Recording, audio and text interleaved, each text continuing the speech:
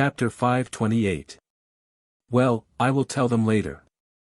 Mr. Lin Fengmian will be the witness, and the Zhang family won't dare to do anything to him. Han Batian sipped his tea like a wise Mr. Zhuge.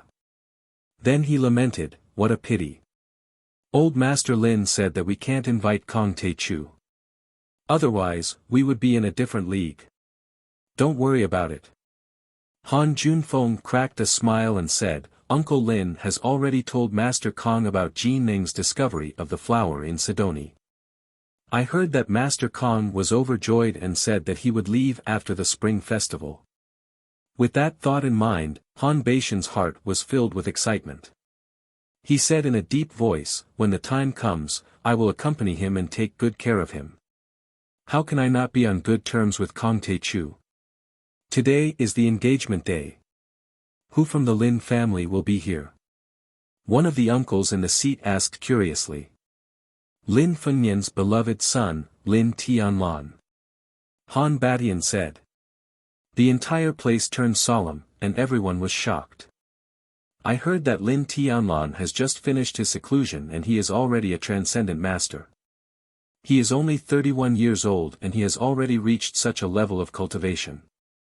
What an amazing talent! Lin Tianlan's presence brings light to our humble dwelling. A few seconds later, the sounds of discussion could be heard. Many of the Han family disciples present felt extremely honored. Their expressions were filled with excitement as they cried out in surprise. In fact, before Jiang Tian's rise, they had been estranged from the Lin family. However, when Kong Te-Chu's achievements began to spread to these secular families, they respected the martial arts Lin family even more. They had heard that an immortal state warrior could defeat an army by himself.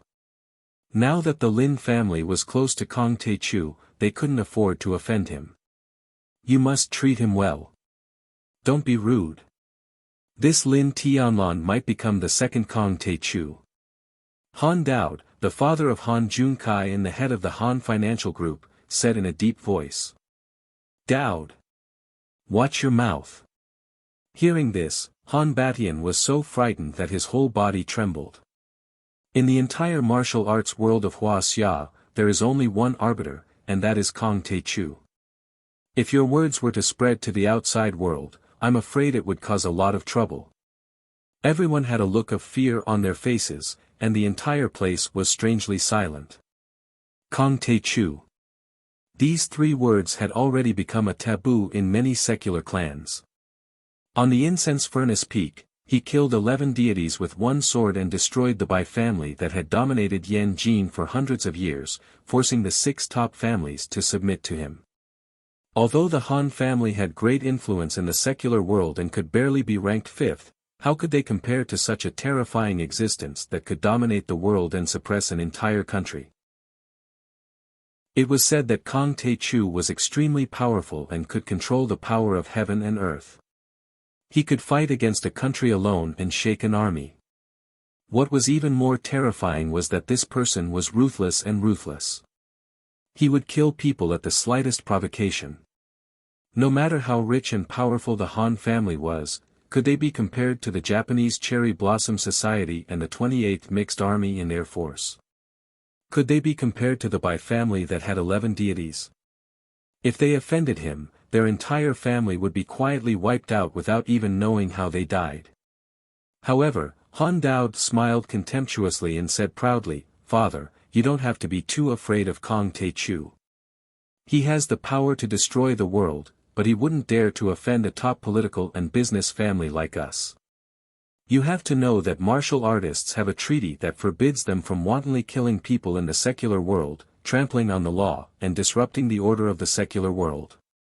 But father, why would he dare to destroy the Bai family? Han Junfeng asked in confusion. Every circle has its own rules. The government won't interfere with the fighting and killing between martial artists. Basically, if the people don't report it, the government won't investigate. The Bai family and the Fu family are both martial arts families. Han Daod said. Oh, I see.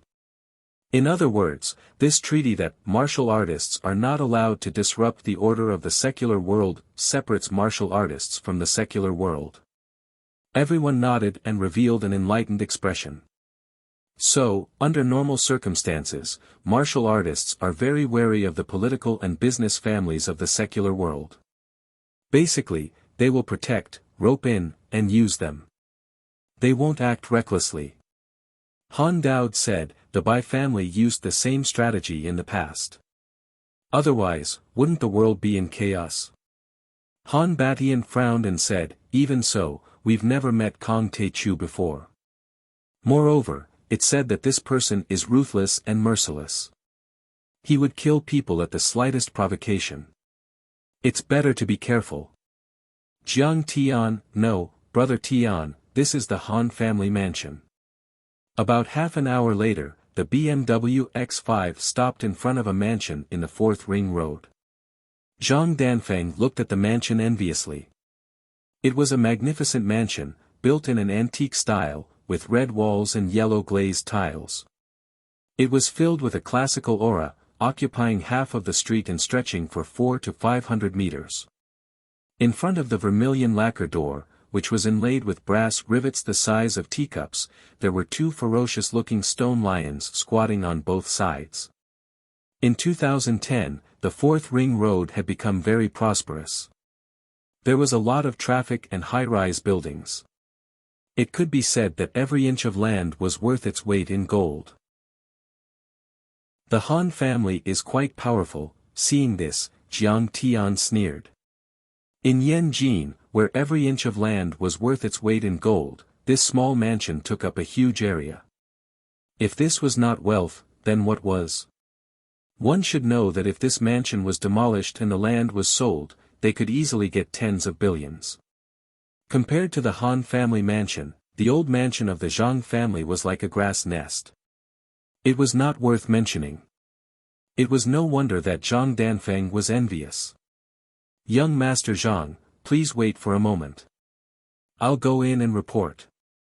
Seeing Jiang Tian walking in, the bodyguard at the door politely stopped him. However, there was a flash of disdain in his eyes. Zhang Danfeng was a little annoyed. The Han family's rules were quite strict.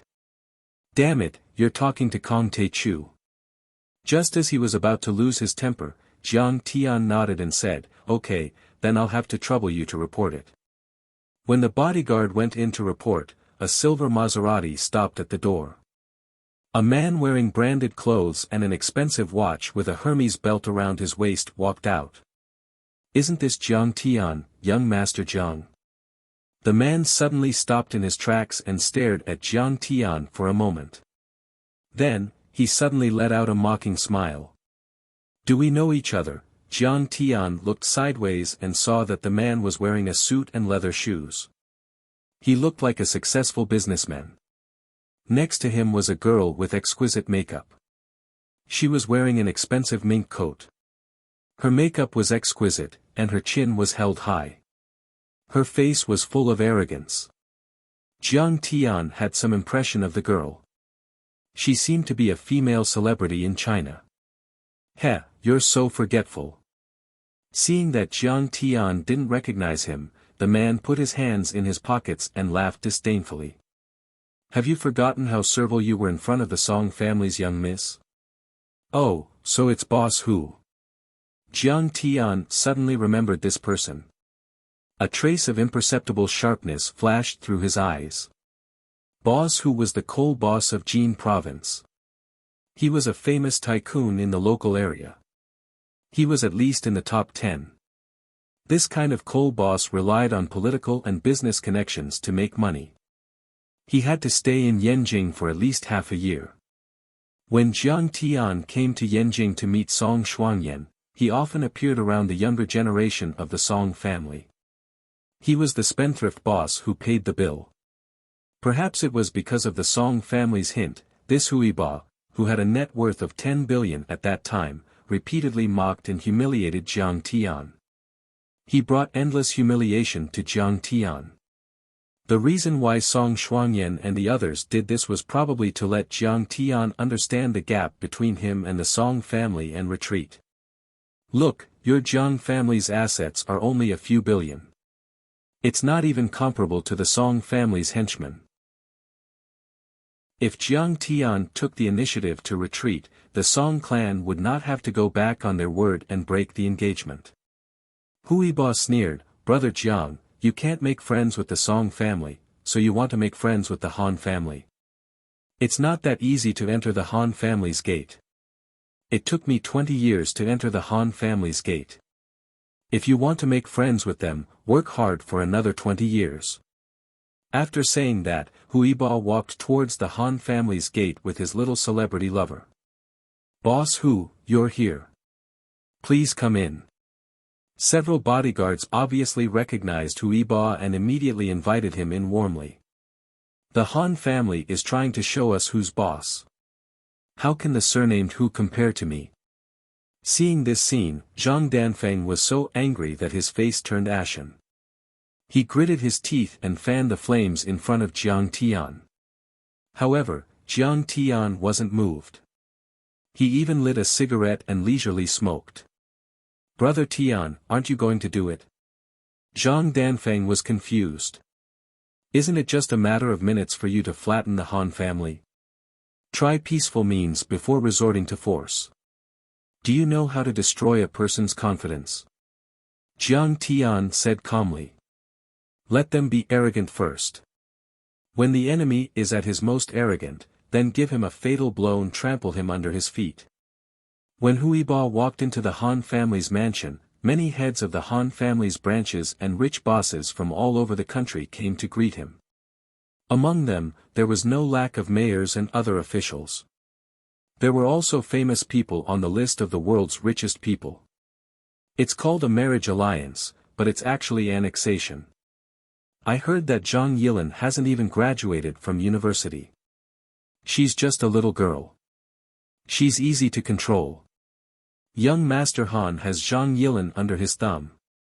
When the time comes and Zhang Yilin becomes the head of the family, the entire Zhang family will fall into the hands of the Han family. If it really happens, then the Han family will have control over both the mining and military industries. Their words will carry a lot of weight in Huaxia. I'm afraid that they will be able to compete with the Lu family, Song family, and Xia family. The people in the Han family's camp were all paying attention and discussing this marriage alliance. They were all very pleased with themselves. The Zhang family is here. Young Master Han is here to welcome them. Someone shouted, and everyone turned to look at the main hall. They saw Han Junfeng, surrounded by Han Junkai and the other disciples, striding out in a majestic manner. "Uncle Zhang, Yilin, Danfeng, thank you for your hard work. Congratulations on becoming the head of the family, Uncle Qinzhen." "Congratulations." Han Junfeng cupped his fists and greeted Jiang Tian and the others with a joyful expression. Chapter 529. Han Junfeng was indeed one of the most talented young men in Yanjin. He was like a royal descendant of the heavens.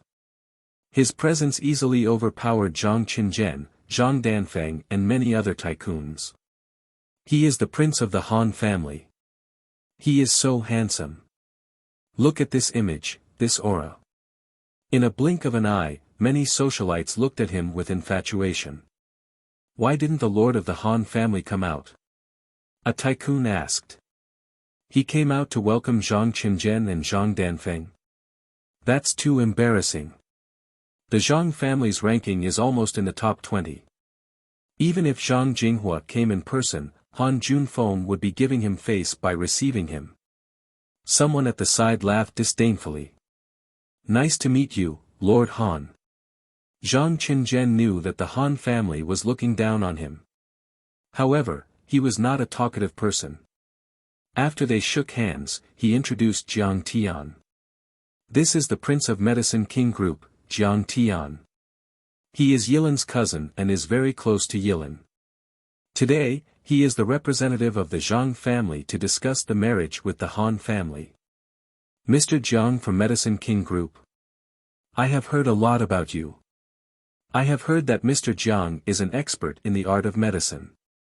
You are very famous in South Korea for defeating the TKM application. Han Junfeng smiled and shook hands with Jiang Tian.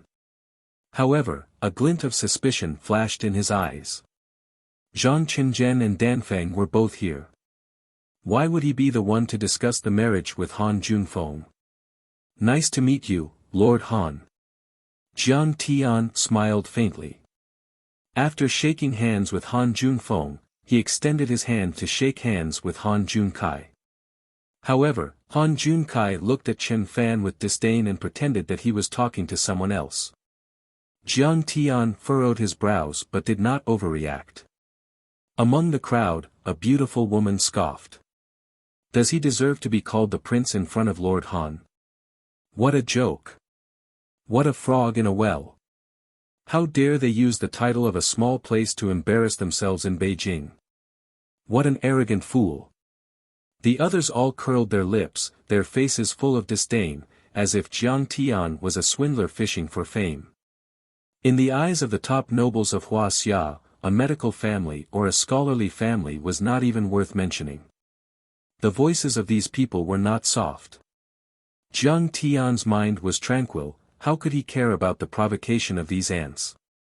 When Zhang Qinzhen and the others heard this, they frowned and looked at Han Junfeng, hoping that he would say something. But Han Junfeng acted as if he didn't hear it. He smiled and greeted, "Everyone, please come in." The group of people came to a reception hall and sat down. The servant served fragrant tea and snacks. After some small talk, Han Junfeng smiled and said, "Mr. Jiang, our Han family hopes to hold the wedding as soon as possible and get things done. Let's discuss the specific process." Jiang Tian shook his head lightly and said, "Young Master Han, to tell you the truth, I'm here today to cancel the engagement." Annul the engagement? Han Junkai was stunned and said in disbelief, "Are you sure you're not wrong? Shouldn't you be begging me to marry your cousin? Mr. Jiang, is there something wrong with my ears?" Han Junfeng's face also stiffened, and a trace of coldness flashed in his eyes. He then forced a smile and said, "You said, cancel the engagement." "Yes, that's right, cancel the engagement."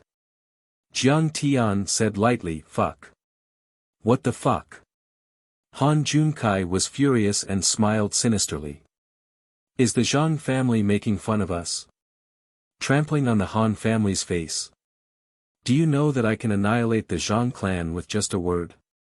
Han Junfeng frowned and scolded, "Junkai, don't be rude to the guests. We can talk about it slowly." Han Junkai was still quite afraid of this big brother, so he held back his anger and didn't speak. But he stared at Jiang Tian and the other Zhang family members with a murderous gaze. "I know, Yilin is very outstanding, and now she has Yen Wan under her control. She is a Yen Jin socialite. My brother is ignorant and incompetent, and he is indeed trying to climb the social ladder." Han Junfeng was indeed one of the most powerful people in Yen Jin. He quickly calmed down and said with a smile, "I will train him well. After the new year, he will be the head of the strategic investment department of the Goldning Group. I believe that he will grow up very quickly." "That's right, do you think I am not good enough for her?" Han Junkai shook his shiny shoes and said proudly. "This is not a matter of whether you are good enough for her or not." Jiang Tian said lightly, "Zhang Yilin has no feelings for you, so this engagement must be cancelled. Of course, we will also compensate you appropriately. A few $100 million is not a problem. If you feel embarrassed, then you can announce the cancellation of the engagement. How about this?" Jiang Tian's words gave the Han clan a lot of face. He also took care of the benefits. He could be said to be extremely benevolent. Han Junfeng smiled and said, "Jiang Tian, you may not know this, but the marriage between the Zhang family and the Han family is in line with the strategic interests of the two families. It was also decided by my grandfather and Mr. Zhang Jinghua. The benefits are not just a few 100 million or a few billion. Also, if Yilin and my brother can get married, then the Jiang family will be relatives of the Han family. How can I treat the Jiang family unfairly? With me around, no one would dare to mess with the Jiang family and the Medicine King group. Lord Han, Yilin is like a sister to me. All I want is for her to be happy. Jiang Tian stood up, bowed slightly and cupped his fists. You can name any conditions you want, but this engagement must be cancelled. I hope Lord Han can fulfill my wish. Cousin. Seeing this scene, Zhang Yilin's tears instantly burst out. What kind of person was her cousin? He could suppress a country by himself, and his reputation as a martial arts adjudicator shook the world. Even Chen Zifen was suppressed by him in Yanjin. He had killed 11 gods and destroyed the Bai family. Many top families in Yanjin had to kneel down and submit to him. How domineering was that? How glorious and peerless was that? How peerless was that? However, he was willing to put down his dignity and beg Han Junfeng for her sake. Is this also the Zhang family's decision? Seeing this, Han Junfeng's sharp gaze swept over Zhang Qinzhen and the others. Zhang Qinzhen and Zhang Danfeng nodded. Seeing Jiang Tian lower his head, Han Junfeng despised Jiang Tian even more, but he was also getting angry. Jiang Tian, do you know what the consequences are for humiliating the Han family in Yanjin? He suddenly laughed out loud. His slightly widened eyes suddenly turned cold as he said in a cold voice, that's right. If I wanted to deal with the Zhang family in Beijing, I could do it with a wave of my hand. It would be a piece of cake. He leaned against the sofa and grinned. But seeing how sincere you are, I don't want to take care of you. I want 20% of the shares of the Yenro group. Jiang Tian, if you want to stand up for your sister, then I want 10% of the shares of the Medicine King group. Han Junfeng, are you robbing me? Hearing this, Zhang Yilin flew into a rage. She was so angry that her whole body trembled. She pointed at Han Junfeng and shouted angrily. Lord Feng, that's too much. Zhang Danfeng's face also darkened. He frowned and said, the Zhang family only has 20% of the shares of the Yenro group. 10% of the shares of the Medicine King group is worth over 10 billion. You are too greedy. Jiang Tian was slightly stunned, and then he laughed out of extreme anger. Han Junfeng, I've done my best and given you enough face. If you continue to cause trouble, then don't blame me for being merciless. Fall out. Show it to me. Han Junfeng said with a disdainful smile. Little girl, do you know who you are talking to? Seeing that Jiang Tian was being disrespectful and Zhang Yilin was pointing at his brother, Han Junfeng sneered. Even if Zhang Jinghua were here, he wouldn't dare to call my brother's name. If it weren't for the Han family, the Zhang family and the Jiang family would have been swallowed by the Song family. Zhang Yilin, I don't know how many socialites and heiresses in Yanjin and the northern provinces want to marry me. Letting you marry me, it was your grandfather who bitterly begged for it. He pointed at Zhang Yilin and said disdainfully, who do you think you are? I heard that you went to the nightclub to drink and sleep with Jiang Tian to save him. I don't know how many men you have slept with. Are you some kind of chaste woman? It is your blessing that I am willing to marry you. Cherish it. Yilin. Hearing this, Jiang Tian's heart surged. He looked at Zhang Yilin with pity and surprise. He knew that Zhang Yilin had suffered a lot for him, but he had never thought that Zhang Yilin would suffer so much. Brother, I didn't sleep with anyone. I didn't let anyone touch me. Seeing Jiang Tian looking over, Zhang Yilin felt extremely wronged and sad in her heart. She burst into tears, tears falling like rain. Don't be sad. Jiang Tian rubbed her little head, then a golden light flashed in his eyes. He looked at Han Junkai and scolded harshly. Kneel down and apologize to Zhang Yilin, and I will spare your life.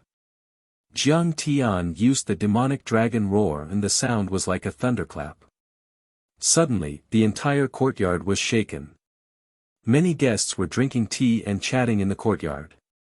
Even the chairman of the Han group, Han Dowd, stood up and looked at the direction of the hall. Why are they quarreling? Han Batian frowned but didn't take it to heart. Dowd, go and have a look. Okay. As soon as Han Dowd walked out, all the guests in the Han family mansion were startled. They all walked toward the hall where Jiang Tian was. Is it the young Lord Jiang you know? Is he trying to stir up trouble? Huiba's celebrity girlfriend's face turned pale. She pulled his arm and said nervously. The Medicine King Group is only worth a few hundred billion, and the Jiang Tian shares are only worth a few hundred billion. How can Jiang Tian challenge the Han family? He is scared to death. Huiba laughed disdainfully as if he had seen through a fire. The Han family's assets are worth a few hundred billion. They are secretly rich and have been around for decades. This is the Han family mansion. There are surveillance cameras everywhere and dozens of armed bodyguards. I heard that they even have a martial arts master. Even an internal force master would have to die, let alone a nouveau riche like Jiang Tian. A martial arts master. The Han family is so powerful that they have a legendary martial arts master. The little star covered her cherry red lips with her small hands and cried out.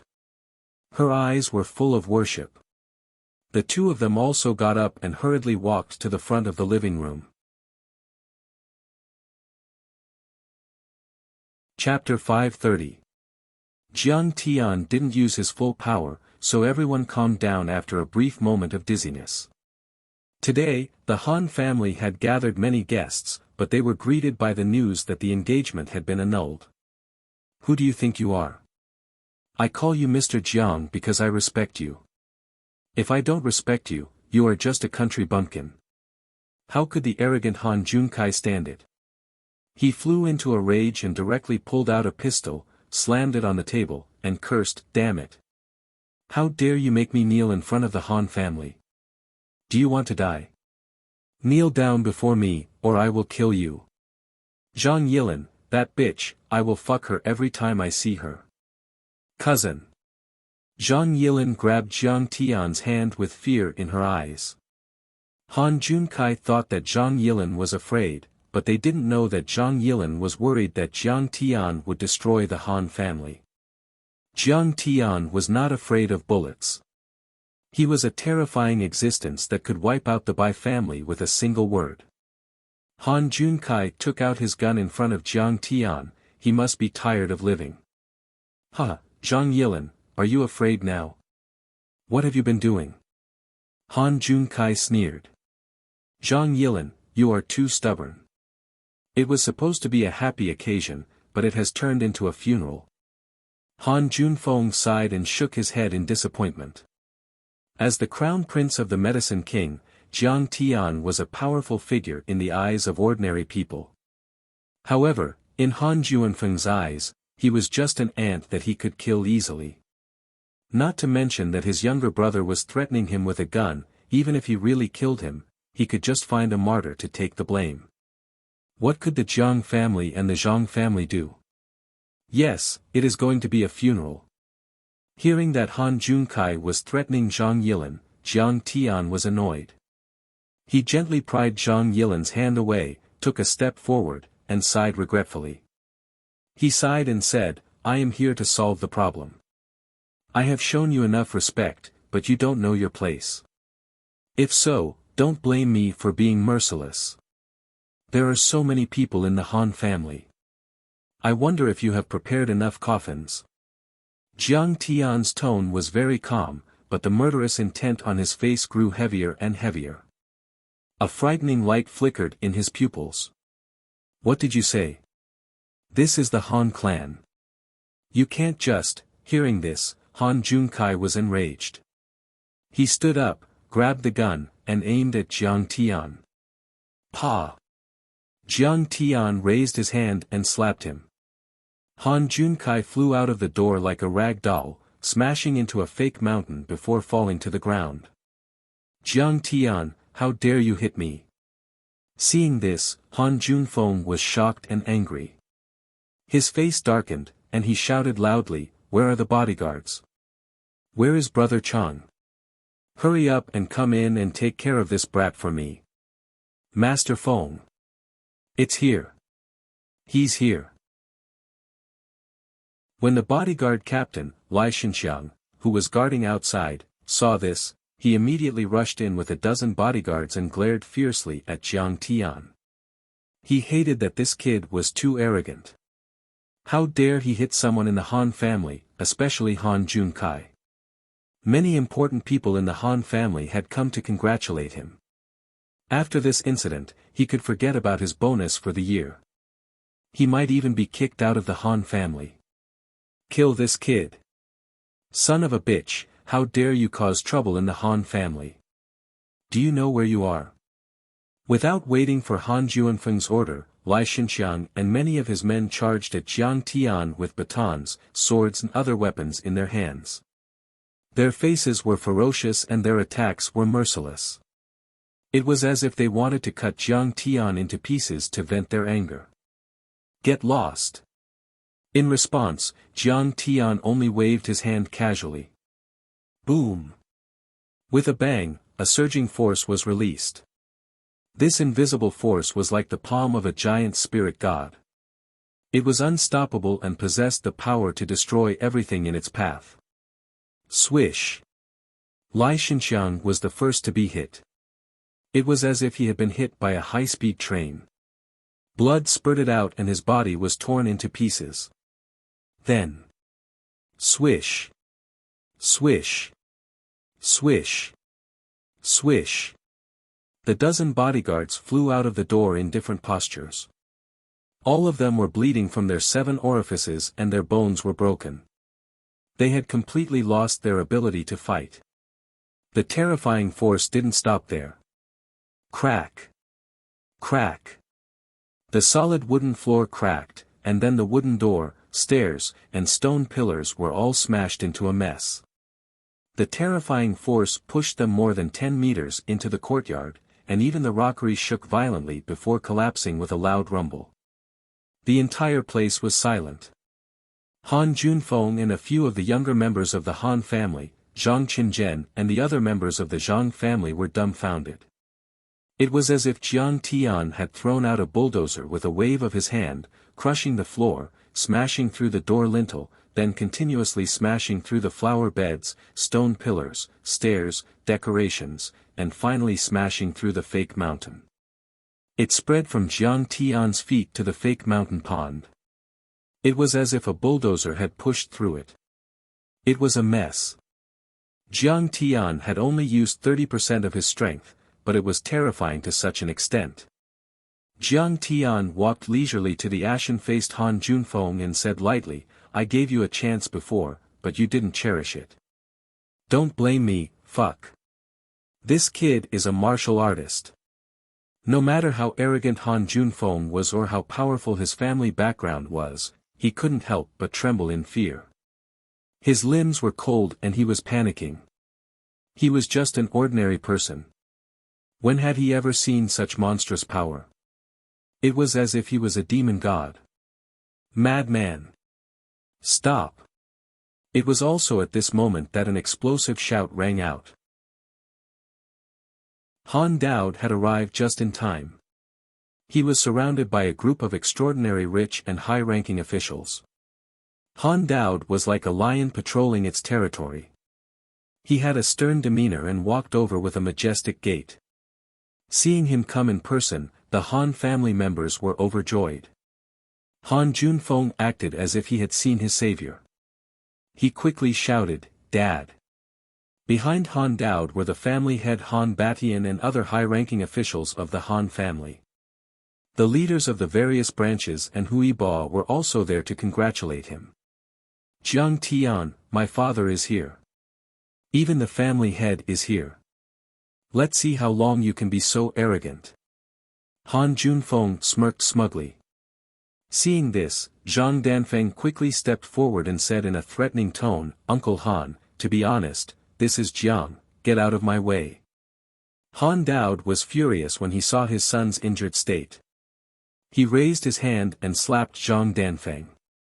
Han Dao used to be the minister of the Wuxia Petroleum Group and then the second-in-command of the National Energy Commission. He was on the same level as Zhang Zhonghua and had far more influence in the political world. Even when he saw Zhang Zhonghua, he did not show any respect, let alone Zhang Zhonghua's son. In his rage, he directly slapped him. Zhang Danfeng was a smooth and slick person. He didn't want to ruin their relationship, so he wanted to tell Han Dao about Jiang Tian's real identity to intimidate him. However, he didn't expect that his good intentions would be taken for granted and he was slapped for nothing. "Alright, Uncle Han, I'll get out of your way." "Hee, you'll regret it later." He wasn't angry at all. Instead, he sneered and stepped aside, gloating over Han Dao's misfortune. "Did you hit him?" Han Dao ignored him, and only stared fixedly at Jiang Tian, his face full of resentment. Many of the surrounding guests looked at Jiang Tian with shock and bewilderment. They didn't expect this young man to be so powerful. Was he going to destroy the Han family? However, even if he had some skills, he shouldn't have acted rashly in front of the Han family. "Sai, I remember when he was facing the daughter of the Song family, he knew when to advance and retreat. Why is his temper so bad now? You think you're so great just because you made a small fortune? Do you think you can compete with the Han family just because you have a few billion?" Hui Ba looked at Jiang Tian coldly and shook his head mockingly, as if Jiang Tian was already a dead man. After listening to Zhang Yilan's explanation of the Han family's identity, Jiang Tian looked at Han Junfeng and said with a cold smile, "Do you all think that you can save this bastard just because the few of you came?" Han Junfeng was shocked and had a bad premonition.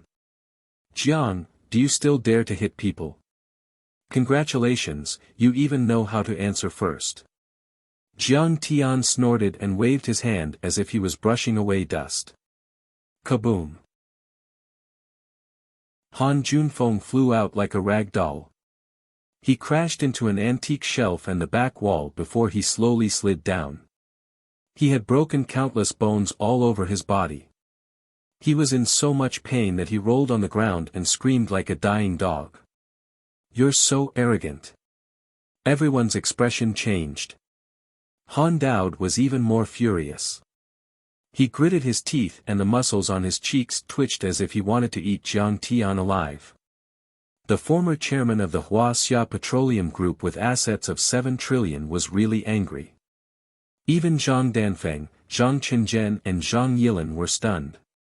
They had heard of Jiang Tian's domineering and aggressive style, but seeing it for themselves was better than hearing 100 times. The shock they felt at this moment was incomparably real. "Sai, now I've finally seen Kong Teichu's peerless demeanor. He even dared to hit Han Junfeng. Awesome." Zhang Danfeng was full of admiration. Then, he felt a sense of balance in his heart. Even Han Junfeng and his brother were beaten by him. "What's the big deal about me? So, you're a martial arts master. But do you think you can come to the Han family with just that little bit of martial arts?" Han Dao gritted his teeth and grinned. He then turned to an old man and said, "Brother Zhang. Leave it to me, Chairman Han. My broadsword is thirsty for blood." The old man grinned as his battle chi surged and he stepped out of the crowd. He was wearing a black jacket, old cloth shoes, a waist belt and leggings. He carried a red tasseled broadsword on his back, which was very different from the people around him who were dressed in suits and leather shoes. His hair was already white and he was in his 60s. However, when he opened and closed his eyes, he was full of vigor and walked like the wind. "This is the master of the 5 Tigers blade art, Zhang Shisan. I heard that he can already release broadsword chi. He is a real grandmaster of martial arts. He can dominate anywhere." Seeing that he was about to attack, Huiba suddenly narrowed his eyes and whispered to his female celebrity lover. Those who had some understanding of the martial arts world were shocked and they heard Huiba's words. A grandmaster was like a divine dragon. They were characters in the clouds, high and mighty. Zhang Shisan was so powerful that he could be called a grandmaster. However, he was in charge of the Han family. I heard that the reason why the Han family has been standing for decades is that they have such a great grandmaster. It should be him. Someone exclaimed with a strange look in his eyes. Chapter 531. Yes, it's him.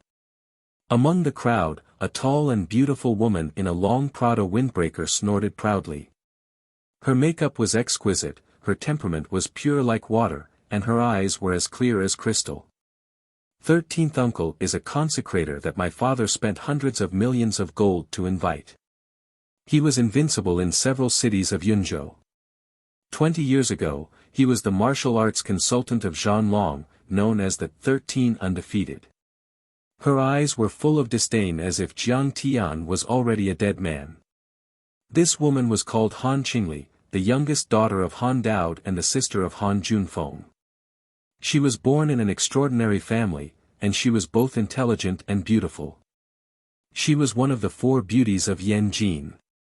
Then this kid is really in danger today. Hearing this, some people shook their heads and sighed, while others gloated. Brat, you shouldn't have come to the Han clan to act so presumptuously. Since you are a genius, I won't kill you. I'll just cripple your legs to teach you a lesson. Zhang Shisan slowly pulled out his long blade and walked toward Jiang Tian while shaking his head and sighing. Sure enough, it has produced blade qi. Someone exclaimed. The moment the blade was unsheathed, the entire hall became cold as if the temperature had dropped by a few degrees. People couldn't help but shiver. Zhang Shisan, Zhang Qitian, and Zhang Mingli all perished at Moling Lake. The saber talent of the 5 tigers breaking gate has withered. Now, all that's left is wild saber Zhang Lang, who hasn't even reached the transcendent realm. Jiang Tian held the teacup and took a sip as he said lazily. You, who are you? How do you know these secrets? Hearing this, Zhang Shisan's body suddenly froze on the spot and asked in disbelief. In Zhanlong, Zhang Qitian was defeated by my silk ribbon. On Moling Lake, they died in front of my eyes. Jiang Tian sighed with a little regret. Unfortunately, it happened so suddenly that I couldn't save them. May I ask if Mr. Jiang is from Jinling? Zhang Shisan's heart sank and asked tentatively. His body was already trembling in fear. Oh, I didn't expect you to come. I'm your fan. Big Saber Bro from the Warrior Forum. Hearing this, Zhang Shisan was shocked. As if he had seen a god, he threw away his saber and bowed his head. The 5 tigers sect-breaking saber technique could be considered to be related to Jiang Tian. As the younger brother of Zhang Wendao of the saber school of the 5 tigers, how could Zhang Shisan not know Kong Teichu's name? Since Jiang Tian's Pushri nation shook East Asia and destroyed the Bai family, almost thousands of sects in the martial arts world of Huaxia had submitted to him. He was only an initial success transcendent state cultivator. Facing Jiang Tian, who had killed 11 gods in a row, he felt as weak as an ant. Moreover, he truly worshipped Jiang Tian. After all, the Zhang family and Zhanlong had always cooperated with each other. Many people had died in the hands of international enemies. Regardless of whether it was Jiang Tian killing Qiao Bin or dominating Singapore and Japan, he was full of admiration for Jiang Tian. He had long since become a fanatic of Jiang Tian. Brother Shisan, what are you doing? Han Daod was dumbfounded. Han Qingli and the others were perplexed. Their eyes almost popped out of their sockets. Zhang Shisan, the top fighter of the 5 Tigers sect-breaking saber technique and the former consultant of Zhanlong, was Jiang Tian's fan. Fuck, this can't be right. Zhang Shisan should know that Jiang Tian is from Jin City. What's so great about him? Why did he kneel? Huiba frowned and racked his brain, but he couldn't think of a reason.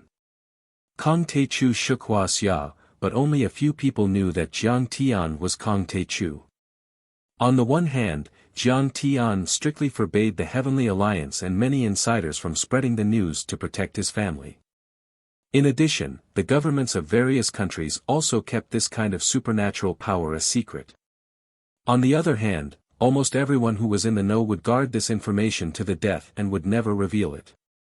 The reason was simple. In the eyes of insiders, Jiang Tian, who had unpredictable power, was like a mountain of gold, whose value was immeasurable. If one more person knew about it, one more person would share this mountain of gold, which would weaken and encroach on their interests. Chen Zifan and the other family heads of the 6 major martial arts families would never allow any political or business family in Yanjing to contact Jiang Tian privately without their knowledge. It was just like the strict hierarchy in the officialdom forbade people from reporting beyond their level. This was because no one knew if there would be someone who would obtain Jiang Tian's approval and regard highly. This would weaken their position. Mr. 13, is this Mr. Jiang? Han Batian was indeed the family head. He had been dealing with Lin Fengmian's family for a long time, so he instantly thought of that possibility through various signs. He couldn't help but be shocked and ask in a trembling voice. Yes. That's right. I've told you more than once about Master Kang's incredible achievements. Zhang Shisan's face was full of anxiety. He clearly meant that Han Batian was in trouble if he didn't admit his mistake.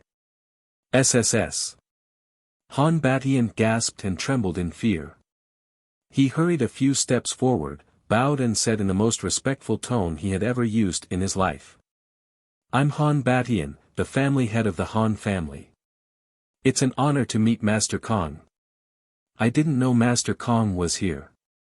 Please forgive me for offending you, Master Kong. Kong Taichu. The martial arts arbiter. Once invincible in East Asia and Southeast Asia, he destroyed the Bai family and forced the 6 major martial arts families of Yanjing to submit to him. How could the Han family dare to offend such a powerful person? Master Kong. What Master Kong? How could he force the family head of the Han family to submit to him? Everyone was shocked and confused, as if they had seen a ghost in broad daylight. Oh my God! Could he be the adjudicator of martial arts? He's so handsome. Han Qingli's body trembled slightly as she stared at Jiang Tian. It was as if this was the first time she had met Jiang Tian.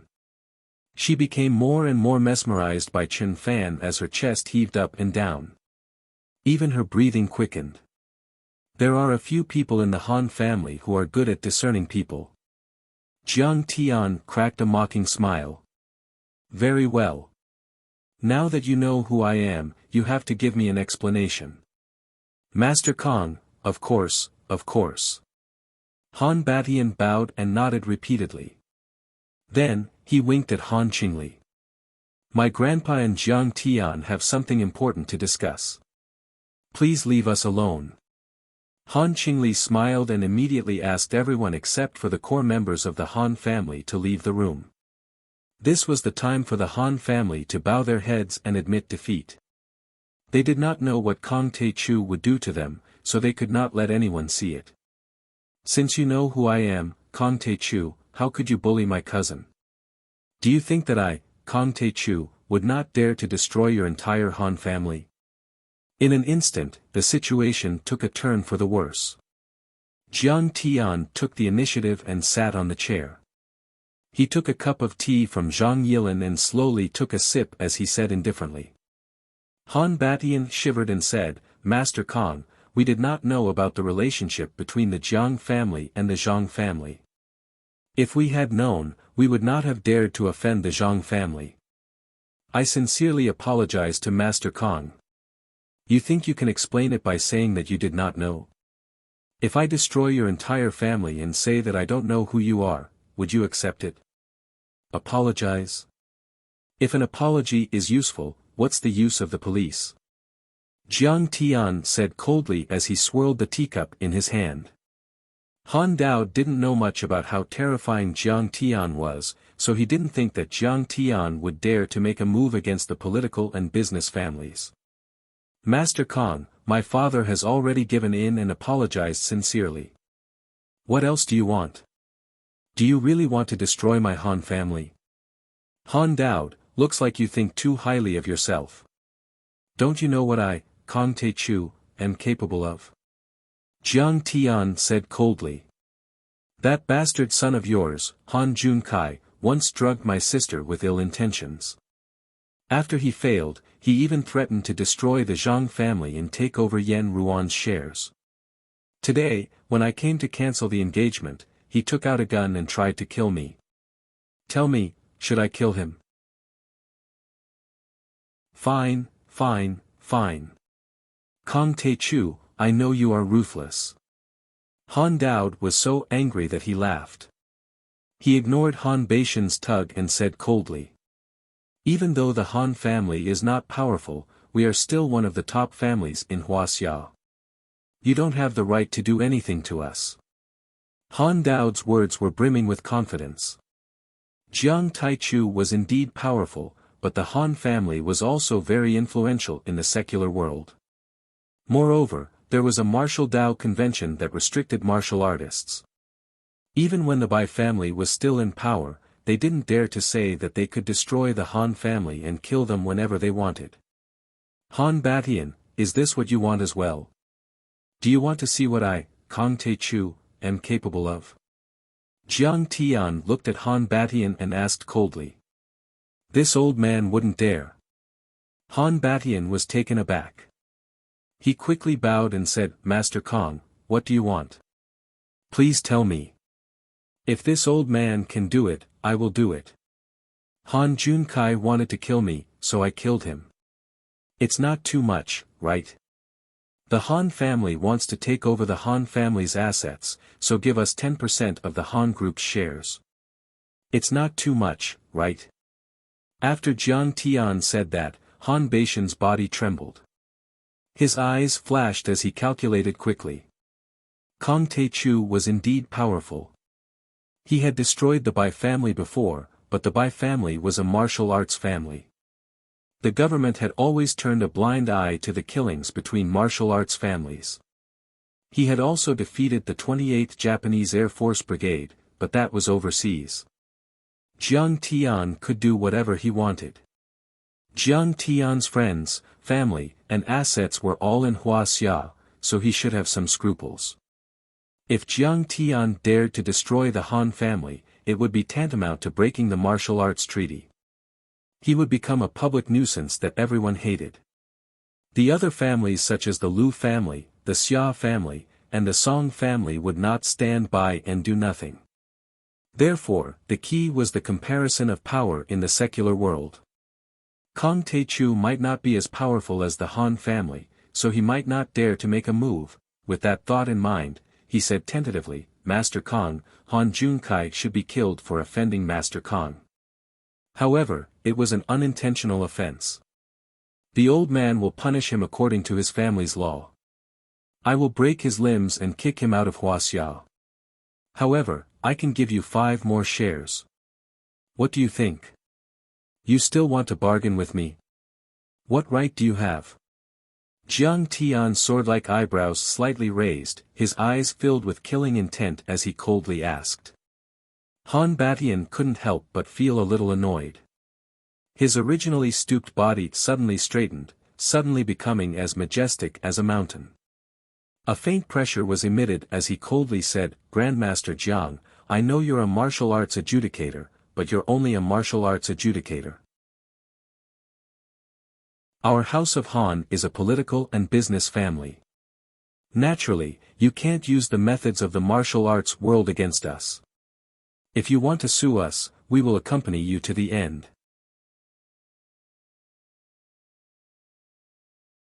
Chapter 532. Do you think I don't dare? Then give it a try. Jiang Tian's eyes suddenly turned cold as he sneered. Just then, a clear voice was heard. Who dares to cause trouble in the Han family? Don't you know that the Han family is a friend of the Lin family? Lin Tianlan is here. The guests in the courtyard and the Han family members in the hall were shocked. They all looked at the door. Everyone raised their heads and saw a young man with a body as straight as a sword and a strong aura walk in quickly, accompanied by Han Junkai. This looks like Lin Tianlan. Why is he here? Someone who knew him exclaimed. The crown prince of the Lin family. Lin Fengmian's biological son, a martial arts family that has stood for 200 years from the end of the Qing dynasty to the northern warlords to the new regime. More people lowered their heads in awe and bowed deeply, not daring to look him in the eyes. Unlike the Han family, the Lin family was a real martial arts family. 100 years ago, the Lin family's great-grandfather was Duan Qirui's guest of honor. They dominated Yanjin and Huaxia. Later, they surrendered, but their power was still strong. It was said that the Lin family's power had infiltrated many countries in Africa. The heads of their companies were all warlords and guests of the governments. Moreover, the Han family was very influential in the martial arts world. They were on good terms with the Bai family and other martial arts families, as well as many hidden sections. This kind of century-old aristocratic family had a few peerless masters at the master level. They had not fallen even after hundreds of years of ups and downs. Their strength was not something the Han family could compare with. Tianlan, you're here. Han Daud was overjoyed to see Lin Tianlan. Jiang Tian's might was something that even he, the leader of the Han family financial group, couldn't handle. The key was that he was wary of the power behind Jiang Tian. However, it was different with the Han family and the Lin family's help. This was a martial arts family. Few people could make the Lin family bow to them in Huaxia. Even if Kong Taichu was the arbiter, he still had to show some respect to the Lin family. After all, back then, the Bai family was so powerful that they had to rely heavily on the support of the Lin family. On the other hand, Jiang Tian had just grown up and his foundation was not stable. He needed the support of a martial arts family like the Lin family. Uncle Han, Junkai called me and said that someone was causing trouble in the Lin family, so I rushed over. Lin Tianlan cupped his fists and said. Good, good, good. Tianlan, you came at the right time. Even Han Batian was overjoyed. As the only heir of the Lin family, Lin Tianlan's presence was equivalent to Lin Fengmian's presence. Although Lin Tianlan couldn't challenge Kong Taichu, he could at least mediate. Young Master Lin, this is the Jinling thief who injured me. What's his name? His name, Han Junkai limped forward and fiercely pointed at Jiang Tian. Suddenly, he felt pain in his leg. He guessed that his leg was fractured. He grimaced in pain and took a deep breath. Lin Tianlan was hot-tempered and had just come out of seclusion. He wanted to meet a few masters to stretch his muscles. Before he could finish, he flew into a rage and made a grabbing motion with his right hand. At the side, the sword in the hands of the exceptionally beautiful maid moved by itself even though there was no wind. It drew a streak of resplendent light as it jumped into her hands. He stood proudly with the sword in his hand and pointed at Jiang Tian. Humph, you are quite something. With the sword in his hand, his temperament suddenly changed. He was like a peerless swordsman. The sword chi soared into the sky and shone down on the room. Everyone was chilled. The people around him retreated 20 or 30 meters before they felt better. Transcendent state. A transcendent master. Many people cried out in surprise. Their faces were filled with admiration and fear. Then, Han Junkai felt the pain in his leg subsided. He said, his name is Jiang Tian, the prince of the Medicine King group. Damn you! For a moment, Lin Tianlan wanted to cry. The prince of the Medicine King group was Kong Taichu. Why didn't you say so earlier? Even my dad didn't dare to provoke him. In a moment of desperation, he flopped onto the ground. He knelt on the ground, trembling as he said, "Grandmaster Jiang. Young Master Lin, why are you kneeling down? Aren't you going to kill me with the sword?" Jiang Tian sipped his tea and asked curiously. "A sword for a hero." Lin Tianlan held the sword with both hands, raised it over his head, and handed it over respectfully.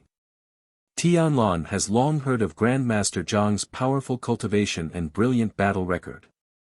You once defeated the 28th Japanese Mixed Army and Air Force Regiment by yourself. I admire you very much. At that time, I was in seclusion.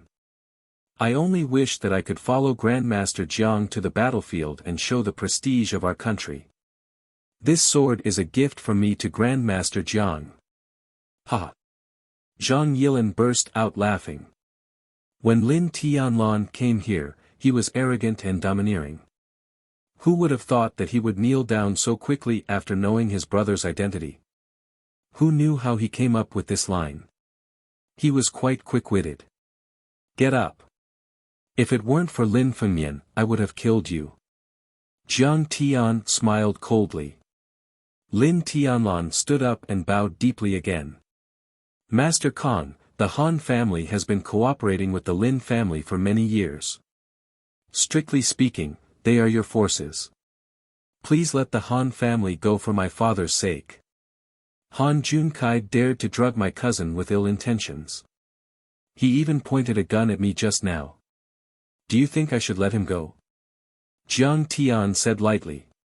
Hearing this, Lin Tianlan felt cold all over. His scalp was numb, and his heart almost exploded. Who was Kong Te-chu? He was the most powerful man in Huaxia. On Mount Fuji, he killed the first source of Dongyang's Sword God Palace. On Mount Fuji, he broke through the 28th Army and Air Force Brigade. On Mount Xianglu, he killed 11 gods with one sword. The Bai family, which had a glorious history of hundreds of years, was destroyed by him just because he kidnapped one of his college classmates. His family property was taken away and his name was removed from Huaxia. The name of the adjudicator of martial arts was supreme. He dominated Huaxia and had the power to kill and seize. Who dared to offend him? Not to mention the Han family in the secular world, even the Lin family. 10 Lin families would not be enough to defeat Jiang Tian. The more he thought about it, the more scared he became. He almost fell to the ground and kicked Han Juansai's butt. Bastard! Kneel down and apologize to Miss Zhang and Master Kong. How dare you offend Master Kang's cousin? Do you want to die? Lin Tianlan meant well, but Han Junkai could not accept it. As the youngest son of Han Daod, he was born with a silver spoon in his mouth. From childhood to adulthood, he had a smooth life. He was arrogant, domineering, and committed all kinds of crimes, but no one dared to provoke him. At his level, it was no problem to kill a few ordinary people. Even Zhang Yilin was not worth mentioning in his eyes. In his opinion, kneeling down to Jiang Tian and Zhang Yilin was worse than killing him. Not only did he not kneel, but he also shouted loudly. Why? What's so great about Kong Te-chu? He is in the martial arts world, and we are in the secular world. We don't interfere with each other's business. What can he do to me? Is there no law to restrain him? Since he had already said so much, he had completely shed all pretense of cordiality. He looked at Jiang Tian and said, I did harass your younger sister, but you also beat me up before. Let's go 50-50. Today's matter is over. What do you think? If you continue to be aggressive, I will find a way to deal with the Jiang family. In his opinion, these words were reasonable and well-founded. Jiang Tian was very powerful, but he was also bound by the martial arts convention. He could not casually kill people, especially people from the secular world. Moreover, the Han family was a genuine political and business family. They had been in Huaxia for decades, and it was not an exaggeration to say that they could cover the sky with one hand. Under the Han family, there were many leaders of ministries and departments, and the chief of Su province had to visit his father every year. In this day and age, how many businessmen were clean? If they investigated seriously, how could they not find the problem? Not to mention the Lin family, the Han family alone was enough to deal with the Jiang family. It was as easy as killing a chicken with a butcher's knife. It could be said that if the Han family wanted to destroy the Jiang family, it would not take more than a few words. This would also make Jiang Tian afraid. "Shut up, Jun Kai." When Han Badian heard that, his heart almost jumped out of his chest. Lin Tianlan, on the other hand, was shocked. He closed his eyes sadly. He knew that if Han Junkai dared to offend the adjudicator's authority, he would not be able to keep his life. It was even a question whether the Han family could be saved. Deal with the Jiang family? Well, I've given you so many chances, and you're still so presumptuous. Well then, go to hell. Jiang Tian looked at him with a half-smile, his eyes indifferent. You're funny. You really dare to kill me.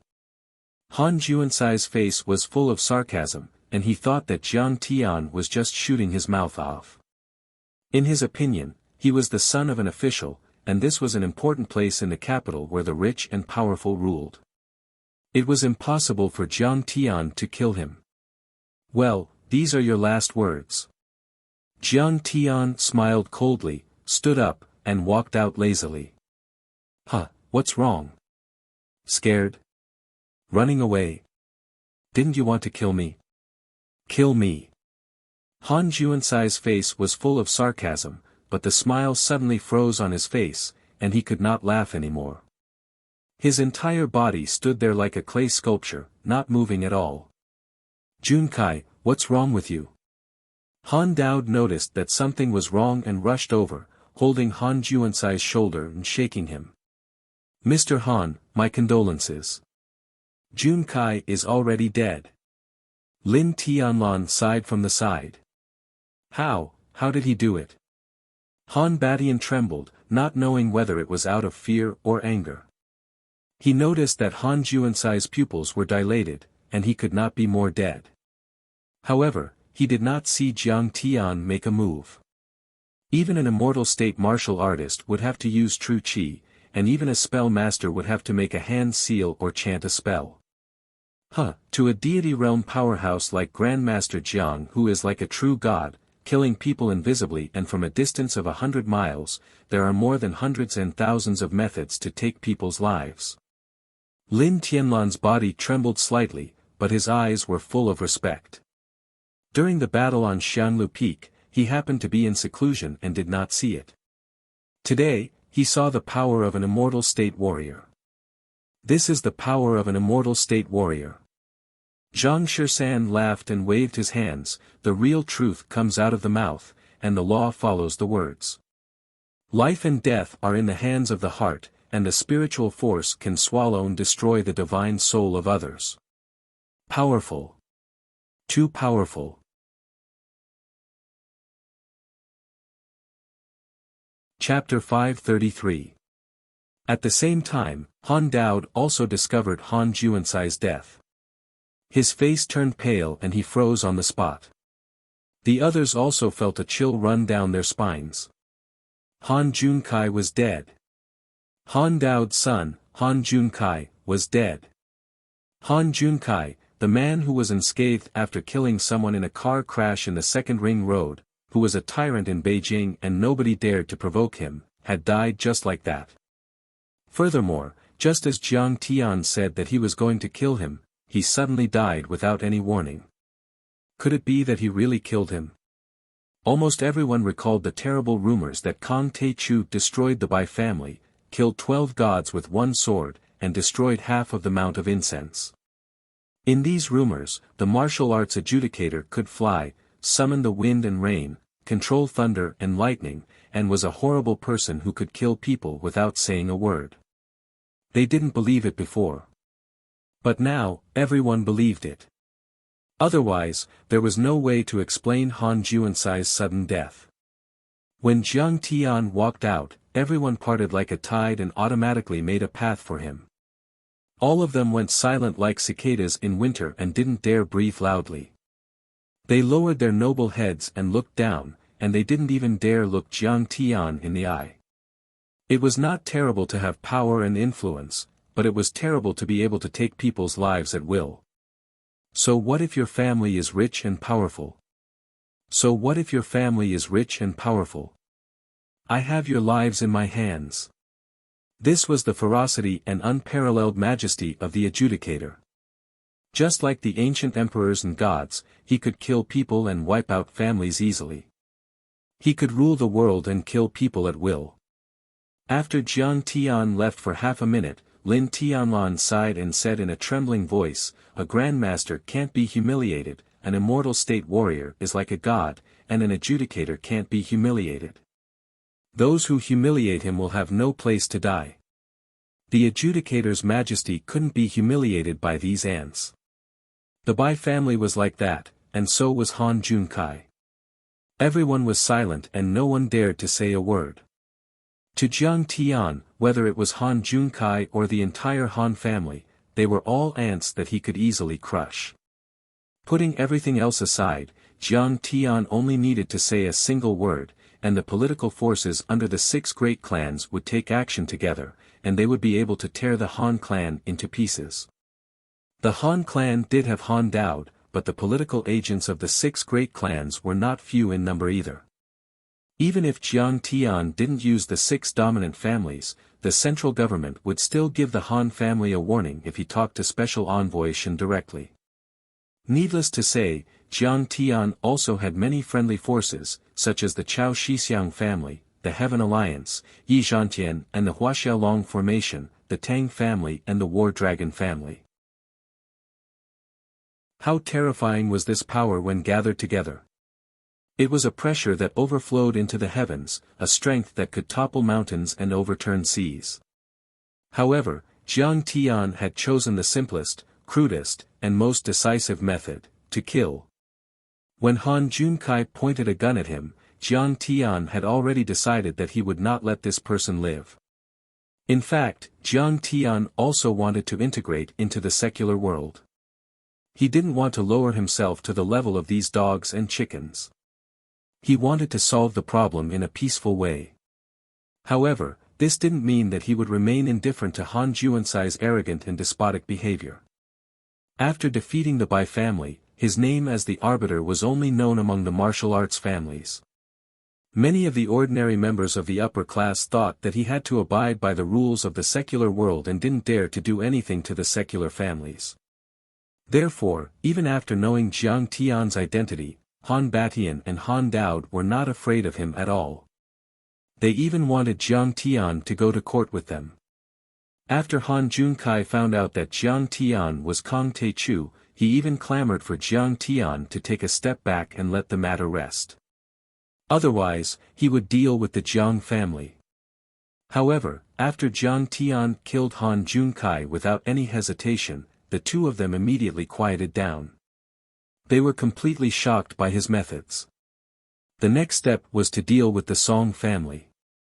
They hoped that the Song family would not try to resist and obediently admit defeat. "Master Kong, I'll take you back." Lin Tianlan chased him into the yard, bowed slightly, and said with a pitiful look on his face, "No need. I have a car." Jiang Tian waved his hand. When he walked into the yard, Jiang Tian glanced at Han Qingli, Huiba, and the others who had clamored for him before. When they saw Jiang Tian's gaze, their faces turned pale and they trembled in fear. In particular, the fair, rich, and beautiful woman who had mocked Jiang Tian as a fake crown prince, was so scared that she sat down on the ground. She didn't even have time to care about her breasts between the slit of her cheongsam. After Jiang Tian left the Han residence, the entire Han residence was dead silent. Dark clouds gathered and shrouded in deep fear.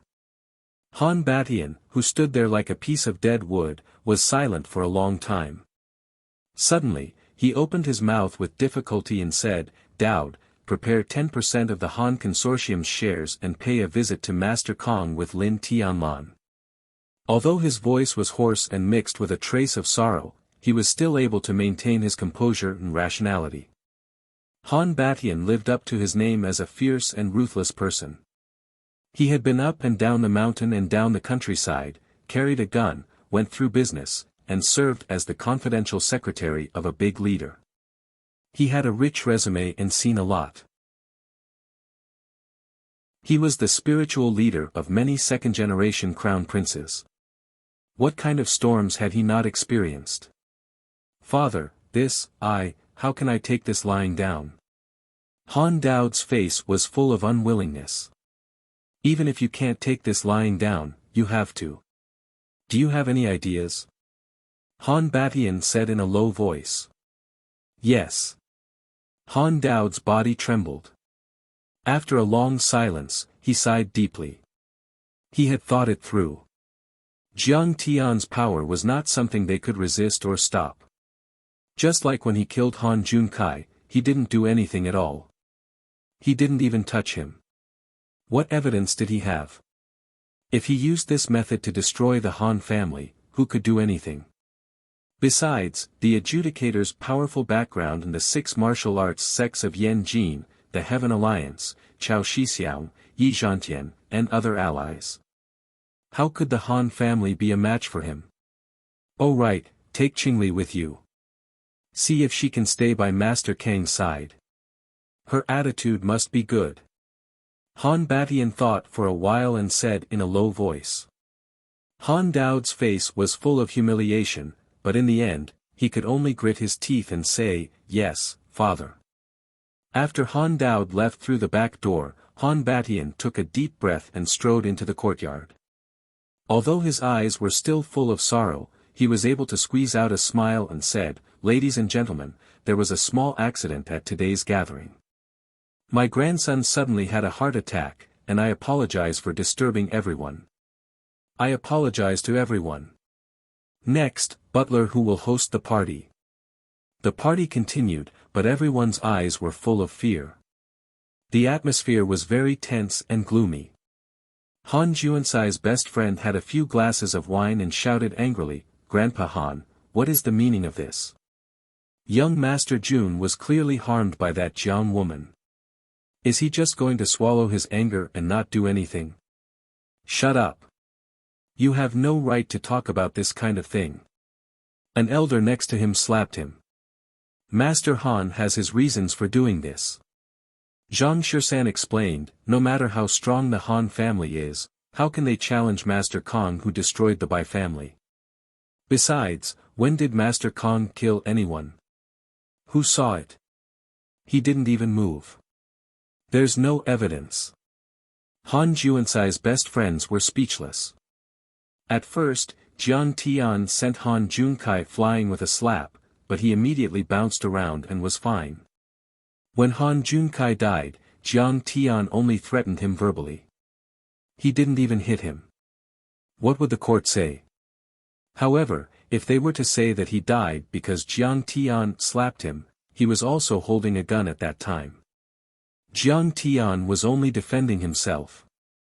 In fact, they knew that Master Kong must have killed Han Junkai with a mysterious spell.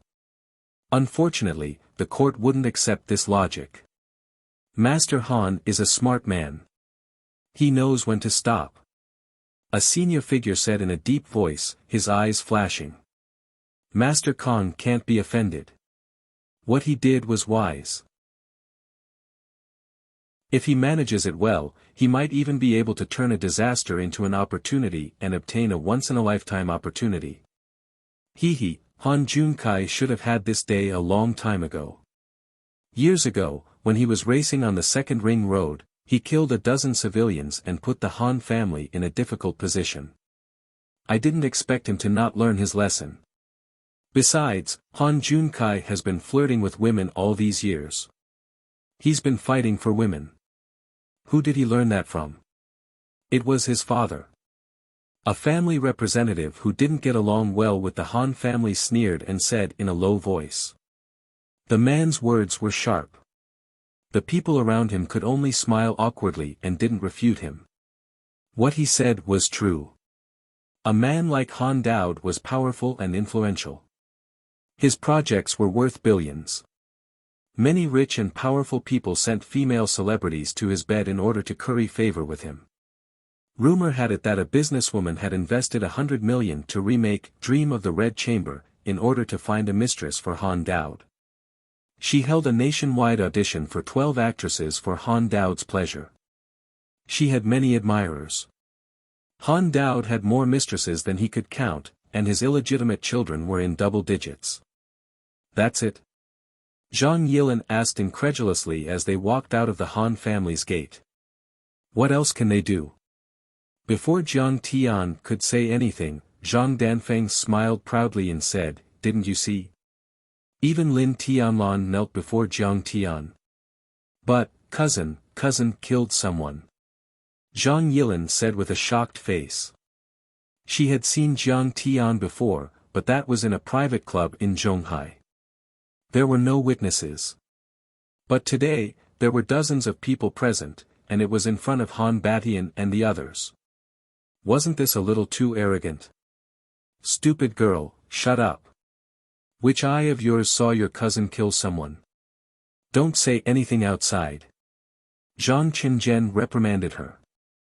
"Just you wait, the Han family will have to apologize to our brother Tian," Zhang Danfeng said proudly.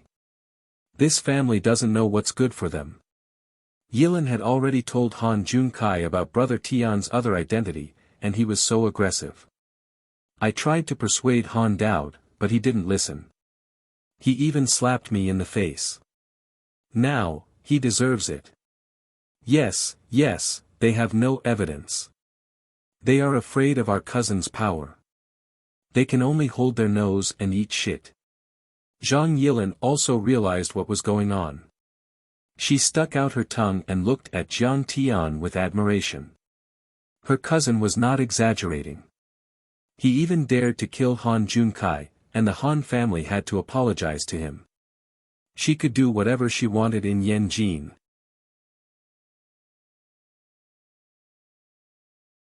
Chapter 534. It was just as Zhang Danfeng had guessed. That night, Han Dao, accompanied by Lin Fengmian, Lin Tianlan, and Han Qingli, went to the gate of Yuhua Mountain Villa to apologize. "Well, it's good that you're sincere. But give these shares to Zhang Yilin." Jiang Tian was sitting cross-legged under the octagonal pavilion, wearing a long green robe. When he cultivated, he used the appearance of the gunmetal divine body. His eyebrows and eyes were lowered, and his appearance was solemn. The abundant spiritual energy around him was like the rising clouds and rosy clouds. The dense mist rolled and rolled, making him look even more handsome, like a god that had descended to the mortal world. Jiang Tian looked indifferent. 10% of the Han's financial group's shares were worth billions, but he didn't care at all. Yes. Master Kong, don't worry. Han will handle it properly." Han Dao's face was full of joy, as if Jiang Tian had never killed his son. Jiang Tian finally opened his eyes. There was a strange crack in the void, and 2 electric arcs as thick as an arm shot out. God! This is a real god. Seeing this, Han Dao was even more in awe and fear. Now, the pain of losing his son had disappeared and was replaced by deep fear. He had more than a dozen illegitimate daughters. Han Junkai was just brought into the Han family and had a deeper relationship with him. In fact, he didn't care much about Han Juansai's life. He was angry because Jiang Tian had challenged his dignity and authority. When Han Juansai's mother wanted to rise in the palace, he had sent someone to kill her. He was such a ruthless person. How could he be bound by emotions? He only cared about his own interests. But later, he gradually understood that Han Junkai had not only offended Jiang Tian, but also almost brought the Han family to eternal damnation. His son was dead, but he still had other children. But if the Han family was finished, he would lose his wealth and become a beggar. He would lose his power and become a prisoner. That would be a fate worse than death. How amazing! Behind him, Han Qingli, who was wearing a red evening gown, was trembling in fear. Her full breasts rose and fell violently, creating dazzling waves. Then, he suddenly thought of something, and his eyes burned with passion. Still not leaving? Jiang Tian asked indifferently. Master Kong, this is my daughter, Qingli. She hasn't taken her wedding leave and is a virgin. She studied at the Ivy League Business School and has a very clear appearance. She has the reputation of being one of the 4 beauties in Beijing. Han Dao bowed and pushed his daughter out. With a smile, he said, if Master Kong is merciful and allows her to stay by Master Kang's side as a servant girl, then it will be her great fortune and also our Han family's fortune. Jiang Tian glanced sideways at Han Qingli. This woman was about 20 years old. Her facial features were exquisite, and her pair of peach blossom eyes were especially alluring. She was wearing a low-cut, backless evening gown on a cold day. Her skin was snowy and translucent, and it also showed off her figure. She was indeed a top-quality beauty. She was in the prime of a girl's life. Her skin was so soft that it was as if water could be squeezed out of it. Moreover, she was born into a good family and lived like a princess. She also had a graceful and elegant aura. Compared to those female celebrities and models, she was obviously on a higher level. Master Kong, please accept me. If you reject me, my self-esteem will be greatly damaged. Seeing Jiang Tian looking over, Han Qingli let out a bright smile. It was as if 100 flowers had bloomed in an instant. It's hard for you to wear so little on such a cold day. I appreciate your kindness, but I don't need it. I already have a lot of women around me. Jiang Tian rejected her indifferently, and Han Qingli's face stiffened. Han Dao was also disappointed. But, give me your bracelet. Jiang Tian smiled faintly. Oh, this is a recuperation jade talisman. A good friend of mine gave it to me. Han Qingli's face lit up with joy. She thought that Jiang Tian had taken a fancy to the jade talisman and hurriedly handed it over to him. Vitality Jade Charm. The Vitality Jade Charm is more like it. Jiang Tian sneered and threw the jade charm on the ground. Crack.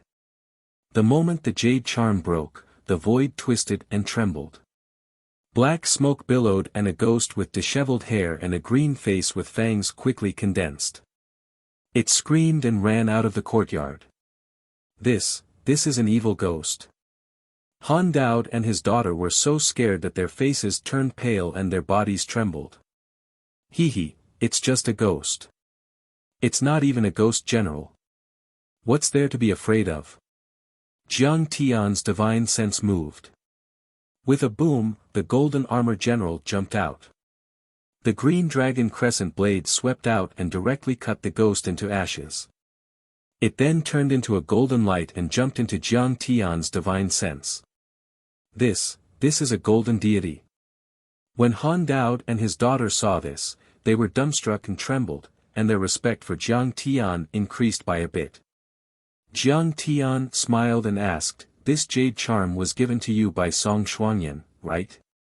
Master Kong, how did you know? That's right. She gave it to me. Han Qingli suddenly understood something and felt a chill in her heart. I can see it. Jiang Tian smiled faintly and said, if you wear it for 3 more months, this ghost will take over your body and you will become a puppet that she can control at will. This bitch, how can she be so cruel? I treated her as a sister. Han Qingli was shocked and angry. She cursed fiercely. You think that's all?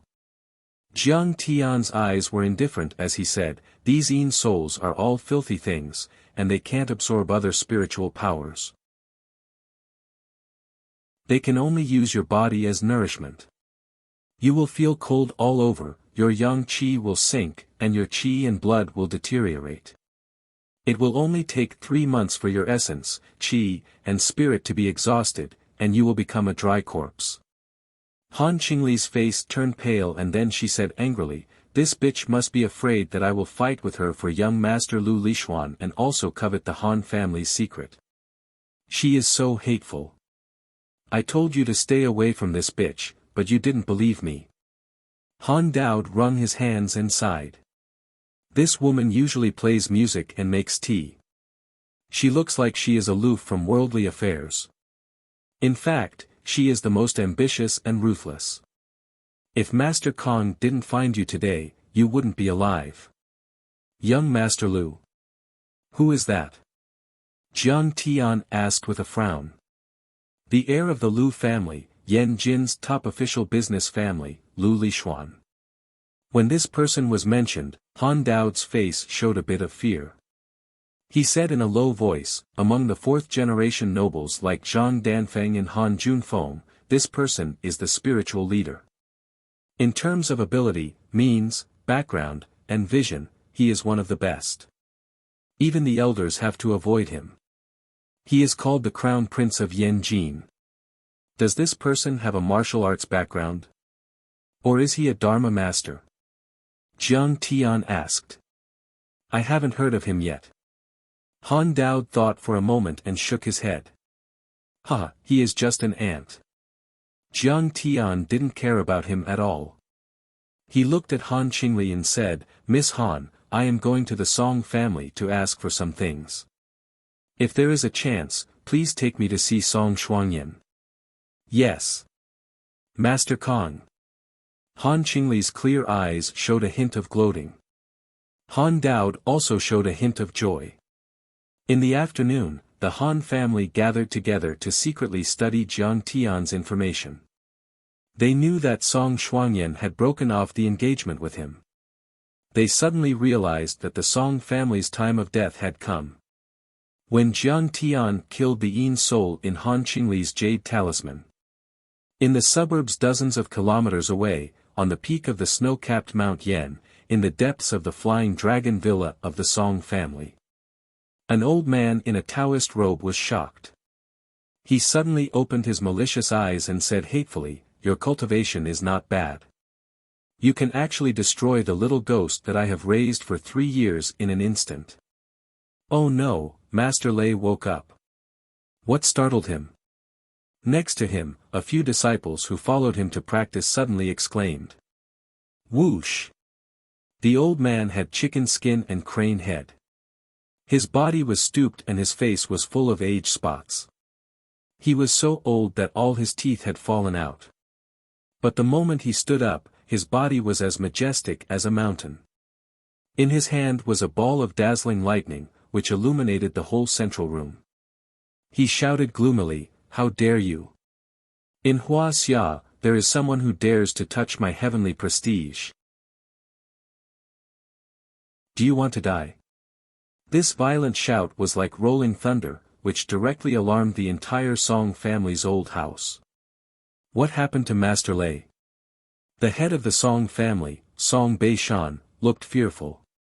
He quickly stood up and walked toward the worship hall in the depths of the old house. The Song family was the third most powerful political and business family in Yanjing. Song Beishan was even more powerful and influential. But when he mentioned this Master Lei, his face was full of fear and reverence, as if he had seen a ghost. There was no other reason except that this so-called Master Lei was the only Taoist master in Huaxia, the last Taoist master of the Celestial Master sect in Longhu Mountain, Zhang Qianlei. Song Beishan, surrounded by Song Shuangyan and others, hurriedly walked into the worship hall. They all knelt down and said, "Master Lei, I wonder what made you so angry." Zhang Qianlei looked down at everyone and said coldly, "I sense that someone destroyed the divine soul I have been raising for 3 years. This person is in Yanjing. Has there been any great Taoist master in Yanjing recently?" The huge spiritual power reverberated in the entire Song family's old house, like the sea rolling and surging. Everyone felt a sharp pain in their heads and felt dizzy. Fortunately, they didn't faint on the spot. That soul-devouring talisman should be worn by Han Qingli. Song Xuanyan frowned and said, "But Master Lei, how is that possible? The Yin soul you raised, even if only for 3 years, can't be destroyed by a mystic enlightening sorcerer or an immortal state warrior. The Han family, even the Lin family behind them, doesn't have an immortal state warrior. It can't be Kong Te-Chu, can it? He's the only immortal state warrior in Yanjing now." Song Beishan suddenly exclaimed. "Kong Te-Chu? Who is that?" Zhang Qianlei's eyes flashed with lightning as he asked in a deep voice. "He's a peerless overlord who rose when Master Lei was in seclusion. He's known as the martial arts arbiter." Song Xuanyan said concisely, "This person once killed 11 immortals on Xianlu Peak and destroyed the Bai family. Now, the 6 major martial arts families have surrendered to him." "What? Are Bai Tianlei and his wife dead?" Zhang Qianlei was slightly moved and couldn't believe it. "Yes." Song Xuanyan lowered her head and said. "I didn't expect them to be dead." Zhang Qianlei was slightly stunned and his face was full of sadness. He sighed and said regretfully, 30 years ago, I challenged Bai Tianlei and his wife. They were slightly inferior and gave up their swords. We agreed that after 30 years of cultivation on the dragon marrow spirit vein and reached the peak of the immortal state, they would fight with me again. I didn't expect the couple to be dead. I cultivated hard for 30 years and finally broke out of seclusion. However, my peers have either withered or gone into seclusion. In China, there is not a single enemy. Even if I have monstrous magic power, what use is it?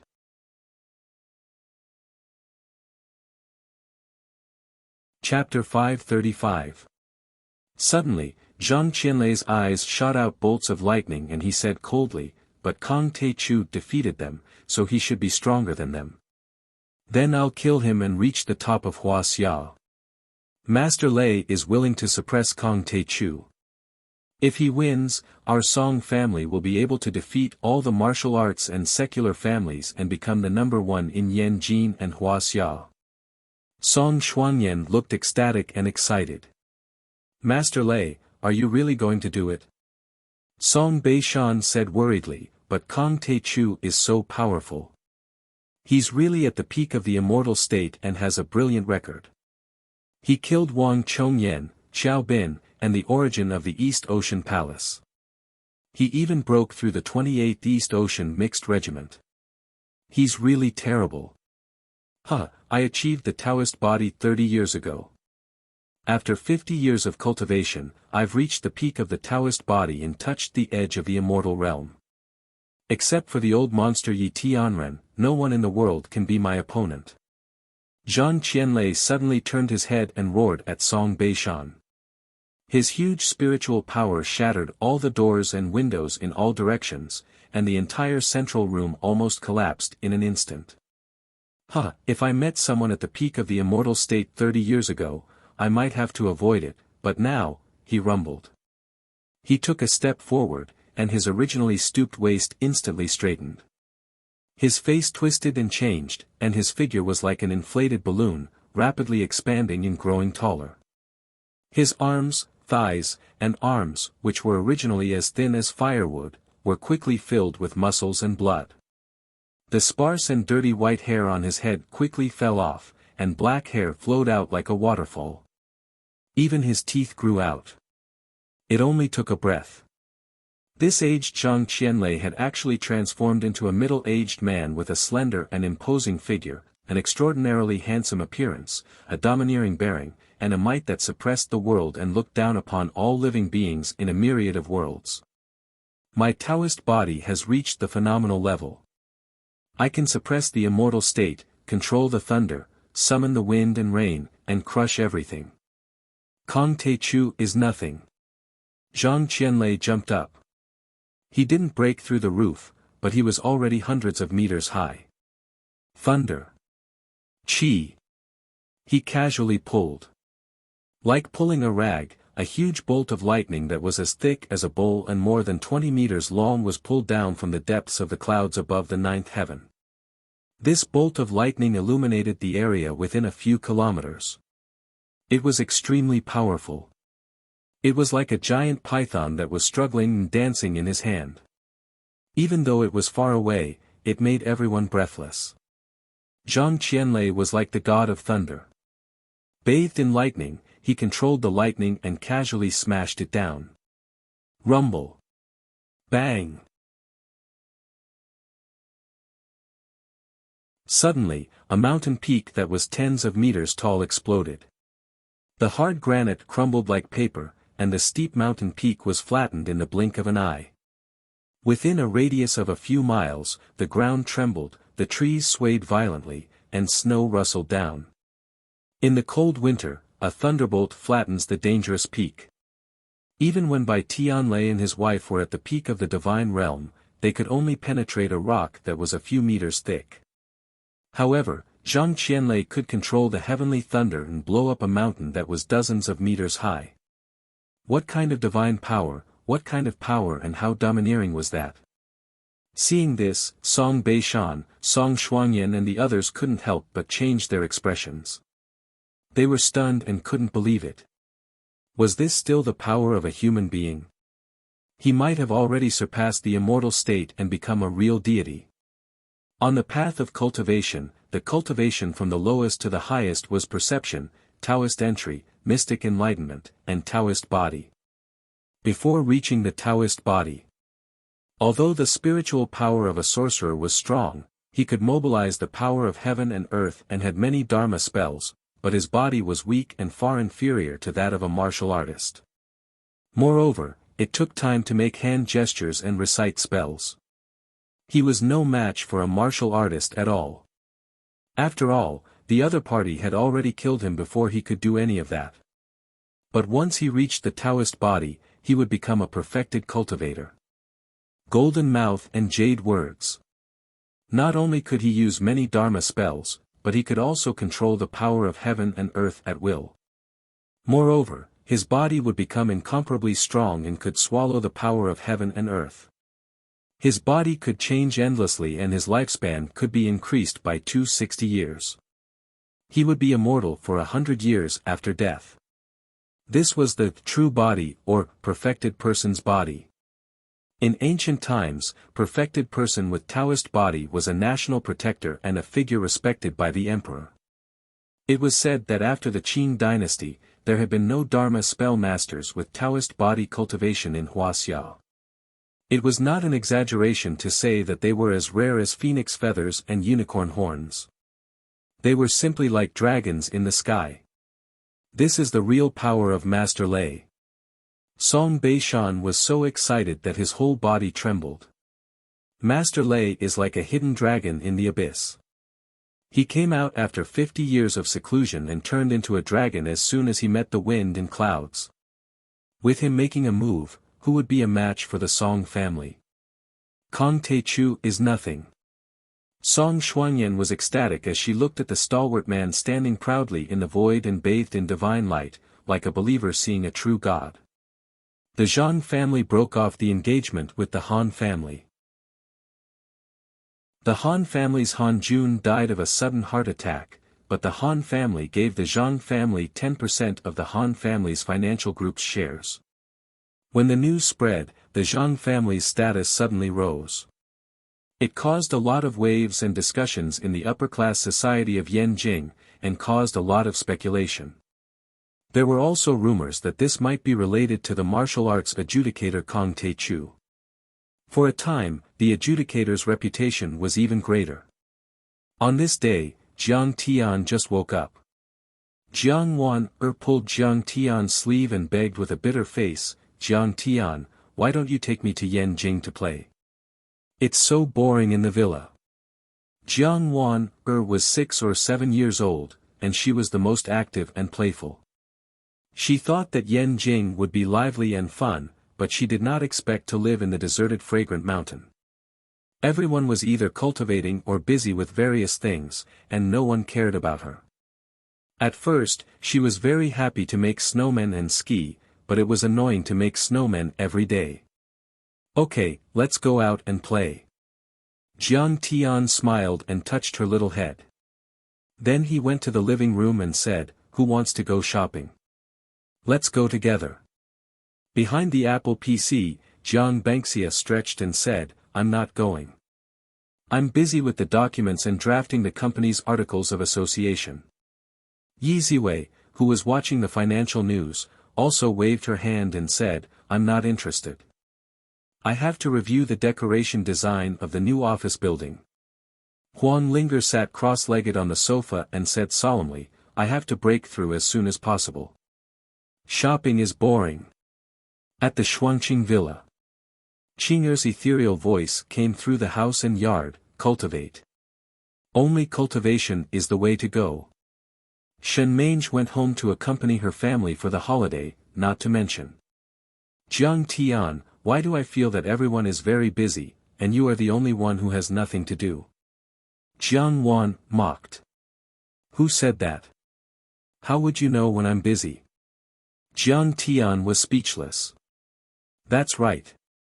Jiang Xianxia took a sip of the fragrant hot coffee and joked, "Everyone is working for him, but he's the only one who is comfortable, lying down and counting money every day. Haha, a capitalist is the kind who doesn't know anything, doesn't do physical work, and doesn't know the difference between grain and rice. He let others do everything." The older Jiang Wan was, the sharper her tongue was. "Do you still want to go or not? If you talk nonsense again, I'll show you that I'm busy." Jiang Tian hit Jiang Wan's head and drove a Volkswagen Passat down the mountain with Jiang Wan to play. The car was very cheap, only about 200,000 yuan. It was an office car purchased by the Yaowang Holdings. Basically, the middle-level managers each had one. Jiang Tian's Rolls-Royce Phantom was left in Jinling for Jiang Chao. Jiang Tian was not particular about cars, so he asked for a few from the company and put them in Yuhua Mountain Villa. Everyone used them when they went out. He took Jiang Wan to eat all kinds of snacks, such as rolls with donkey, fried triangles, flour cakes, soy milk, and braised pork. Then they went to Happy Valley in Chaoyang District to play. Jiang Wan's face was red from the cold, but her mood was very satisfied. It was already noon when they left Happy Valley. Jiang Wan held the candied haws and complained that she was hungry. Jiang Tian drove her to the pedestrian street of the Duke's mansion to eat. When they just got out of the car, suddenly, a surprised voice came, Jiang Tian, is that you?" Jiang Tian looked back and saw Lu Yiting. He smiled and said, "Old class monitor, I haven't seen you for a few years. You've become more and more beautiful." The last time Jiang Tian saw Lu Yiting, he helped her to ask Li Huiyan to be her spokesperson in Linzhou. After that, Jiang Tian returned to Jinling and never saw her again.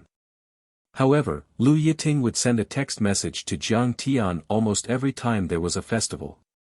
She would also go to Jinling to visit Zhang Wanqing. She had mentioned to Zhang Wanqing more than once that she wanted to give some shares of Beautiful Sky to the Jiang Tian family. After all, Beautiful Sky relied on Jiang Tian's beauty cream. But when Jiang Tian found out about it, he refused.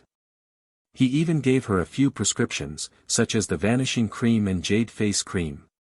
Lu Yiting's skin was fair, and her makeup was exquisite. Her short hair made her look capable and neat. She was wearing a long camel coat and a limited edition crocodile skin Prada bag. The coat was lined with a tight cashmere turtleneck sweater, which made her breasts and waist look even more slender. She was wearing a short woolen skirt and black leggings. She was wearing a pair of sharp black high heels with red soles. She was mature and charming with a clean and neat look. She was elegant and had a strong aura. She was dressed like a big sister in the workplace. "Am I beautiful?" "Yes, I have been using your prescriptions." Lu Yiting's face was full of joy. She almost ran over and hugged Jiang Tian's arm. "You really came to Yanjing. But I didn't expect to see you here. I was just about to call you." You saw the announcement of the Medicine King group, right? Jiang Tian smiled. Jiang Weiner was chewing on the candied haws. She rolled her eyes and said coldly, "What are you doing?" "I'm going to tell on you." "Jiang Tian, you are not honest. It turns out that you didn't come to take me out to play, but to pick up girls." I was too excited. After all, we haven't seen each other for more than 2 years. Lu Yiting let go of her hand awkwardly. She didn't know why, but when she saw Jiang Tian, she felt very comfortable and peaceful. She couldn't help but want to get closer to Jiang Tian. She bent over and looked at Jiang Weiner with a smile. "Don't tell on me. What gift do you want? Auntie will buy it for you." "Sister, I'm Jiang Tian's cousin. I'm not his junior. I want an Apple Watch." Jiang Weiner suddenly had a good impression of Lu Yiting. She was beaming with joy and looked like a little money grubber. "Can't you be more mature? You want things from people." Jiang Tian rolled his eyes at Jiang Weiner. Chapter 536. I've been asking you for half a day, but you won't buy it for me. Tell me, how stingy are you? Jiang Weiner raised her eyebrows and said sarcastically, okay, then I'll go and tell on you. Naughty girl. Believe it or not, I'll throw you back to Jinling City. Jiang Tian couldn't do anything to Jiang Weiner. Even a dog would despise a 6-year-old child. Your words are useless. My sister-in-law Qinger's words are useful. You are a henpecked husband. Jiang Weiner sneered. Jiang Tian was shocked by her words. Lu Yiting smiled and said, Jiang Tian, it's too cold outside. Let's find a restaurant to eat and talk. It's my treat. Let's eat here. Jiang Tian looked around and saw a Western restaurant called Champs-Élysées. He raised his hand and pointed at it. Jiang Weiner bit the candied haws and jumped with joy. She smiled and said, Great, this is the first time I've eaten in a Western restaurant. Jiang Tian, this can't be. Lu Yiting held Jiang Weiner's little hand and said in disbelief.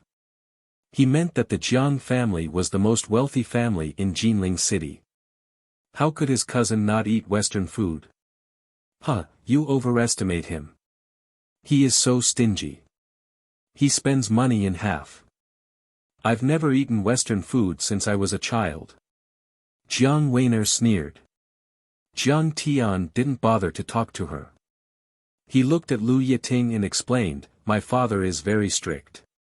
He doesn't let children eat Western food in the name of promoting national culture. Oh, I see. What a family. Lu Yiting suddenly understood. She noticed that Jiang Weiner was wearing a long cotton robe and old cloth shoes. Her hair was tied up in an old-fashioned bun. If it weren't for her fair face and temperament, she would have looked like a country girl. Only the antique high-ice jade hairpin, which was worth at least 1,000,000 yuan, in her hair bun revealed the monstrous wealth of the family behind her. He took Jiang Weiner into the sightseeing elevator and came to the Champs-Élysées restaurant. After entering the restaurant, Jiang Tian found that it was a different world. This restaurant was located on the top floor of the hotel, overlooking half of the Chaoyang district. The decoration was luxurious and the service was excellent. Furthermore, they were all cooked by famous French chefs, and the band on the small stage was playing the song, Blue Danube. It gave off a luxurious feeling, and it was probably a first-class restaurant in Beijing.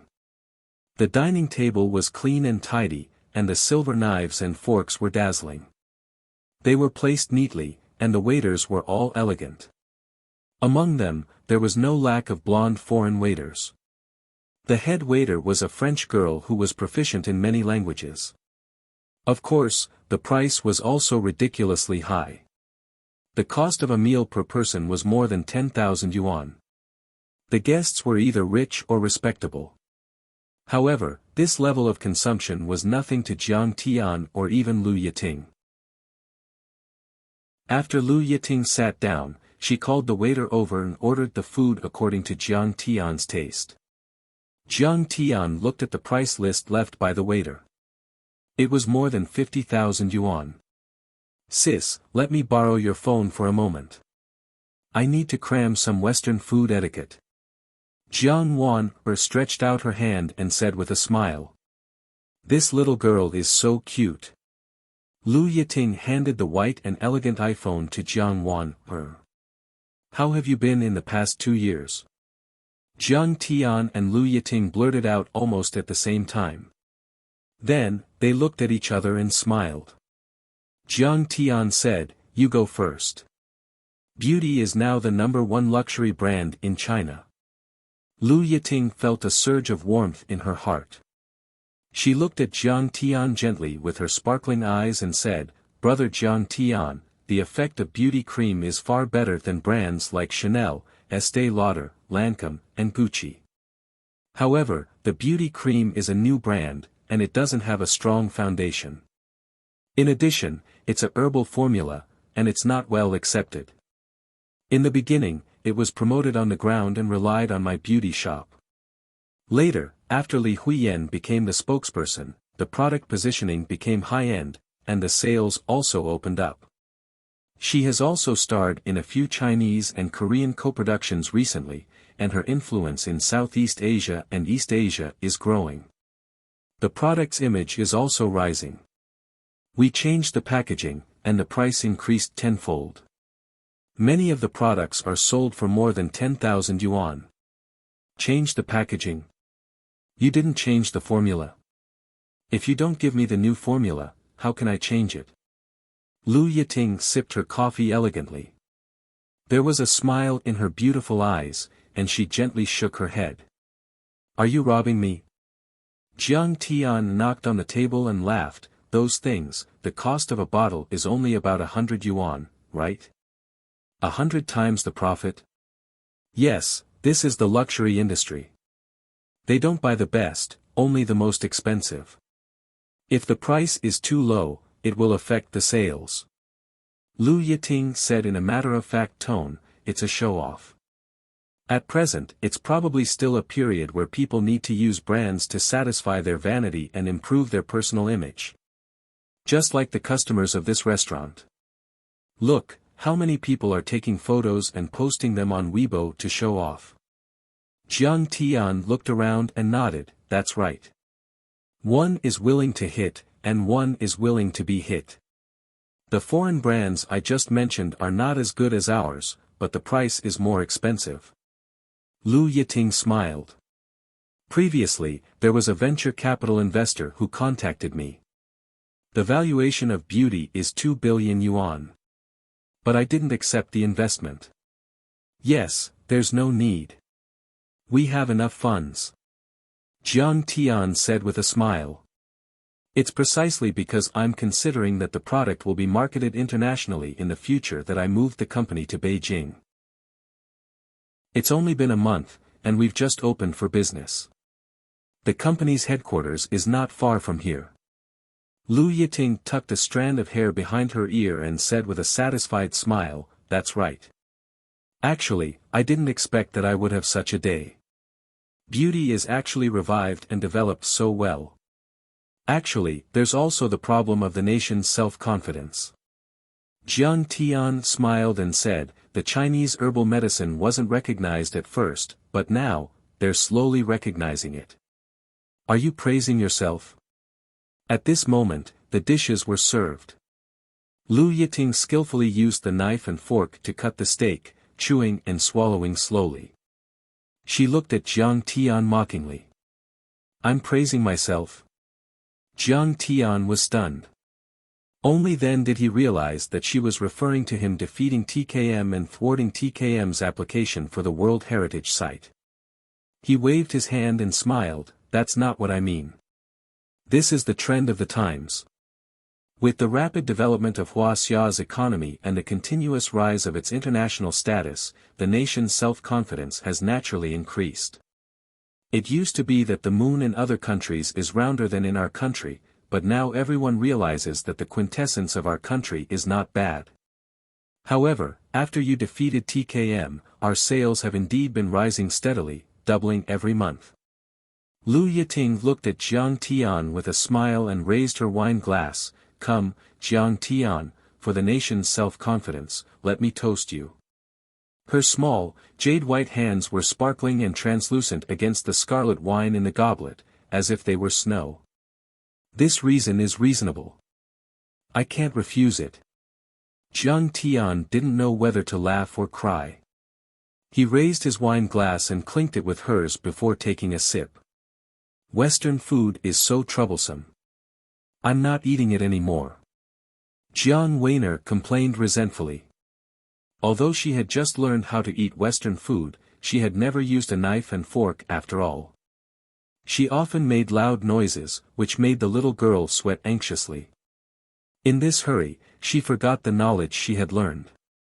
In addition, there were many authentic Western tableware, so the little girl took the small spoon used for dessert to serve soup.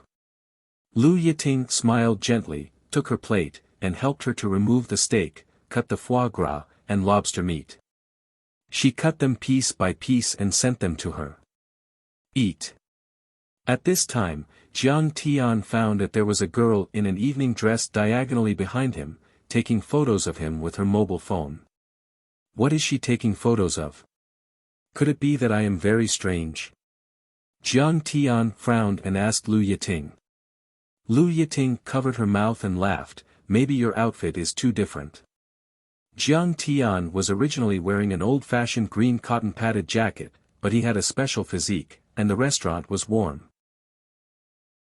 After drinking a few glasses of wine, he felt a little hot, so he took it off, revealing the cotton short-sleeved t-shirt inside. In addition, he was wearing casual pants and a pair of old Beijing cloth shoes. He looked very different from the people around him who were wearing evening gowns, suits, leather shoes, and brocade clothes. He looked very out of place. Oh, that's it. Only Weiner and I stand firmly together and keep the same style. Jiang Tian smiled and didn't take it to heart. A cultivator's Taoism was natural and not limited to material things. He could move freely between heaven and earth and did everything with his heart. Even the appearance of a person could be changed at will, let alone the clothes. Then what are you going to reward me with? Don't just talk about it. Give me something practical. Jiang Weiner sneered. I'll buy you an Apple mobile phone later. You've been talking about me all the way. Jiang Tian smiled faintly. Brother, you're so nice. You deserve to be my brother. Weiner hugged Jiang Tian and kissed him a few times. When she was happy, her voice was a little loud. The girl who had secretly taken a picture of Jiang Tian's black evening gown snorted disdainfully and said, "No manners." Lu Yiting turned her head to take a look. She saw that the girl was adorned with jewelry and exquisite makeup. Her eyebrows were lightly drawn, her lips were lightly smeared, and her charming red phoenix eyelashes were slightly curved. She was both cute and sexy. Her white face matched with the black evening gown was really charming and beautiful. Sitting opposite her was a fat man with big ears. He was wearing a suit and leather shoes.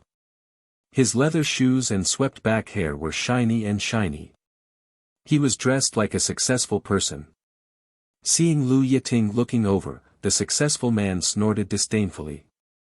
He deliberately showed his gold Rolex watch to look at the time, and skillfully snapped his fingers and shouted, "Waiter."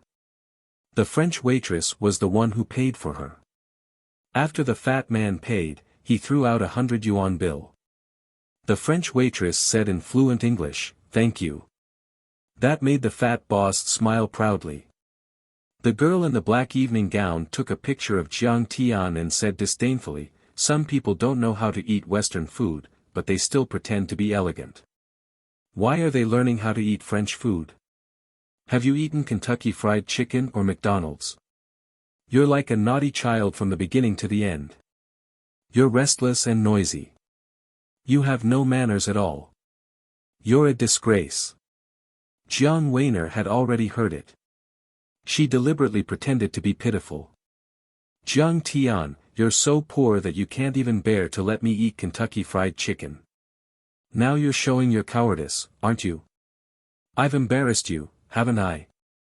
When the fat boss heard this, he was even more disdainful of Jiang Tian. He sneered arrogantly and said, "That's right. Some people drive a lousy Passat here. They can't even afford a suit. Even if they have to sell everything they have, they still insist on eating Western food to prove that they're part of the upper class. Isn't that childish?" At first, Jiang Weiner thought it was quite fun. She just wanted to make fun of Jiang Tian. But after listening to it, she became annoyed. It's okay for others to make fun of me, but how can they make fun of my cousin? Only I can make fun of my cousin in the whole world.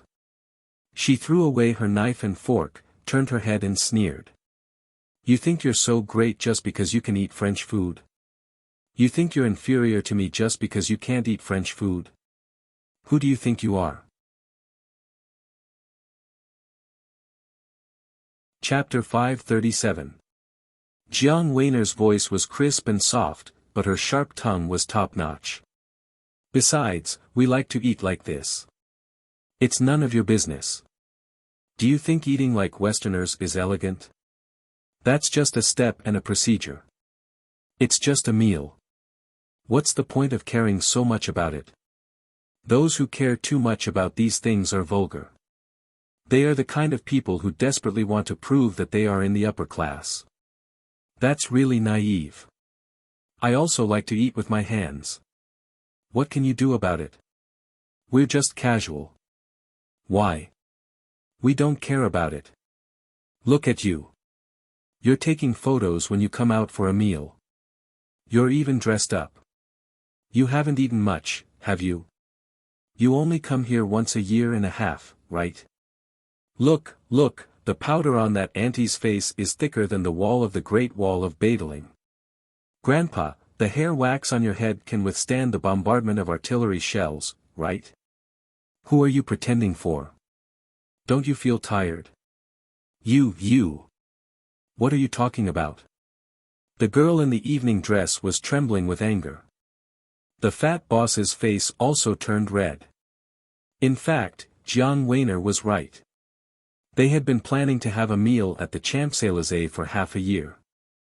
Weiner, you're really good at talking. This is the same as when we were in university. You're right.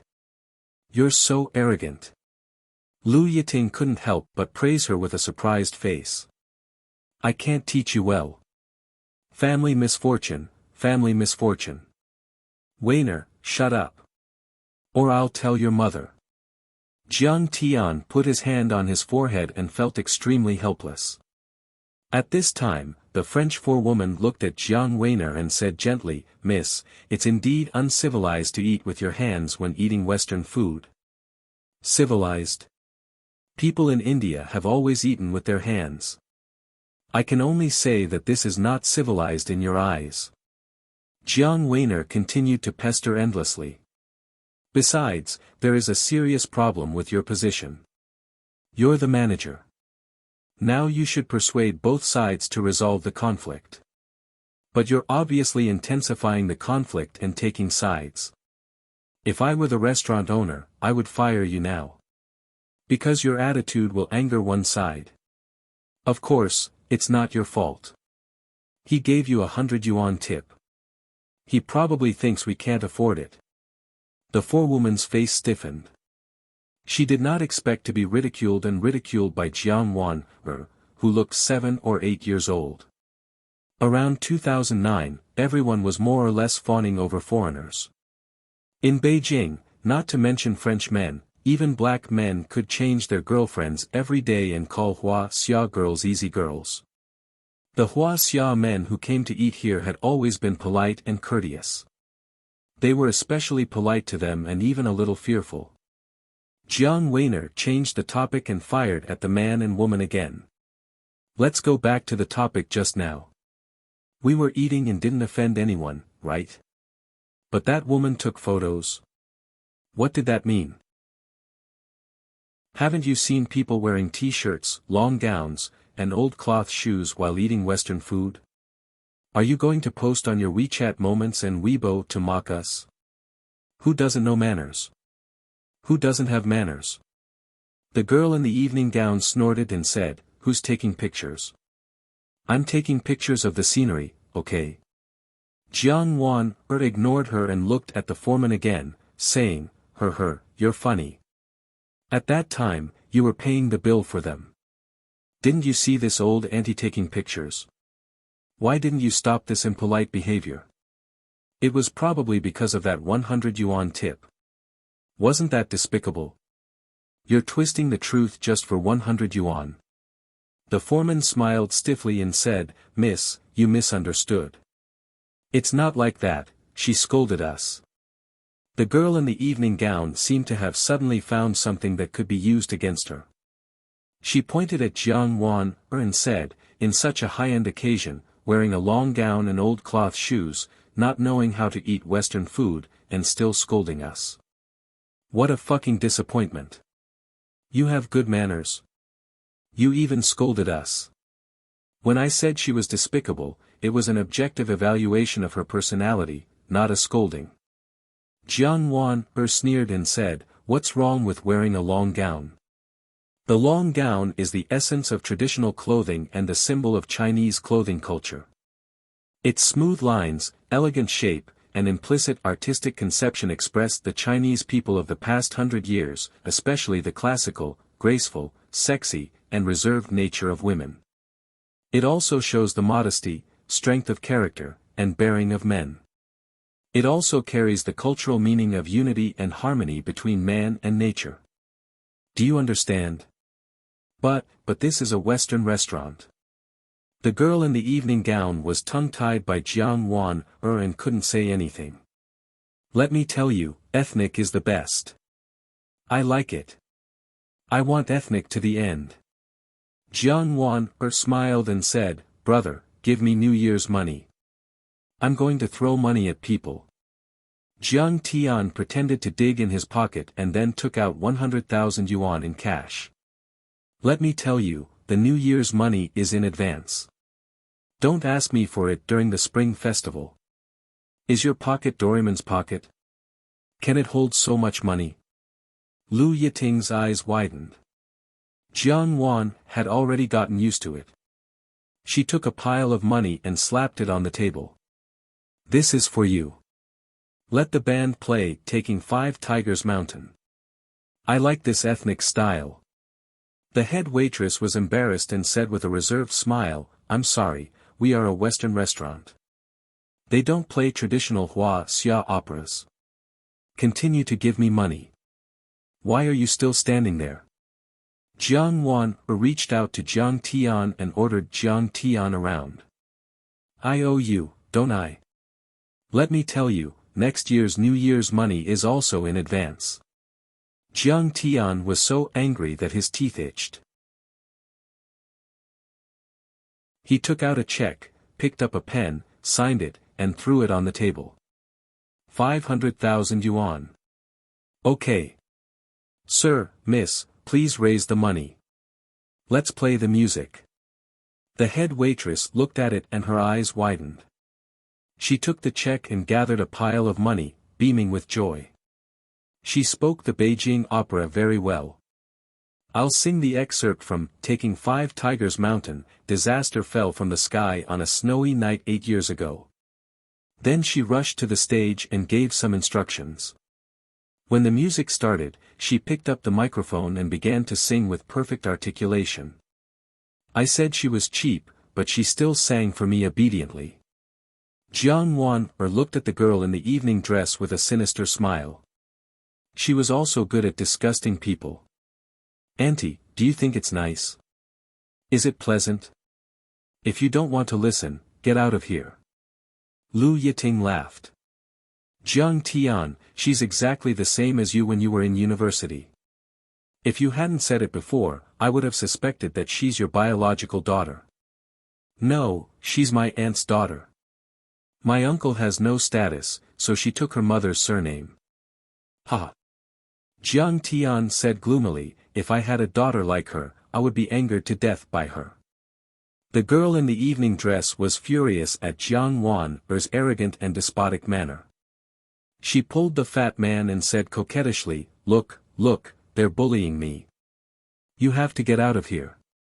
Didn't you say that you're from Shenyang district? Okay, okay. You've got guts. You must be a nouveau riche from the countryside.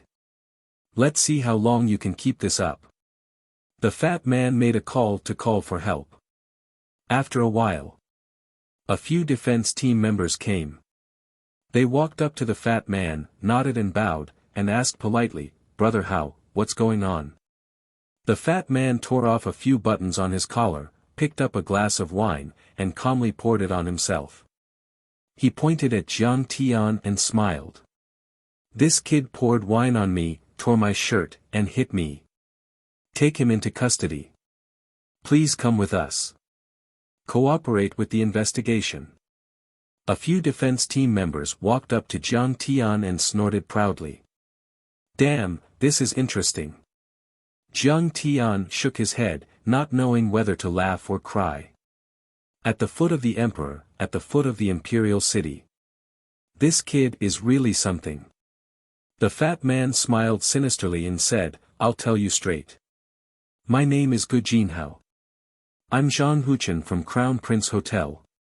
Have you heard of him? I'm ferocious.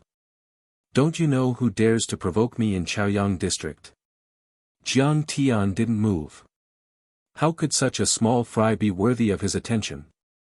It seemed that this kid was one of Zhang Huchen's men. But he didn't have Zhang Huchen's phone number. How could he call his mother? "Hurry up, what are you waiting for?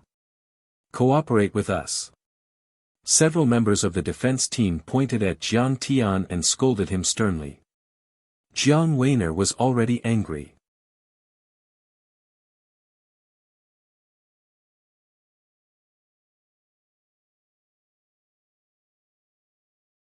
There was no need to mention how sad he was, as if he had been wronged like a child. "Stop fighting. Is there an end to this?" In the end, it was Jiang Tian who pulled Jiang Wan over. If they continued to beat him, he would definitely die. At this time, a customer sitting next to him kindly advised him, "Don't worry. Little brother, quit while you're ahead. Hurry up and leave. He's Zhang Huchen's man. You can't afford to offend him."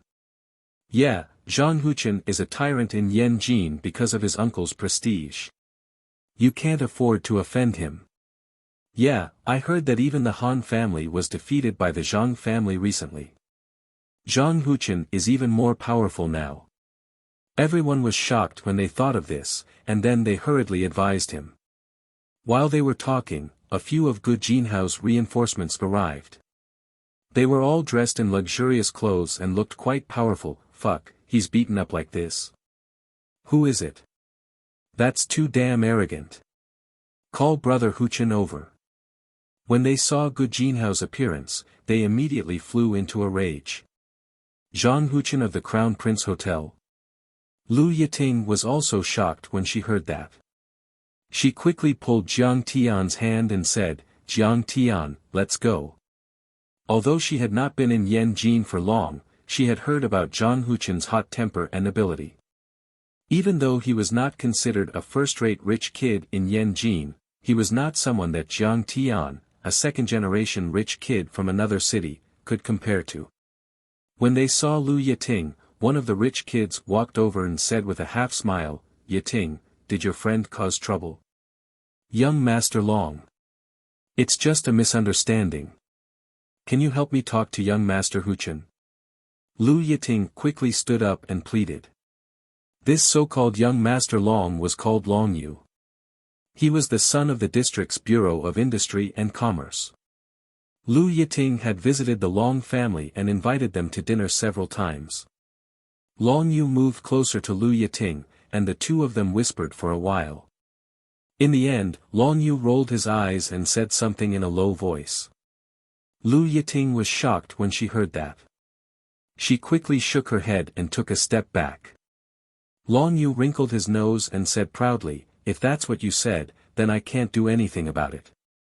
Your friend will be taught a lesson and have his legs broken. That's Zhang Huchen we're talking about. Who would dare to offend Zhang Zhongguo's nephew? As for Jiang Tian, he didn't even glance at him. He had heard from Lu Yiting that he was the young master of the Medicine King group in Jinlin. What use was that? He was just a country bumpkin. There were too many rich and powerful people in Yanjin. He was nothing compared to the Zhang family. Who does Zhang Huchen think he is? How dare he act rashly in front of me? Take Wan to the bathroom to wash up. Jiang Tian smiled faintly, his eyes filled with contempt. Kid, you're too arrogant. Watch your mouth. Yulong's face turned cold when he heard that. His slightly widened eyes were filled with killing intent. Lu Yiting was also taken aback. She whispered to Jiang Tian, a wise man knows better than to fight when the odds are against him. You go first. I'll take care of this. At this moment, surrounded by a few companions, Zhang Huchen walked over arrogantly with a gloomy face and the smell of alcohol coming from his mouth. Young Master Zhang. Boss Zhang. When the group of waiters saw him coming over, they all took a few steps back and shouted in a hushed voice. Young Master Zhang. Young Master Hu. Yulong's companions and friends, as well as the customers in the restaurant who didn't know him, all stood up to greet him. Zhang Huchen ignored them and didn't even bother to nod. He had been frustrated lately since the situation in his family had changed. He used to be a big shot in the Zhang family. He managed a few hotels and entertainment clubs and was living a good life in Yanjin. However, Jiang Tian had come to Yanjin and was not leaving. His parents had asked him not to stir up trouble outside, in case Jiang Tian heard about it and punished him. Yes, in Zhang Huchen's eyes, Jiang Tian was like an old demon god that was pressing down on their heads. He was able to defeat the Bai family and suppress the 6 major martial arts families. If he wasn't a demon god, what else could he be? Zhang Huchen couldn't help but tremble every time he thought about how Jiang Tian could withstand a bullet, how Fat Fu had to kneel down when he saw Jiang Tian, and how even Han Junkai of the Han family was beaten up by Jiang Tian, but Jiang Tian was still safe and sound. I beat up such a demon god when I was a kid and called him a son of a bitch. Oh God! Zhang Huchen's hand that had beaten up Jiang Tian 10 years ago couldn't help but tremble as if he had Parkinson's disease. He couldn't even hold his chopstick steadily. It had become a psychological shadow for him for the rest of his life. It was an endless nightmare and he couldn't sleep at night whenever he thought about it. Kid, did you just call me names? Fuck, I'll break your legs, you. Jiang Tian. Zhang Huchen rushed over from behind Jiang Tian, slammed the table and shouted loudly. However, the moment he saw Jiang Tian, he was so scared that his body trembled and he stood there like a wooden statue. Don't be angry, Mr. Hu. My friend just came to Yanjin and hasn't heard of you yet. It's just a misunderstanding. I'll pay for the medical expenses. I'll take full responsibility. Lu Yiting hurried to persuade Jiang Tian with a smile. As she spoke, she winked at Jiang Tian and said, Jiang Tian, this is Zhang Huchen from the Crown Prince Hotel. His father is Zhang Zhongguo, the 3rd most powerful man in Yanjin. Jiang Tian smiled and said, Huchen, is this how Zhang Zhongguo taught you? Long Yu was enraged. He pointed at Jiang Tian's nose and scolded, Who do you think you are? How dare you call Secretary Zhang Zhongguo by his full name? Don't you know the rules? Gu Jinhao was also full of vigor. He pointed at Jiang Tian and scolded, Kid, how dare you talk nonsense? This is Mr. Hu. He will kill you in minutes. Slap. A crisp slap landed on Long Yu's face and he was sent rolling 3 meters away. Long Yu's face was flushed red. He looked at Zhang Huchen in disbelief and said, Mr. Hu, I Motherfucker, I've long found you guys an eyesore. You've been using my name to bully people every day. Have you ruined my reputation? Do you want to die? Zhang Huchen let out a thunderous roar and kicked Gu Jinhao to the ground again. Everyone was stunned. Zhang Huchen hit Long Yu and Gu Jinhao. How was that possible? They were Zhang Huchen's loyal followers. Besides, wasn't it Zhang Huchen's style to bully people? Did he like it that much? Under everyone's incredulous gazes, Zhang Huchen was like a loyal dog that had seen its master. He ran to Jiang Tian, nodded and bowed with a face full of fear and pity, and stammered, Jiang, brother Tian, I was wrong. Please forgive me this time. You made Mr. Hu apologize. Who is he? I've never seen him before. Could he be the illegitimate son of some big shot in the sea? Yu Long and the rest were stunned when they saw this scene. They were so scared that their souls almost left their bodies. Who was Zhang Huchen? He was Zhang Zhongguo's nephew. Although he wasn't one of the top young masters in Beijing, he was still a powerful figure. There were only a dozen or so top nobles in Beijing who could suppress him. But now, he was apologizing to this country bumpkin, and he even looked scared. Oh my God! We're doomed. We're doomed today. We've offended a big shot. Gu Jinhao and his female companion were so scared that their bodies were trembling like sieves. The way they looked at Jiang Tian had completely changed. They had thought that Chen Fan was a pushover, but they didn't expect him to be so powerful that even Mr. Hu had to give in.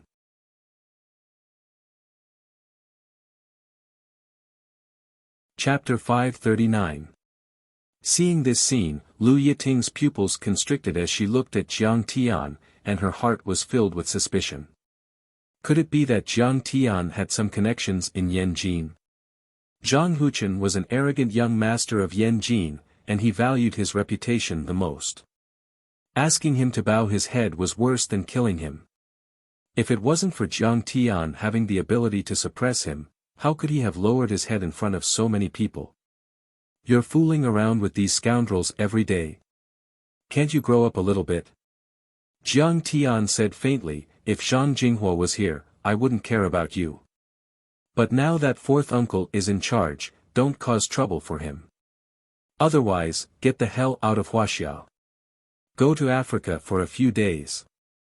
Yes, I won't do it again. I will definitely teach them a lesson, reflect on my mistakes, and completely correct them.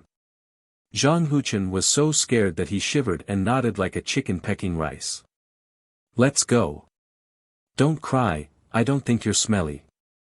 Let's find a hotel for you to take a shower and change your clothes. Jiang Tian wasn't in the mood to show off in front of these ants. He pulled Jiang Wan's hand and stood up. After Lu Yiting paid the bill, the three of them left under everyone's eyes that were full of fear and reverence. When they came to Gu Jinhao, Jiang Weiner smiled coldly and said, Do you think you're from the upper class? Do you think you're noble? Grand Aunt, ah. Gu Jinhao did not dare to offend her and knelt on the ground to beg for mercy. But Jiang Weiner, who was full of sarcasm, stomped on his calf, and with a crack, his calf was instantly fractured. Little devil. The female companion was so scared that her whole body trembled like a sieve. Seeing this scene, her eyes rolled back and she fainted. Huchen, do you have to be so humble when he's just a nouveau riche from another city? Look at how badly Brother Hao is beaten up. Long Yu was a little dissatisfied. Slap. What he got in response was a crisp slap. Zhang Huchen cursed angrily, Damn it, I'm going to die because of you. Do you know who he is? How dare you act so rashly? Both of you, get out of Beijing right now. The group of people exploded in anger, scared silly by Zhang Huchen. Gu Jinhao's face was full of despair, and he was full of regret. A murder case caused by a Western meal. Beautiful as Heaven's headquarters and the largest physical store were not far from the pedestrian street of the royal prince's mansion. After arriving there, Jiang Weiner took a bath and changed into a new set of clothes. Lu Yiting then asked her subordinates to buy a full set of fruit products for her. Only then did the little girl stop crying and smile. Lu Yiting dragged Jiang Tian to the living room to drink tea. Jiang Tian smiled and said, "You're making it look good. Compared to you, I'm not a small fry." Lu Yiting smiled and asked, "Jiang Tian, you're related to the Zhang family? You didn't mention it when we were in college. You seem to be a relative, but why is Zhang Huchen so afraid of you?" "Well, Zhang Jinghua is my uncle, Zhang Zhonghua is my uncle," Jiang Tian smiled faintly and said, "but we didn't have a good relationship before. As for why he's so afraid of me, maybe he's afraid of being punished by the Zhang family." "Huh, Jiang Tian, do you think I'm a fool?" Lu Yiting looked at Jiang Tian with interest and said, "Zhang Huchen has been arrogant and domineering for a long time. If he was afraid of being punished by his family, he wouldn't have acted so recklessly. Jiang Tian, tell me, what's your trump card? In any case, you're a big boss with a company worth billions. Why are you still as curious as a baby? Are you curious about the rainbow cat and blue rabbit?" Jiang Tian smiled helplessly and said, "It's not good for you to know too many secrets. But don't worry, if you need any help in Beijing, just tell me. I've said that I'll keep you safe for the rest of your life." "Okay, I won't ask any more." Lu Yiting felt a warm current in her heart and said emotionally, "Jiang Tian, I don't know why you're so good to me. But, thank you." After drinking tea for a while, Lu Yiting asked again, "Qing'er is also in Beijing, right? You two should have a good relationship." "That's right. We're very happy." Jiang Tian sipped his tea and said with a satisfied smile, "Husband and wife, together in the same boat. I'm so envious." Lu Yiting sighed from the bottom of her heart. She didn't know if she was envious of Qing'er or Jiang Tian. "What's wrong? You don't get along well with your husband?" Jiang Tian's face flashed with a hint of surprise. He knew that Lu Yiting was married, but he had never met her husband. "Don't mention it. We divorced 2 years ago." Lu Yiting's eyes flashed with a hint of sadness and smiled. "Let's not talk about these unhappy things. By the way, our classmates from Renda College are having a small social gathering in Yanjin. Why don't you come?" "Forget it. You know that I don't like crowds." Jiang Tian shook his head gently. "Chen Longsheng is back in Yanjin." After Lu Yiting said this, Li Yunhong nodded. Jiang Tian's heart skipped a beat and he said, "What? He's back. He's going to the gathering." If the Renda Academy was said to be a gold-plated third-rate school in the past, there were still 1 or 2 monsters in it. Lu Yiting was one and Chen Longsheng was the other. Chen Longsheng was Jiang Tian's roommate when they were in university. They got along well with Jiang Tian and he was very good at his studies. Furthermore, his interest wasn't in pharmacy, but economics. He could read the original English theses in his freshman year and was familiar with all kinds of data and academic terms. When he was in his 3rd year, he published a few important papers in the top economics journals. Several old professors in the School of Economics at Jinling University were shocked and often asked him questions in the name of eating and drinking tea. In his previous life, Chen Longsheng suddenly passed the IELTS exam the year Jiang Tian broke off his engagement and left Jinling to study at London Business School. Before Jiang Tian committed suicide, he was still pursuing his studies. However, this person was very low-key and his background was very mysterious. Jiang Tian only knew that he vaguely knew that he was from Yanjin and that his family was quite powerful. As for what he did, Jiang Tian didn't know. "Yes." Lu Yiting nodded and said, "I heard that he just graduated from London Business School and is now a researcher in the Policy Research Institute of the Government Affairs Council." "That's good. Remember to call me when you have a class reunion. Jiang Tian looked at the time and got up to leave. When he returned to Yuhua Villa, Jiang Tian saw a guest that surprised him a little, Special Envoy Shen. Beside him was Chen Zifan and Shen Mange. There was also an old man in military uniform who was at the peak of transcendent state. Master Kong, you are finally back. Special Envoy Shen was wearing a woolen Chinese tunic suit. He stood up to greet Jiang Tian and warmly shook hands with him. Special Envoy Shen, I have been so busy these days that I haven't thanked you for your help. Please forgive me. Jiang Tian had a good impression of Special Envoy Shen. In Singapore, Special Envoy Shen had helped him suppress the Yi Cheetah family. Some time ago, he was able to obtain Yuhua Villa and the Bai family's worldly assets without Special Envoy Shen's help. As long as you are comfortable living here. The chief said that you are a national treasure. You deserve to have Yuhua Villa in your hands. Special Envoy Shen laughed and pointed at the old man with his right hand. Allow me to introduce you, this is Yuan Lei, the leader of the Red Wall Internal Guards. Yuan Lei respectfully cupped his fists and bowed. His expression was slightly stern as he said, Greetings, Master Kong. I am Yuan Lei. I've long heard of Grandmaster Zhang's great name. Now that I've met you today, you're indeed handsome and have an extraordinary bearing. He was in his 60s and was the leader of the internal guards of the Red Wall Internal Guards. As a favorite of the chief, he was highly valued by the chief. His status was even higher than Special Envoy Shen's. However, in terms of martial arts, strength and reputation were the most important things. Compared to Jiang Tian, there was still a big gap between him and Jiang Tian. Don't mention it, old man Yuan. Jiang Tian looked at him from head to toe and said calmly, Mr. Yuan, you don't seem to be in good health. Master Kong, you are indeed a master of both martial arts and medicine. You have sharp eyes and amazing talents. Yuan Lei was overjoyed. He bowed again and said, to be honest, 30 years ago, when this old man was traveling the Jianghu, he was injured by an enemy.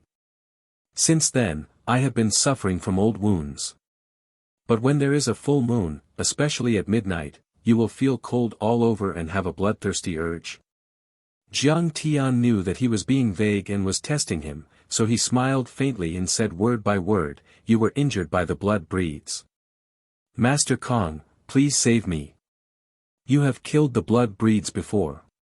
You must have a way to cure me, right? Hearing this, Yuan Lei was extremely shocked. Jiang Tian's words hit the nail on the head. Yuan Lei was full of expectations. Jiang Tian should have a way to cure him. Please rise, Leader Yuan. Jiang Tian helped him up, took out a bottle of pills, and said, this is a blood-dissolving qi-fusing pill. It can refine thousands of different types of qi. Consume it and circulate your cultivation technique to refine it. You should be fully recovered within an hour. It can be cured. It can really be cured. Thank you, Master Kong, for giving me this pill. Yuan Lei's face was filled with ecstasy. He immediately took the bottle and was led to a guest room by Shen Mange, swallowing and refining it. Come, Special Envoy Shen, have a seat. Jiang Tian asked Special Envoy Shen and Shen Mange to sit in the living room. They chatted while drinking tea. Special Envoy Shen took a sip of tea and said with a smile, Hee, please forgive me, Grandmaster Jiang. I was being rude. We have worked together for more than 20 years, and our relationship is pretty good. I can't bear to see old Yuan in pain. Don't worry about it. It's just a small matter. Jiang Tian smiled faintly. Special Envoy Shen's face turned solemn as he said, Grandmaster Jiang, the Bai family has been defeated by you. The higher-ups can turn a blind eye to a fight between martial artists. However, Han Juansai's death has caused quite a stir in Yanjin. To tell you the truth, the political and business families in the secular world are not peaceful. Not peaceful. Jiang Tian smiled faintly. Yes. The Bai family and the other 6 major martial arts families in Yanjin still abided by the martial arts convention. They didn't dare to suppress the political and business families. Special Envoy Shen shook his head helplessly. Now that you've killed Han Junkai, there are rumors going around that the adjudicator's appearance was Elder Chao's doing. Both Chao Shixiang and the chief are under a lot of pressure. Yanjin is the most virtuous city in the world. You should restrain yourself and not make things difficult for the chiefs. Chapter 540. Jiang Tian smiled. Han Junkai tried to kill me with a gun, and I didn't leave any evidence behind when I killed him. That's reasonable, isn't it? Yes, that's a good thing, and the Han family has no intention of pursuing the matter. Special Envoy Shen nodded with a smile. It's just that the Lu family and the Song family have a bigger reaction. They are the first and third ranked families. Other than that, there are a few other families in the top 10 who have expressed their objections. Each of them controls several industries that are related to the economic lifeline of Wuxia. They can shake Wuxia with a stomp of their feet. Now that the Lu family and the Song family have a marriage alliance, their power has increased. Master Kong, it's best that you don't provoke them. Hold on, hold on.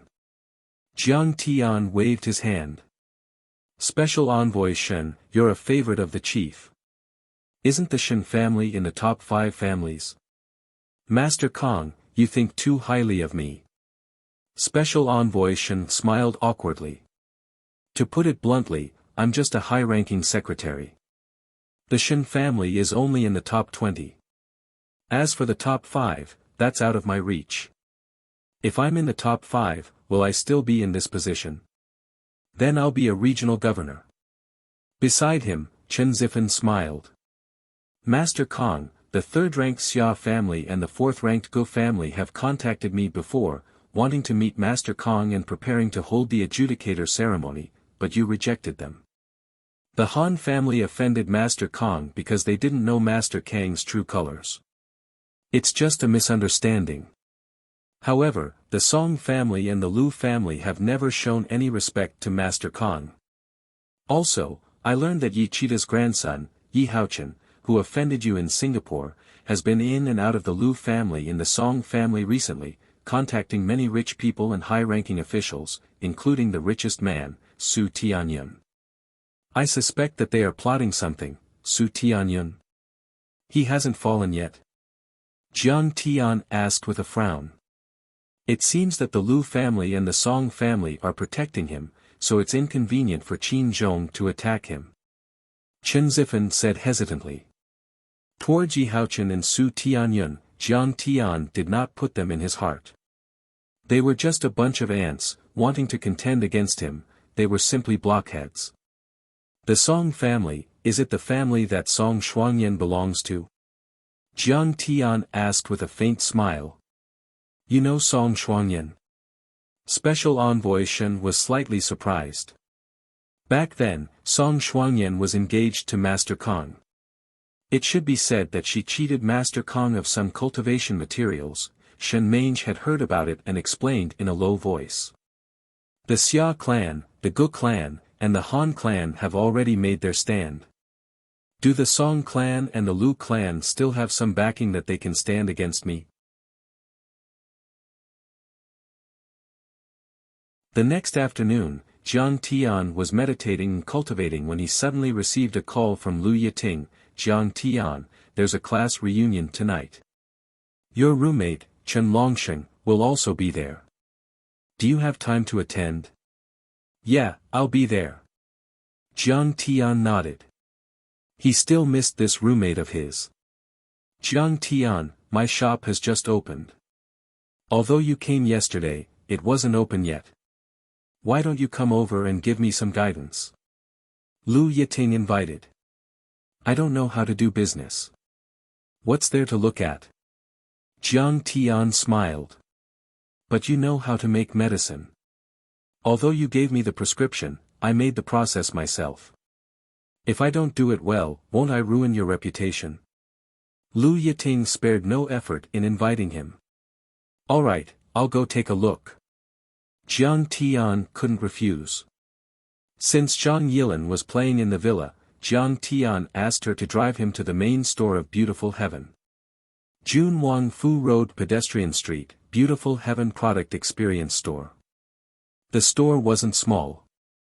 It had 3 floors and was decorated magnificently. The soft interior walls were wrapped in African mahogany with exquisite carvings. Palace lanterns hung from the ceiling. It was full of classical atmosphere. The floor was covered with imitation Persian carpet. It was divided into the beauty area, the body area, and the yoga studio. The highlight was the exhibition area. Jiang Tian walked in and saw a basket of flowers at the door. It should have just opened. However, there were a lot of customers. They were all driving BMWs and Mercedes-Benz. They were dressed luxuriously and had exquisite makeup. It was obvious that they were either rich or noble ladies. What do you think of it? Since Jiang Tian came, Lu Yiting naturally received him personally. She took out the product and showed it to Jiang Tian. Jiang Tian unscrewed the bottle cap and sniffed it gently. He said lightly, "Increase the amount of roseroot by 20%. What are you waiting for? Have you memorized it?" Lu Yiting glanced at her female assistant, who was dumbfounded. The female assistant hurriedly noted it down and looked at Jiang Tian inquisitively with her sparkling eyes. "Director Lu, this Mr. Jiang is so amazing. He can improve the prescription with just a sniff. Other professors and researchers couldn't improve it even after years of research. How can those professors and experts be compared to divine physician Jiang?" Lu Yiting glared at her and smiled. Mr. Jiang is the young master of the Medicine King Corporation. He's the one who defeated TKM's Pu Zhengtai in July and stopped TKM's application. Oh my god! He's actually divine physician Jiang. I'm your loyal fan. Can you give me an autograph? The female assistant's eyes widened in admiration. Not only was his medical skills amazing, he was also so handsome and rich. He was simply the perfect idol. Why do I need an autograph? I'm not a celebrity. Jiang Tian smiled faintly and gave a few more details of improvement. Finally, Jiang Tian wrote a prescription for Lu Yiting to replenish her qi and blood, hair growth, and hair care, forming a series of products. TSK, TSK. Jiang Tian, you're amazing. I remember that you were quite bad at your studies in university. Suddenly, a burst of laughter came from the crowd. A girl walked over with a Louis Vuitton handbag. The girl was dressed in a neutral outfit with short hair like a boy. There were a few strands of hair in the middle that were dyed wine red. She looked very much like the popular Brother Chun of 2009 and 2010. She opened her flat and bony chest and hugged Jiang Tian passionately. "Jean Gige, spare me." Jiang Tian, who had killed many people and even the origin of the Japanese sword god Palace, could only take a few steps back and wave his hand awkwardly when he saw his old classmate. "Gige. Don't be like this." Lu Yiting pouted. "What's wrong? You can't bear to part with him? You liked Jiang Tian when you were in university. Now that you're divorced, aren't you going to hook up with him?" Jean Gige gossiped. "How am I reluctant?" Lu Yiting's pretty face blushed, and her beautiful eyes glanced at Jiang Tian with a flirtatious look. "If you're not willing, then I won't hold back." Jean Gige pinched Jiang Tian's face valiantly and said with a grin, "Little guy, you're getting more and more handsome. You're not greasy at all. Be careful that I don't go berserk one day and take your head." The assistant and a few other employees around couldn't help but chuckle after a short silence. "It's too late. I'm already married." Jiang Tian rubbed his nose helplessly. Jean Gage was indeed the big sister of Yan Jing No. 4 High School. She was tough and straightforward. Jean Gage's name was Jean Lingtian. The Manchu's surname represented another well-known surname, Eisenjoro. The surname was Eisenjoro Lingtian. In the 300 years of history of the Manchu dynasty, Nurhasai's descendants wore yellow belts. Bright yellow was the color of the emperor, while the royal family wore golden yellow. That was how the surname came about. Back then, Jean Gage was a domineering figure in Yanjing. When her father was transferred to Jinling, he had no choice but to bring her along to apply for Jinling Pharmaceutical University. This girl loved extreme sports like racing, boxing, rock climbing, and parkour. She often followed Jiang Tian and Chen Longsheng around like a boy. No one had ever treated her as a girl. Since you're a rare guest, I won't embarrass you this time. Didn't you drink a lot in university? Let's sit at the same table and drink until one of us dies. Jean Gage patted Jiang Tian's shoulder valiantly. She had a small nose, a small mouth, and big eyes. Then, her phone suddenly rang. A few of her university classmates who were developing in Beijing had arrived, helping Jiang Tian out of his predicament.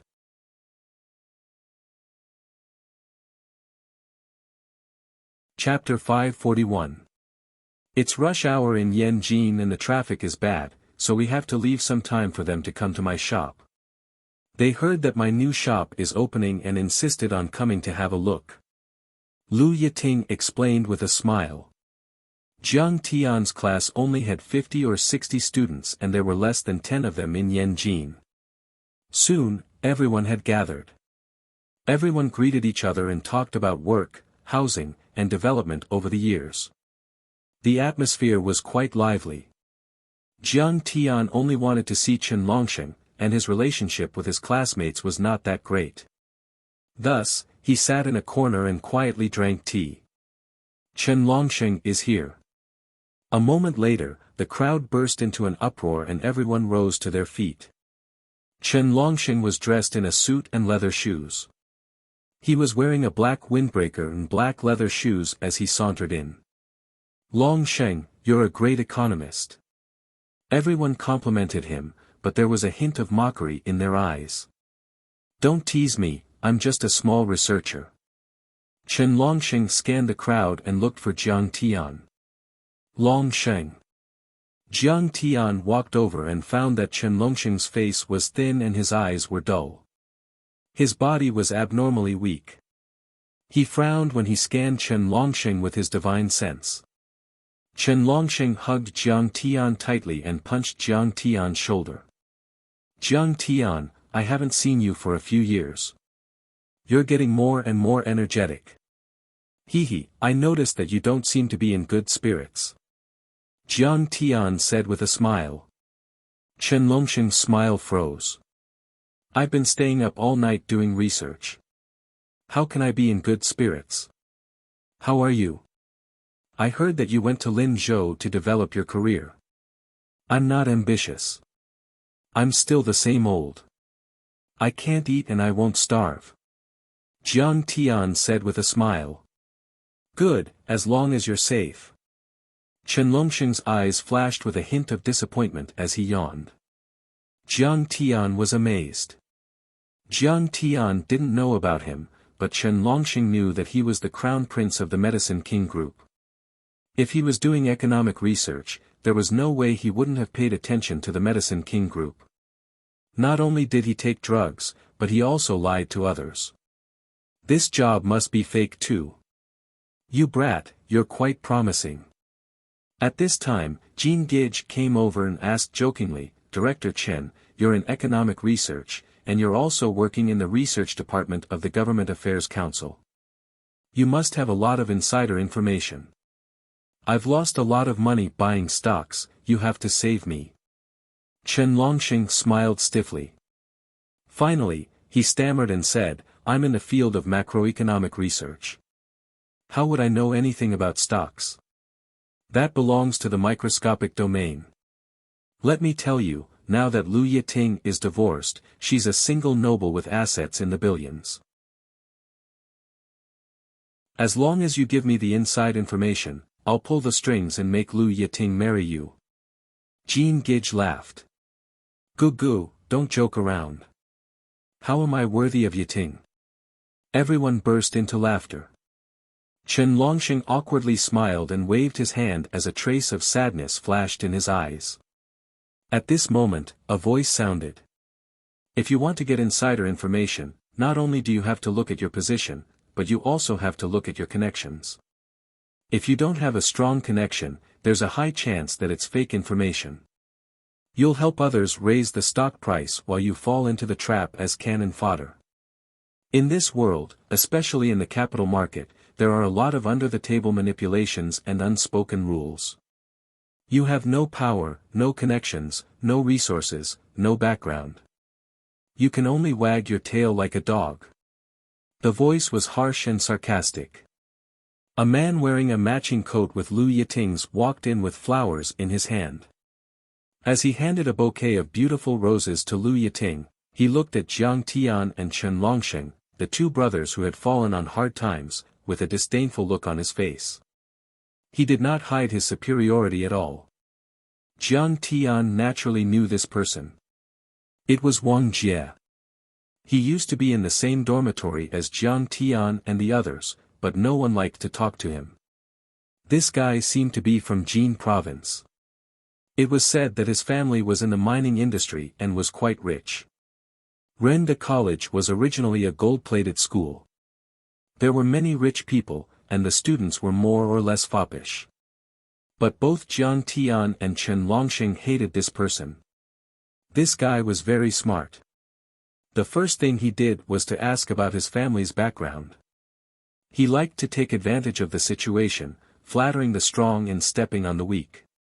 For those whose family background was better than his, he would fawn over them and flatter them incessantly. For those whose family background was worse than his, he would mock them every day and flaunt his superiority. Today, he bought a new computer. Tomorrow, he would talk about how he changed his car. In the face of that targeted mockery, Chen Longsheng's eyes dimmed. He dodged, looking a little flustered. Jiang Tian pulled him to sit beside Jean Gage. Look at this bastard's arrogant look. Let's drink and get him drunk later. Jean Gage said angrily. Jiang Tian shook his head gently. Since he returned, he had seen many ignorant second-generation heirs. Wouldn't it be tiring to step on them one by one? Why are you so scared? You weren't like this in university. Jean Gage glared at Jiang Tian and said, You don't know. Ever since Lu Yiting got divorced, he has been coming here every day. I can't chase him away. He's very cunning. He's after money. Lu Yiting is not an idiot. We're not his parents. Don't worry too much. Jiang Tian smiled. It could be seen that Lu Yiting was only being polite to Wang Jie. There was a sense of politeness in her bones that kept people 1,000 miles away. If Wang Jie wanted to chase Lu Yiting, he would have to wait until his next life. At this moment, another four-eyed guy walked over and smiled fawningly. Gage, it's about time. Let's go. What's the rush? Can't you see that we're having a good time?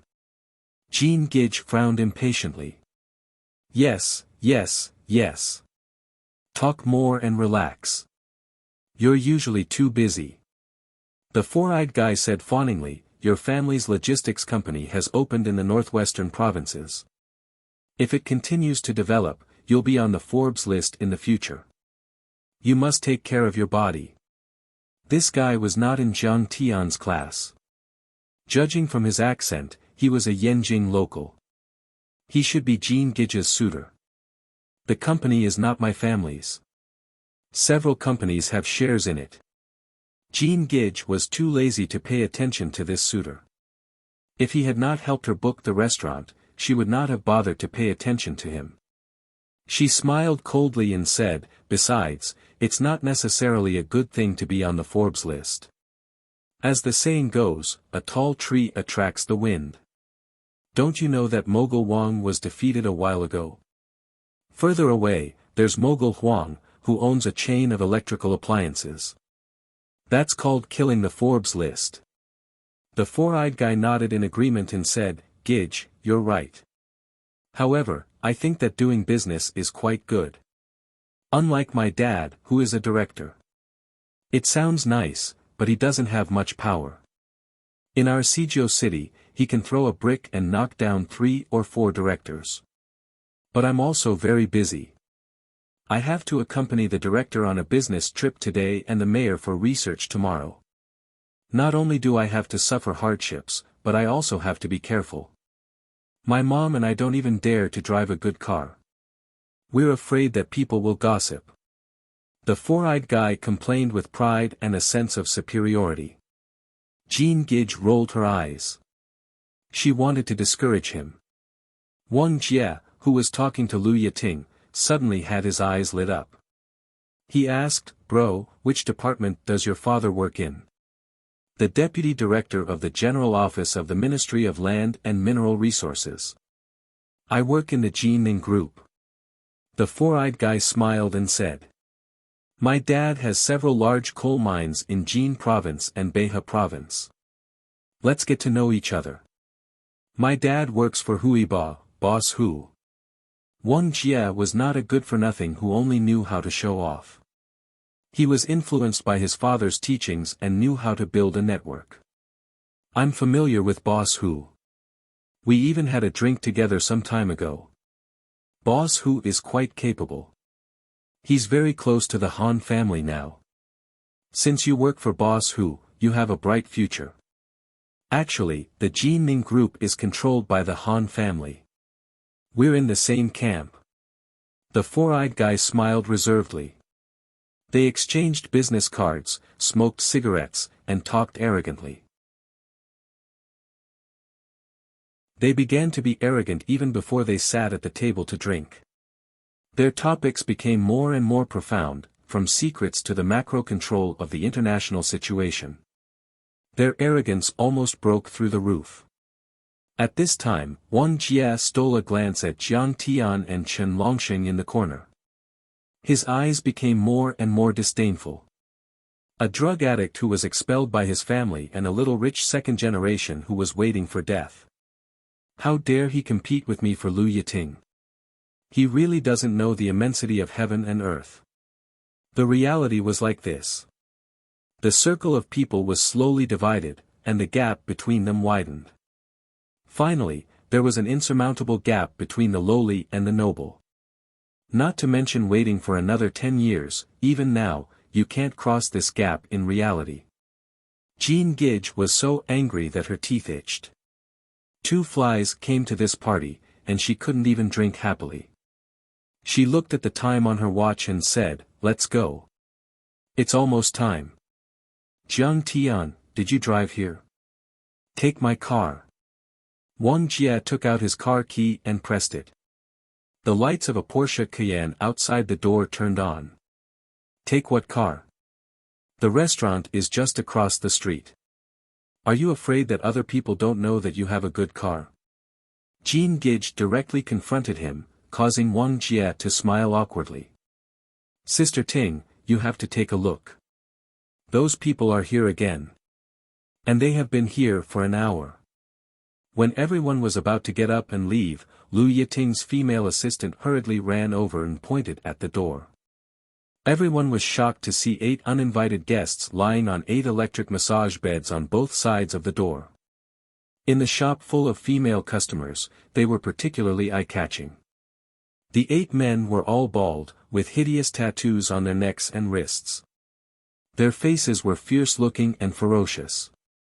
Anyone with a bit of insight would be able to tell that they were Jianghu ruffians. When female customers passed by, they would tease them and take photos with their phones, which made them frown. Go and ask them. They can't always be like this. Lu Yiting sighed and frowned. Gentlemen, are you here for beauty treatment? The assistant approached them and bowed politely. Yes, men have to be handsome now. They can't be too greasy. A burly man smiled lazily. If you want beauty treatment, then please order a set meal and a technician. You have been here for a long time. The assistant had a pair of big watery eyes. When she smiled, her eyes curved into a beautiful crescent moon shape. Fuck. What is the meaning of this? Are you trying to drive us away? Does your boss know the rules? One of the fat, bald men suddenly shouted angrily. He raised the ashtray, and the cigarette ash flew everywhere. The assistant was covered in dust and retreated in panic. When the surrounding female customers saw this, they frowned and looked unhappy. A few of them got up and went to the front desk to pay and leave. Ask your boss to come out and talk to me. You have no right to talk to me. The bald man looked at the assistant coldly, lit another cigarette, and blew smoke. The assistant was so scared that she was about to cry. She stood there in a dilemma. Chapter 542.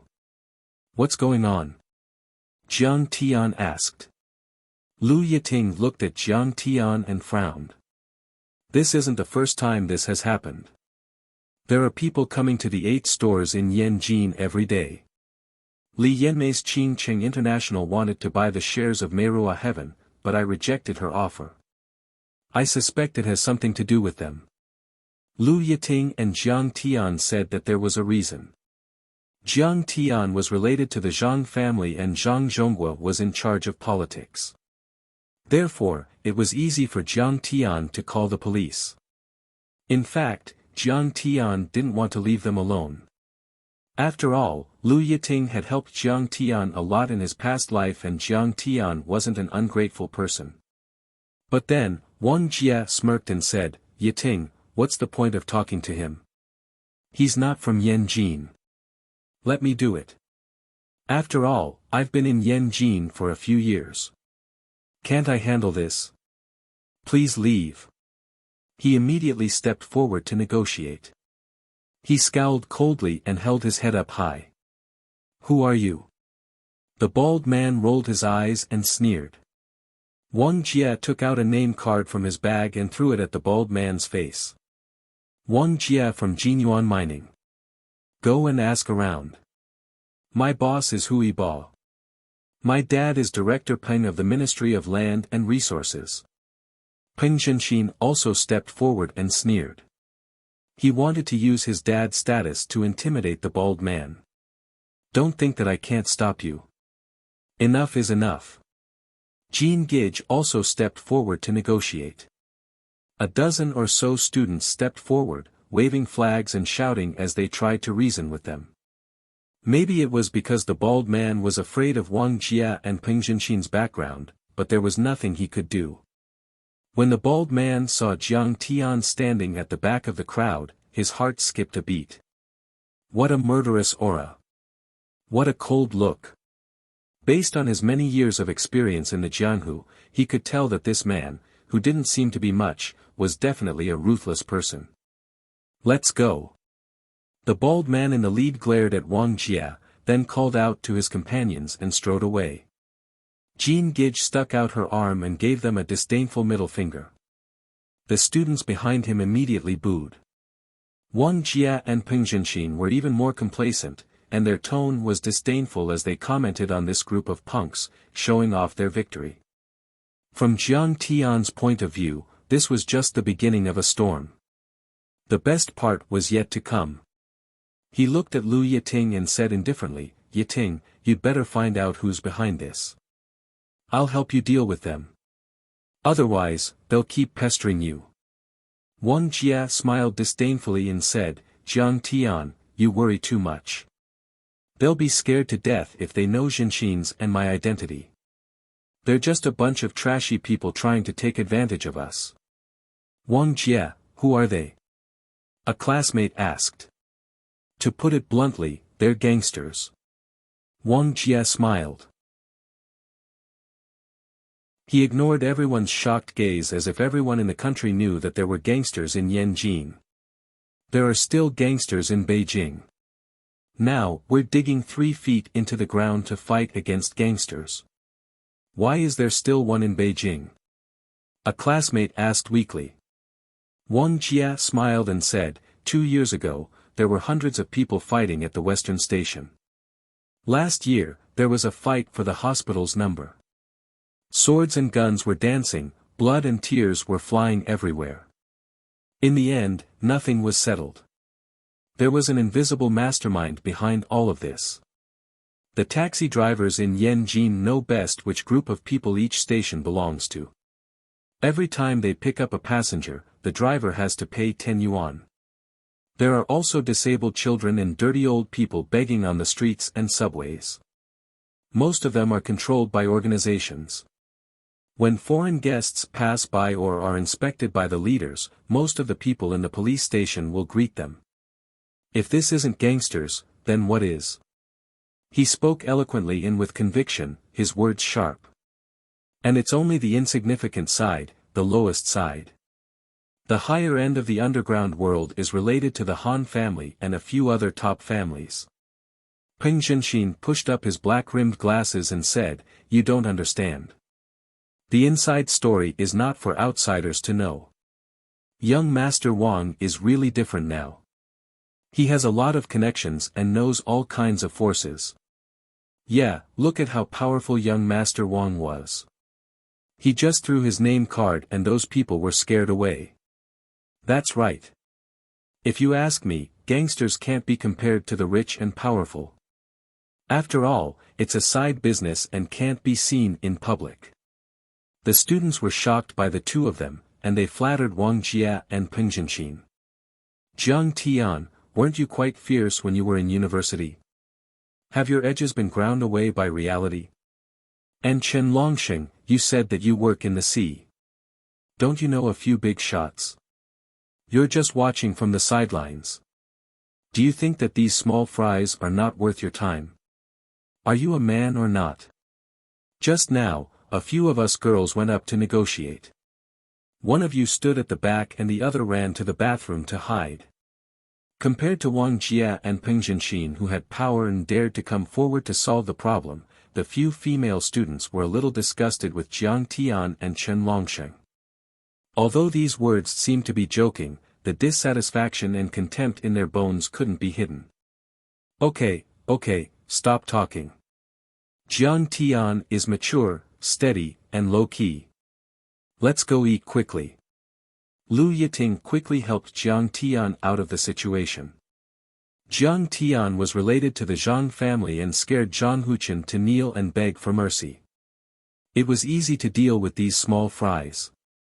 He was too lazy to do it and wanted to solve the problem in one go. Everyone walked out of beautiful heaven and walked toward the street. Suddenly, dozens of Lexus and a few Maserati sports cars rushed into the pedestrian street of the royal prince's mansion with an arrogant aura. The car door opened and slammed, a series of muffled bangs were amazing. A group of tough men in black suits got out of the car one after another and joined with the big and round men on both sides of the street. They rushed toward beautiful heaven. The people who got out of the car and the people on the street were more than 200 people. Even if they were empty-handed, the pedestrians who were afraid of trouble still avoided them like frightened birds and hid far away. The vast and mighty crowd surged in like a tidal wave. It was as beautiful as heaven itself. The students were dumbfounded. Lu Yiting and Jean Gage were also dumbfounded. Wang Jia and Peng Zhenxin looked at each other and saw the shock on each other's faces. "You guys stay here, I'll go take a look." Lu Yiting came back to her senses and hurriedly ran toward beautiful heaven. She was stunned when she entered the door. The men who had just entered did not smash, curse, or beat anyone. They were scattered in groups of 3 to 5 in the foyer, the hall, and the staircase. Their valiant figures were everywhere in conspicuous places, crowding the 3 floors of the building so tightly that not even a drop of water could trickle through. They unscrupulously puffed out smoke, talked and laughed loudly, and spat everywhere. Most of the customers who came to spend money were scared when they saw this scene and retreated in fear. The waiters, managers of the various departments, and store owners were so shocked that their faces turned pale, but they were helpless. They did not have the guts to chase people away. They called the police, but they did not do anything. They only said that they were waiting for someone. What could the police do? The people from beautiful Heaven International are too cruel. Seeing this, Lu Yiting's face turned pale and cold sweat broke out. Her head buzzed and she almost fell down. Jean Gige, who followed closely behind, was worthy of the tigress title that had accompanied her for more than 10 years. She looked at the leaders and righteously warned them. She introduced herself and said that the Jean family was not to be trifled with. If things got out of hand, no one would have a good time. However, Jean Gige's domineering aura only elicited a few sarcastic laughs with strong disdain. How could a little girl in her 20s control these people who were used to being cruel? If a little girl could scare them, they would have been drowned in the bottomless muddy water of Sijio City. How could they survive? Jean Gige's domineering aura was defeated. She looked around at the men who were laughing coldly and saying nothing and was at a loss. The leader of the group was not one of the 3 bald men from before. This person was thin and had a long and narrow donkey face. His facial paralysis made him neither happy nor angry, and his appearance was average. However, when he sat there, he emitted a gloomy aura of the living dead, which made people's hair stand on end. From Jean Gige's perspective, this guy was like the eunuch from the East Factory who had unfathomable kung fu in the movies.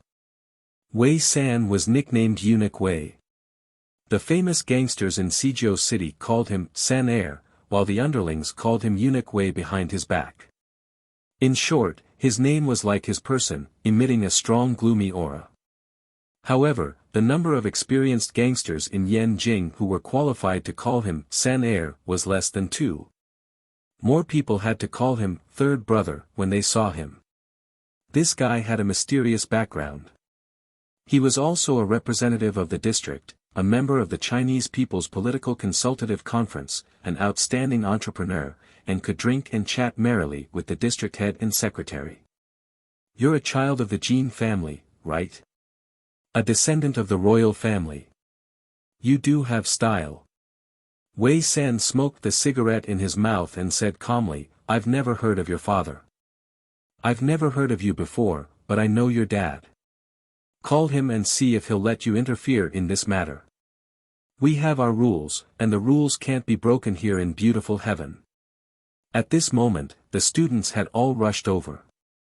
When Peng Zhenxin saw them, he trembled and hesitated whether he should run away as soon as possible. You're not a law enforcement agency. What rules do you have? Why should we listen to your rules? Jean Gige said righteously and gave tit for tat. Bang! Wei San slammed the teacup in his hand on the table, scaring the group of beautiful heavens executives. However, Jean Gige was still glaring at Wei San. Wei San's henchman, De Ben, laughed sinisterly and said, Hey, this little girl has a fierce temper. I like it. I haven't ridden a fierce horse in a long time. Hee hee.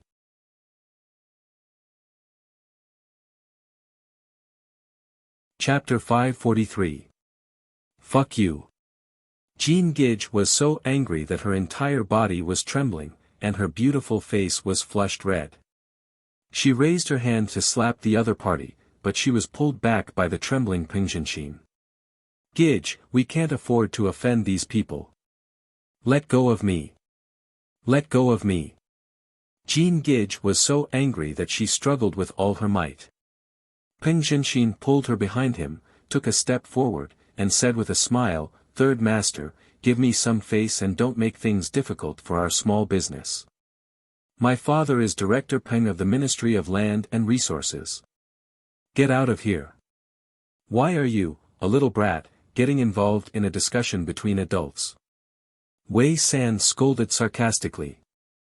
Peng Zhenxin's face stiffened but he didn't dare to say anything. He stood there with a frown on his face. Wang Jie took a deep breath and mustered up his courage. He stepped forward with trepidation, nodding and bowing. He bowed and said, "Master Wei, Boss Hu of Xining Mining is my uncle. Can you take them away for Boss Hu's sake? Boss Lu and I will come to talk to you another day." "Which Boss Hu?" Wei San frowned. "Hui Ba." "Bullshit. Him. He doesn't even dare to say a word in front of me." Wei San smiled disdainfully and spat on the ground. He sneered. "I thought you were a big shot. Hui Ba is only worth a few billion. He's just a coal miner in Jin province. He hasn't even cleaned his face yet and he's already here in Yanjing." While cursing, he took out his nouveau riche golden phone and dialed a number. After saying a few words casually, he handed the phone to Wang Jie and said arrogantly, "Answer it, it's your uncle." Wang Jie had just put the phone to his ear when he heard Huiba's angry voice. "Get out of here. Why are you, a mortal, getting involved in a fight between gods? Wei San is Lu Liwei's man. Get out of here if you don't want to die." "Uncle," Wang Jie was so scared that his forehead was sweating. He wanted to say something but Huiba had already hung up the phone. "We're not here to make trouble. We just want to talk business with Boss Lu. Why are you so angry? Let's go and have a beer to cool down." The lackey dashed to Jean Gidge's side and pulled her snow-white arm, obviously wanting to take advantage of her. Jean Gidge, who had learned taekwondo for 3 years, reacted quickly and mercilessly. She pulled and flung, tripping him with her feet. She did not seem like a girl at all. De Benz had never thought that a little girl would play this trick, and it really became De Benz. Whoosh! He jumped out and miserably drilled under the massage bed 2 meters away. His head hit one of the bed legs and blood immediately gushed out. "Great run!" A group of people exclaimed, and the audience was in an uproar. Although De Ben was wretched and lecherous, he was Wei San's brother-in-law. Although his sister was not Wei San's legal wife, she was the most favored mistress. "You're courting death." Wei San was stunned at first, then his face turned angry. The 2-meter-tall muscular man behind him suddenly stood up and approached Jean Gidge, raising his hand to slap her in the face. According to Taekwondo, Jean Gidge originally had at least 10 ways to deal with this kind of move that was not considered a move. However, she felt a sense of powerlessness when the powerful slap came at her. "Gidge, I already told you to stay out of this." Seeing this, the 4-eyed man Peng Jinshin helplessly stopped and took out his phone to call the emergency number. Wang Jie could only sigh helplessly, knowing that things had gotten out of hand, and his heart was filled with sorrow. The most frightening thing about Wei San and his gang was not their fighters, but their connections. They were Lu Liwei's men. In front of this kind of real power and influence, the millionaires with a net worth of hundreds of millions and billions were like chickens and dogs that couldn't withstand a single blow. "Gidge!" Lu Yiting and the other girls also exclaimed and turned their heads away in fear, not daring to look. Bang! There was a muffled sound, followed by the sound of tables and chairs rolling and windows breaking. The girls who turned their heads away did not think it was the sound of a slap.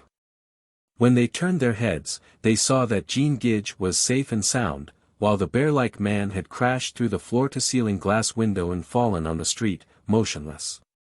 The entire hall on the first floor of Heavenly Beauty was suddenly dead silent. The gangsters who had been smoking and drinking without restraint stood up slowly, while the ones who were smoking threw away their cigarette butts and stared in the same direction and the same person as if they were facing a formidable enemy. Jean Gidge also looked at Jiang Tian in surprise. "Damn, when did you become so good at fighting?" Although this group of people who had been living in Sizhou City did not know who Jiang Tian was, they could tell that this guy was definitely a tough nut to crack. He could kick someone more than 10 meters away. If he was in the underground boxing market, he would be almost invincible. Wei San stared at Jiang Tian and was speechless for a long time. He stood up involuntarily. On the one hand, He was shocked by Jiang Tian's nimble fighting skills, but more importantly, he was intimidated by Jiang Tian's overwhelming dominance. This young man was quite handsome, but his eyes were indifferent, domineering, and ruthless, as if he was a peerless demon who had walked out of a mountain of corpses and a sea of blood. If you leave now and don't come here in the future, I won't argue with you. We can't be considered friends, but we can't be considered enemies either, all right? Jiang Tian said in an indifferent tone. Damn, you want me to leave? You want to argue with me? Hearing this, Wei San was furious. He pointed at Jiang Tian's nose arrogantly and shouted, Do you know who I am? I am Lu Liwei's man. Lu Liwei. This is troublesome. Yiting, how did you offend Lu Liwei? Jean Gage, who had always been arrogant and domineering, was shocked and her face turned pale. Lu Yiting frowned and shook her head gently. Obviously, she did not know Lu Liwei at all. Who is Lu Liwei? A group of students frowned and looked at each other. They all saw the confusion on each other's faces. Between people, there was an invisible barrier, a chasm between classes. Lu Liwei was a notorious name in Yanjin's upper-class society, but it was unfamiliar to them. So, Lu Liwei is the one behind Wei San. Peng Zhenxin was terrified. His face was pale and his legs were cramping. He looked at Wang Jie. He finally understood why Wei San was so arrogant and why he was able to dominate a few districts in Yanjin for more than a decade. He also finally understood why Huiba asked Wang Jie to get out of here and mind his own business. Lu Liwei. He was Lu Lishuan's brother, the young master of the Lu family, the most spoiled brat in Yanjin. He had billions of assets and shares in the heavenly earth and the emperor's palace. Not to mention him, even Zhang Huchen, Han Junkai, and the other young masters paled in comparison. He tugged at Jean Gage and lowered his voice, but it was unprecedentedly serious. Gage, don't get involved in this mess. Your classmates offended Lu Liwei and none of them will live. No one in Sizhou City dares to offend him. Wang Jie looked at Lu Yiting helplessly and said, I think you should ask Jiang Tian to apologize. Otherwise, young Master Lu will be more difficult to deal with than Wei San. Why should we apologize? They disrupted our business and that guy even took advantage of us. Is it wrong for Jiang Tian to hit that pervert? Lu Yiting pondered and didn't say anything. Jean Gage snorted and scolded. Wang Jie ignored her and shook his head. A glint of disdain flashed in his eyes. Why? Just because the other party is richer than you, just because the other party has more power than you, just because the other party has more money than you, just because you ants, what can you use to arm wrestle with the other party? Jiang Tian was dazed and burst into laughter. He asked in disbelief, You are Lu Liwei's underling? What a coincidence. Of course. You have also heard of young Master Lu. Wei San thought Jiang Tian was scared. He sneered and said, Boy, are you scared? Do you think you can do whatever you want in Sizhou City just because you can fight? There are many more masters in Sizhou City who are better than you. Ask him to come here. I am looking for him. Jiang Tian said coldly. A sharp glint flashed in his eyes. You want to meet young Master Lu? Who do you think you are? Wei San sneered. Do you think Lu Liwei will come out if I break your legs? Jiang Tian suddenly laughed. What did you say? Wei San was stunned and took a step back subconsciously. However, Jiang Tian had already made his move. Two crisp cracking sounds were heard. Wei San, who had been domineering in Sizhou City for many years, was lying on the ground like a dead dog. His legs were bent into a weird angle and were bleeding. His white bones were exposed. They were fractured. Ouch! Wei San screamed and rolled on the ground, holding his legs. Blood spurted out and left streaks of bright red on the ground. Damn, how dare you hit our boss? Let's attack him together. Kill him. A group of hooligans was enraged and rushed toward Jiang Tian. However, they were no match for Jiang Tian. Jiang Tian sent one of them flying with a slap. 3 minutes later, there were dozens of them lying on the ground. What a tough guy. His combat power is too scary. Ask young Master Lu to come here. Even third master was hurt. The rest of the hooligans were scared out of their wits. They ran out and called for backup. Jiang Tian, you are in trouble.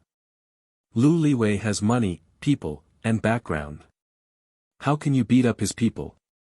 Yiting, hurry up and apologize to Wei San. Call an ambulance. Wang Jie was so scared that his legs were shaking. He was so anxious that he beat his chest and stamped his feet. He felt that Jiang Tian had pushed Lu Yiting into a fire pit. Jiang Tian turned around and looked at Lu Yiting calmly. He smiled gently and said, Yiting, you are my friend. From now on, everything you do is right. You don't need to apologize to anyone. Because my fists are the biggest. As he spoke, he showed his white fists.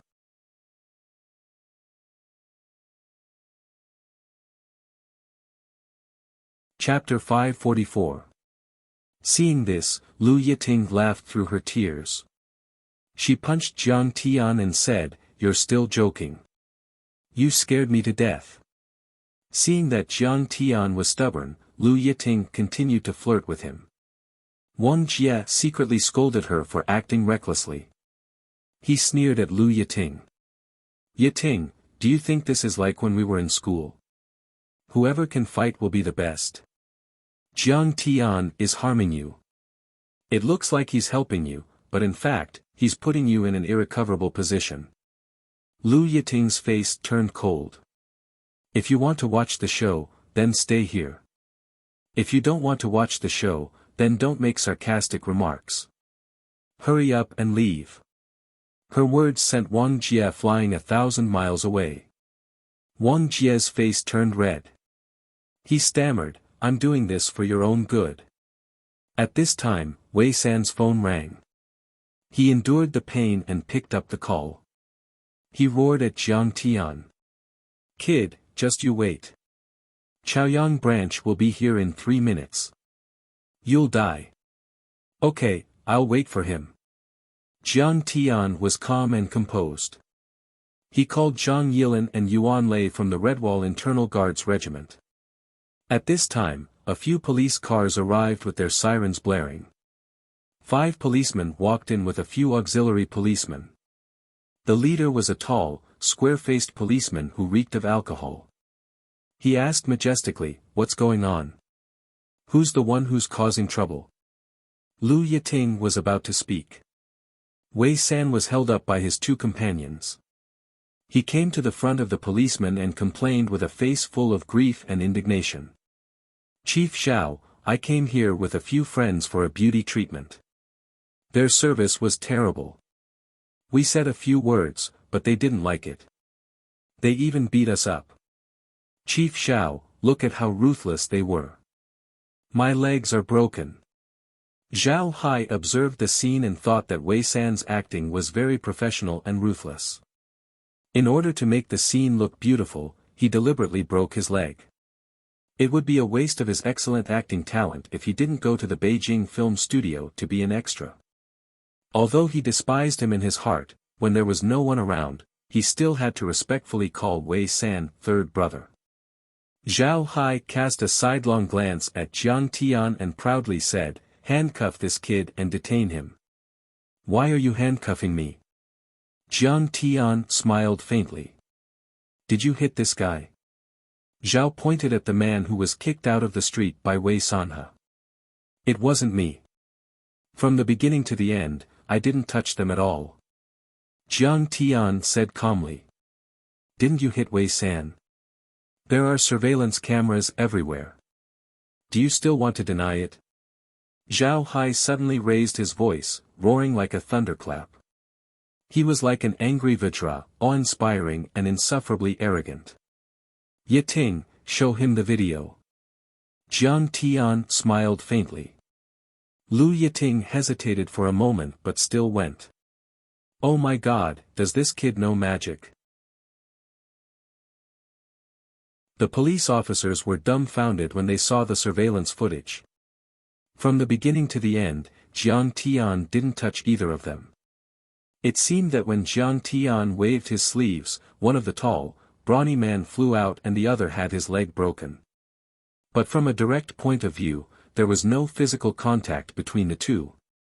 As for the other gangsters, they were slapped by Jiang Tian, but there was no reason to arrest Jiang Tian. Someone else made the first move. Zhao Hai frowned and pondered. He had always been brothers with Wei San. When a brother was in trouble, he couldn't just ignore it. Besides, Wei San had young Master Lu behind him, an existence he couldn't afford to offend. He thought for a moment, then said solemnly, whether you hit him or not, it's still a matter of time. But you have to go back to the station to assist in the investigation. Citizens have the obligation to assist in the investigation, but I have to choose the time and place. Sorry, I'm very busy right now. Wait until I have time.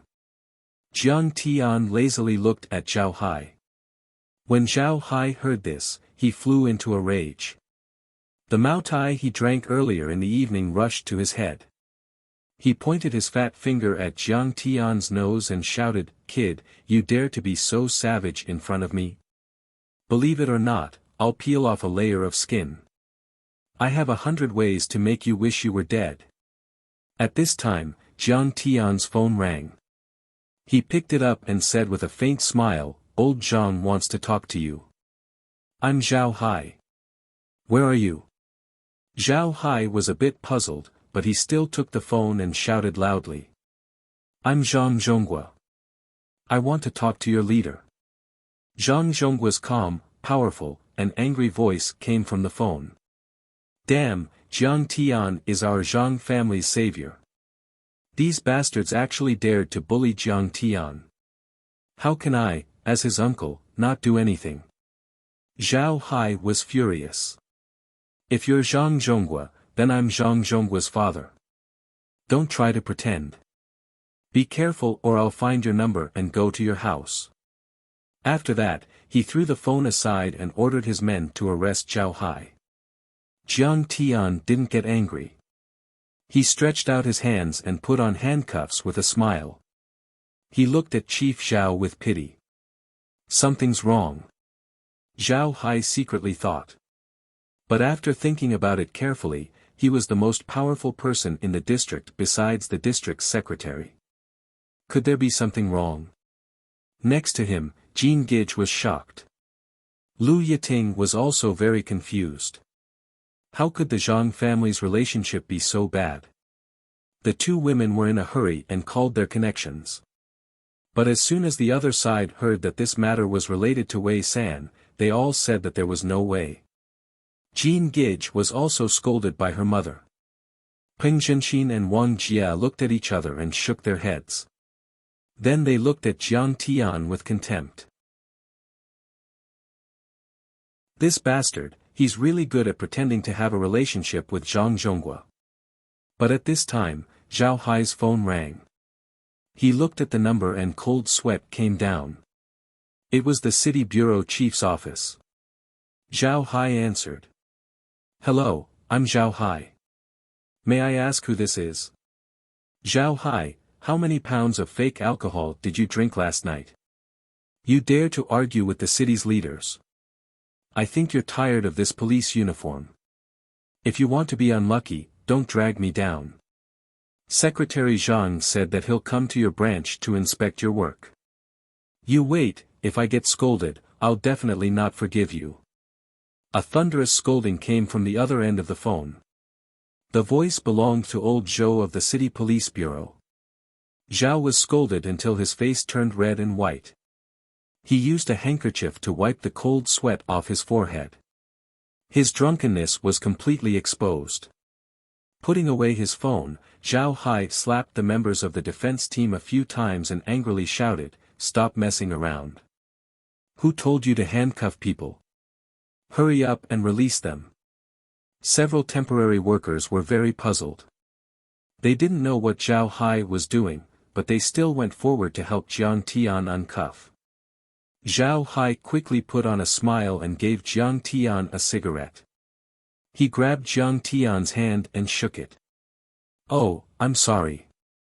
I didn't know you were Secretary Zhang's friend." "Ha." Jiang Tian wouldn't lower himself to the same level as this small fish. "It's my fault. I didn't make it clear to you." Zhao Hai patted his thigh and said, "Brother, you're too polite. Let's go. I'll be the host. I'll treat you later." But the matter of beautiful as heaven. Jiang Tian smiled and put the cigarette in his mouth. Zhao Hai quickly lit Jiang Tian's cigarette and smiled. "It's just a small dispute. No one got hurt. Let's just forget about it." On one side was Zhang Zhonghua, on the other was the Lu family's young master Lu Liwei. He couldn't offend either side, so he could only smooth things over. The two of them chatted for a while. The atmosphere was quite harmonious. Zhao Hai said that Beautiful as Heaven was a high-tech company supported by the district. He would pay more attention to it in the future. Then he said goodbye. "Zhao Hai, how come no one got hurt?" Wei San wanted to stop him. But Zhao Hai glared and shouted angrily. "You're hurt, but you fell down yourself. How can you blame others? Don't make trouble. Hurry to the hospital. If you're late, you won't be able to get through." He hurriedly left with the police. The group of people were dumbfounded. They looked at Jiang Tian in a completely different way. Who was Jiang Tian's phone call? Why was Zhao Hai so scared? Peng Zhenxin and Wang Jia both sucked in a breath of cold air. They looked at Jiang Tian with shock and fear in their eyes. The two of them were very familiar with the procedures of power operations. They knew how important this call was. Wei San was at his wit's end. He knew that he had met a ruthless person today. He hesitated whether or not he should hurry to the hospital. If he didn't go now, he would probably die from excessive blood loss. Fortunately, the ambulance came. Wei San simply bandaged his wound and stopped the bleeding. He ignored the doctor's strict advice and returned to Beautiful as Heaven. Young Master Lu was coming. How could he not be there? He would be punished by Lu Liwei. Fortunately, they didn't have to wait too long before a little brother ran over. Third Master, young Master Lu is here." The Demon King really came. Peng Zhenxin and Wang Jia's hearts thumped. Their faces were as pale as paper. The police are useless. What can he do? It seemed that Jiang Tian's presence greatly increased Jean Gija's confidence. She was not afraid and snorted coldly. Wang Jia curled his lips and said, Back in the day at Drunkai Bar, there was a son of the West District mayor who accidentally bumped into him. He directly broke both of his legs. How capable do you think he is?" Peng Zhenxin adjusted his glasses and said with a serious face, "Gij, you don't know this. The Lu family is the most powerful political and business family in Yanjin. Back in the day, he and Han Junkai were racing on the second ring road. For some reason, they got angry. He pointed a gun at Han Juansai's head and forced him to kneel. In the end, the Han family left the matter unsettled.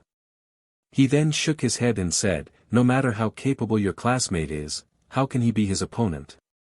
While they were talking, a skinny young man with slicked back hair, a mink cloak, and custom-made leather shoes inlaid with diamonds walked in arrogantly and domineeringly. Young Master Lu, look at how badly I've been beaten up.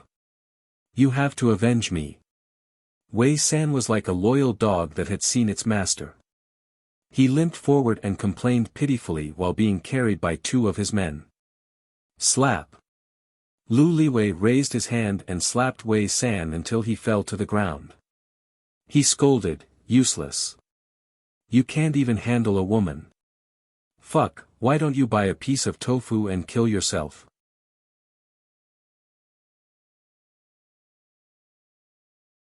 Chapter 545. Who hit him? Lu Liwei's pair of sinister and ruthless triangular eyes looked around as he yawned listlessly. Him. Someone pointed at Jiang Tian. Fuck. Who was it? Isn't it Jiang Tian? Lu Liwei's gaze fell on Jiang Tian. He was taken aback for a second and then burst into laughter. Jiang Tian, why are you in Yanjin? You're still so arrogant, daring to hit my people. Did someone squash your head? Young Master Lu, do you know this kid? He doesn't look familiar. Wei San asked with a frown. He's awesome. He's the young master of the Medicine King group. He was engaged to Song Xuanyan. Lu Liwei sneered and said, no wonder Zhao Hai didn't dare to mess with him. His uncle is Zhang Zhonghua. I can't believe this kid has such a trump card. He was engaged to Song Xuanyan, one of the four beauties of Yanjin. Peng Zhenxin and Wang Jie's faces changed drastically.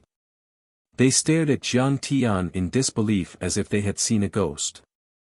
The Medicine King Group's market value was over 100 billion and its CEO, Zhang Wanqing, was worth 30 billion. She was ranked 10th on the Forbes list. Zhang Zhonghua was the third most powerful person in Yanjin. Jiang Tian's background was not something they could compare with. Zhang Zhonghua's nephew. Young Master Lu, why don't we just forget about this? Wei San's heart skipped a beat as he spoke hesitantly. TSK, you overestimate him. Lu Liwei sat on a chair that his subordinate had pulled over. He crossed his legs and laughed mockingly. He said with a sneer, when I accompanied young Master Song to break off the engagement, he still dared to argue with me. In the end, his grandfather called him to Yanjin and punished him to kneel down and apologize to me. I asked him to bark like a dog and he did a good job. He shook his shiny leather shoes, picked up a soft Chunghua cigarette, and said with a face full of disdain, ever since he messed with the Song family in the Lu family, his grandfather, Zhang Jinghua, and the Jiang family cut ties with him. Zhang Zhonghua probably doesn't know that I'm your backer. I see. Huh, so what if he does? Young Master Lu, step on him and let him continue barking like a dog. Wei San immediately revealed a look of disdain and passionately instigated. A big family like the Zhang clan had many branches and leaves, and had many descendants all over Huaxia. The direct line of descent and the collateral line were completely different. If it was a direct descendant like Zhang Danfeng who came out, Wei San would definitely have to give way, not daring to offend them. However, even if Zhang Danfeng stepped out, it was still not enough to intimidate Lu Liwei. After all, the Lu family was the #1 political and business family in Yanjin, while the Zhang family was only ranked in the top 20. However, if it was a distant descendant of the Zhang clan who had offended the Lu clan and the Song clan and had their relations severed, then they would be like a phoenix without feathers, not even worth mentioning in front of Lu Liwei. Seeing Lu Liwei's arrogant appearance, a trace of killing intent flashed in the depths of Jiang Tian's eyes. He smiled and said, have you said enough? Lu Liwei was the young master who accompanied Song Xuanyan to the Jiang family to break off the engagement. He had humiliated Jiang Tian and Jiang Chang'an. Jiang Tian couldn't bear it and fought with him, but he had to endure endless humiliation and torture. Alright, I'll talk to you. Lu Liwei looked at Jiang Tian coldly and said, Jiang Tian, you better not interfere in this matter. So what if I interfere? Jiang Tian raised his hand and slapped Lu Liwei's face, causing the latter to feel dizzy and shake his head for a long time. Lu Liwei had never imagined that Jiang Tian would actually dare to hit him. His eyes were filled with anger as he roared, brat, how dare you hit me? So what if I hit you? You dog, so what if I kill you? Jiang Tian said calmly, however, I won't kill you. However, I won't kill you. I'll play with you properly. Your following days will be very miserable, very sad. Lu Liwei was about to explode when a bodyguard took out his mobile phone and said, Young Master Lu, a call. I'm not answering it. Can't you see that I'm going to teach someone a lesson? Lu Liwei pushed the phone away and said irritably. It's Li Yanmei. The bodyguard said. Hearing this, Lu Liwei was slightly moved. He quickly took the phone and pressed the answer button. His face was full of flattery and fawning. He said with a flattering tone, Sister May, don't worry. I'm helping you. Don't worry. I'll definitely help you get beautiful as heaven. Get beautiful as heaven. There's a fire in the backyard. Heavenly Earth, Imperial Palace, Great Joy and several other places have been raided by the Yanjin police. Li Yanmei's exasperated voice came out. What? Who the fuck dares to raid my places? Lu Liwei couldn't believe it and was furious. These places were well known in Yanjin and were the places where successful men squandered their money. The girls who accompanied him were almost all campus belles from major universities such as Beijing Film Academy, Beijing Foreign Art Academy and China Drama Academy. These places were also his core industries. The monthly income was hundreds of millions or even billions. The net profit every month was hundreds of millions. But because they were afraid of the Lu family behind him, the police had never dared to touch these places that had stood for 10 years without collapsing. Therefore, these places were also the safest and most high-end entertainment places in Yanjin. Almost all of them were members only. I've asked around. It was Zhang Zhonggua's order. Zhang Zhonghua held a meeting an hour ago and mobilized his men and the police from Behe province. That's why we didn't get the news at all. It's a mess now. Li Yanmei said angrily. Lu Liwei hung up the phone and glared at Jiang Tian. Jiang Tian, you've grown up. You can mobilize your uncle now. How dare you mess with my place? Are you going to start a war with the Lu family? Do you want to fight to the death? You think you're qualified to represent the Lu family? In Wuxia, which power is worth me fighting to the death? Jiang Tian smirked. In my eyes, you're just an ant that I can crush. Jiang Tian, stop it now. I'll let you go, or else. Lu Liwei's face turned red as he gritted his teeth. Or else what? Jiang Tian said lightly. Or else I'll kill you. Lu Liwei grinned. You know who I am, and you know that I have the guts and ability to do so. What he got in return was a slap on his face. Slap. Jiang Tian slapped Lu Liwei to the ground. This time, Jiang Tian hit him even harder. Lu Liwei's face was swollen and 2 of his teeth flew out. What are you waiting for? Kill him. Lu Liwei was fuming. His eyes were filled with malice as he scolded coldly. Suddenly, 7 or 8 bodyguards pulled out their guns and pointed them at Jiang Tian. The girls around them screamed. They really do have guns. Peng Zhenxin was also shocked. Young Master Lu, please don't do that. It'll be hard to clean up after someone dies. Wang Jie stomped his foot inside. Jiang Tian, you have a great background and can definitely be considered a character.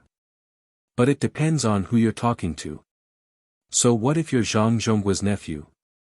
Don't you know how powerful Lu Liwei is? The situation took a turn for the worse, and Lu Liwei thought he had the upper hand.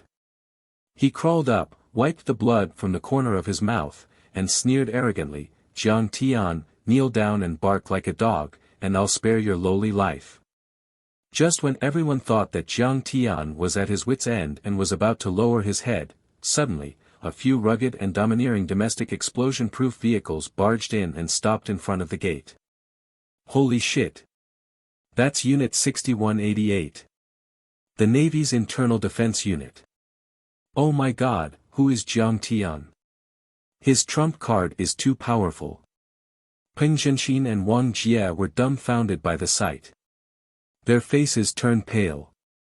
Unit 6188, the Internal Defense Unit of the Red Wall, formerly known as Unit 8341, was a legendary unit. If one division and 3 divisions of the Yanjing garrison were considered the Imperial Guards, then the 8341 unit could be called the Imperial Guards. For those who knew about the unit, the Internal Defense Unit of the Red Wall was no match for the War Dragon unit. It was even weaker than the nuclear Unit 8342 that had been hiding in the Gobi Desert for decades. However, the Internal Defense Unit of the Red Wall was still the most powerful unit in Yanjing. Suddenly, countless people's faces changed color. The heavy car doors opened and slammed shut. The muffled thuds were shocking. Burly figures armed to the teeth with loaded guns suddenly appeared and rushed into the heavenly beauty. Put down your guns and kneel down with your hands behind your head. Kill anyone who dares to resist. A dozen Internal Defense Unit soldiers immediately positioned themselves at the most important positions. All of them held a submachine gun in their hands and aimed at the bodyguards. They wore bulletproof helmets, face masks, air headsets, anti-stun night vision goggles, and other equipment. They also had pistols, grenades, flashbangs, and other weapons hanging from their waists. They were well equipped. Compared to them, Lu Liwei's bodyguards were like a bunch of kids playing with toy guns. Don't kill me. Don't kill me. Good citizen. I'm a good citizen. Wei San's face turned pale. His body trembled uncontrollably as he knelt on the ground. Just like Pan Changjiang in the movie Hands Up, he raised his hands high. The bodyguards didn't even hesitate for a second. They put down their guns on the ground and squatted down with their hands behind their heads. A well-built and mighty figure walked into the beautiful scene with majestic gait.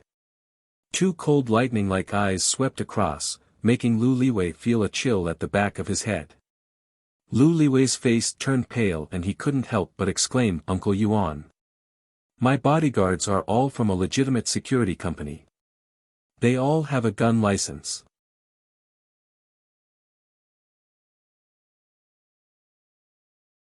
Chapter 546. Who's your uncle? Stop trying to get close to me. Yuan Lei walked in front of Lu Liwei. Like a lion looking down at a weak little rabbit, he let out a thunderous roar. Even if you have a gun license, you can't hurt civilians. This is an important place in the capital, a city of kindness. I will not allow any illegal violence to occur here. Everyone has to follow the rules. You, Lu Liwei, don't have any special privileges. I'll report this to the chief. I'd like to see if the patriarch of the Lu family can give me a reasonable explanation. Numerous voices exploded out like thunderclaps, and it shook everyone to the point they felt dizzy and couldn't even stand steadily. No matter what the result is, I'm telling you, Lu Liwei, that I, Yuan Lei, have my eyes on you. If you continue to run amok like this, next time, I will not show any mercy and directly kill you. Yes, yes, Uncle Yuan. I know I'm wrong. I won't do it again. It's all a misunderstanding. Lu Liwei's head buzzed and his face turned pale as he trembled in fear. This top thug in Yanjing immediately turned into an obedient child being scolded by his parents and teachers. He smiled, bowed and nodded like a chick pecking at rice. If it was someone else, even Zhang Zhonghua, he wouldn't be afraid. He might even be able to deal with it. But facing Yuan Lei, the leader of the Red Wall Internal Guards, he felt like he had met his nemesis. He was terrified and didn't dare to act rashly. One had to know that the Red Wall Internal Guards were the Imperial Secret Service. Although they weren't as strong as Zhan Long, they were still an existence that these rich kids couldn't afford to offend. The reason was simple. They were close to the Emperor and had an important position. They could talk to the chief directly. If their misdeeds were exposed, even the patriarch wouldn't be able to protect them. Take them away. Yuan Lei nodded his head at Jiang Tian, then waved his hand. Yes. Many internal guards immediately handcuffed Lu Liwei and a few bodyguards. Moreover, they were handcuffed to the back and were escorted out of the door. Lu Liwei. Hearing Jiang Tian calling him, Lu Liwei's figure paused. He didn't turn around, but his face was filled with resentment. At this moment, Jiang Tian laughed contemptuously. Remember, you don't have the qualifications to be my opponent. You're the one who asked for it. Please help me pass a message to Song Shuangyan. If she took something from the Jiang family, I will go and get it. Alright, I'll definitely bring it to you. Lu Liwei was so angry that smoke was coming out of his 7 orifices.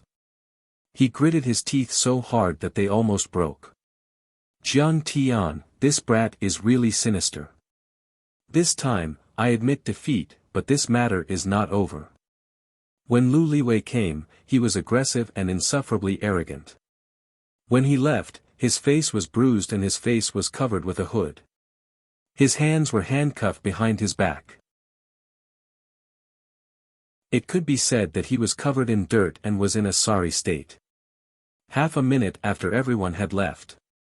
Everyone stared at Jiang Tian with their mouths agape, unable to come back to their senses for a long time. Jiang Tian, you're really something. You even managed to get the embroidered uniform guards involved. In the end, it was Jean Gage who broke the silence. However, she could clearly feel that her laughter was a bit unnatural. Jiang Tian, who the hell are you? Wang Jia lit a cigarette for Jiang Tian with a humble and flattering smile. Although Lu Liwei is not a core member of the Lu family, he is still a member of the Lu family. Peng Zhenxin also looked at Jiang Tian in a new light. He only felt that his act of showing off was a joke. Lu Yiting also looked at Jiang Tian in confusion. She felt that this old classmate of hers was unbelievable. Even if Jiang Tian was Zhang Zhongguo's nephew, he still couldn't mobilize the Red Wall Guards. Even Zhang Zhongguo himself couldn't mobilize them. I am indeed related to the Zhang family, but we are not very close. As for the Red Wall Guards, Jiang Tian shrugged his shoulders and said indifferently, they didn't say a word to me from the beginning to the end. They probably came out for supper and accidentally bumped into me. I see. Some of the students were enlightened, while others were skeptical.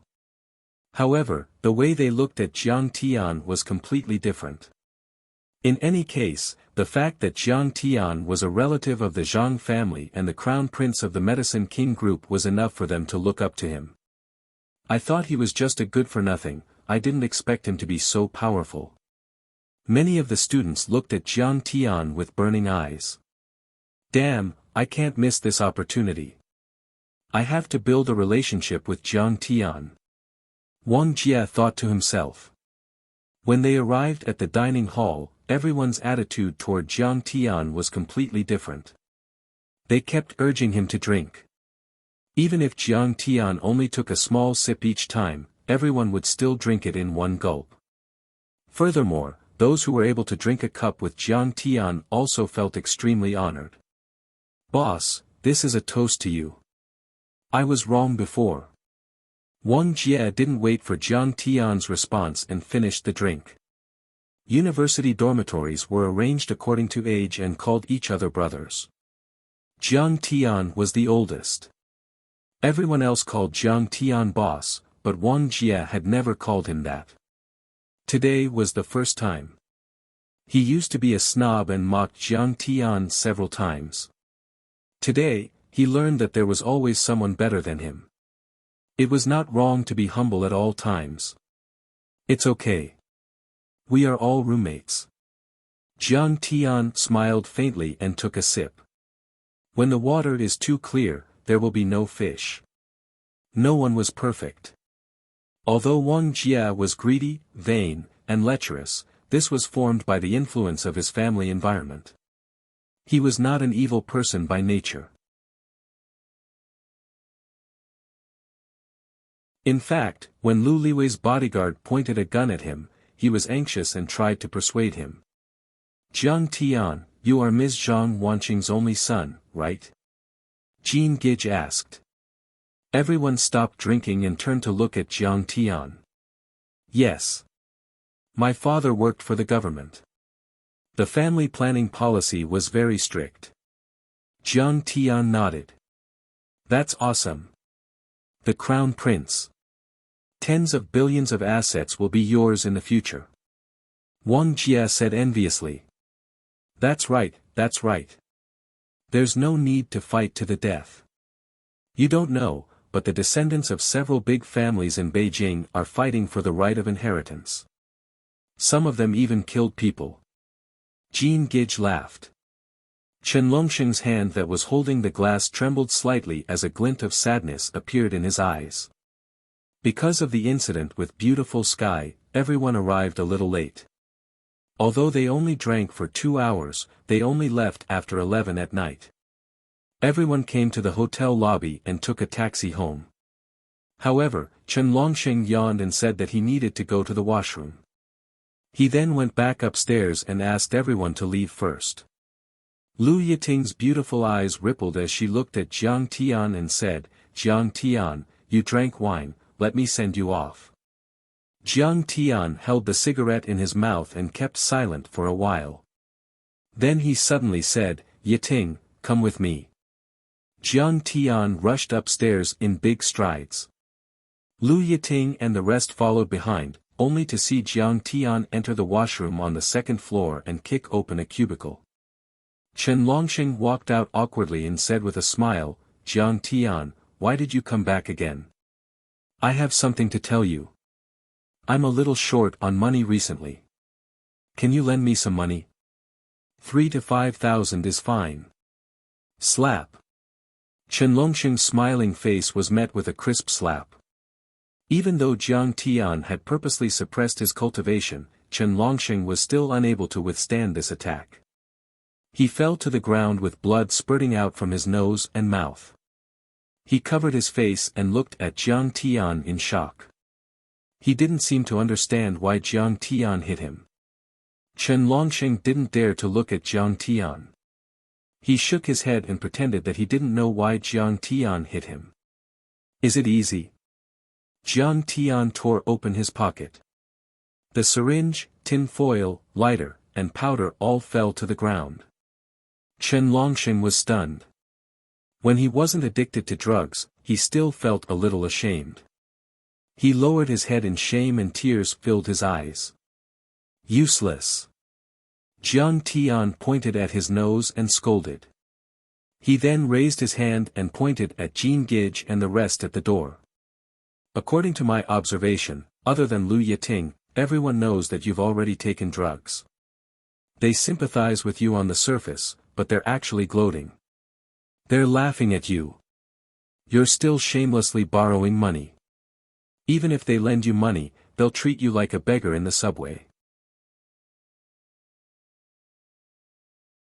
They're giving you alms from above. Jiang Tian's words were powerful and powerful. Jean Gage and the rest who had rushed to the door looked a little unnatural. Chen Longsheng lay on the ground and gradually turned from whimpers to sobs, and finally to wails. Jiang Tian, I don't have the face to see you. Chen Longsheng was full of shame and regret. He wailed. Back then, after your marriage was annulled, I recklessly went to Lu Liwei and fought with him. But I didn't get any advantage. I was even grounded by my family, deprived of my inheritance, and sent to London. When I was in London, I was set up by Lu Liwei's friends and a few of my brothers. I became addicted to drugs. I've been taking drugs for 3 years. I didn't get a diploma, and I don't have a job. I'm lying. I'm pretending. Jiang Tian, I'm completely useless. I'm better off dead. I'll only disgust others if I live. There's only hope if you're alive. Jiang Tian was moved when he heard this.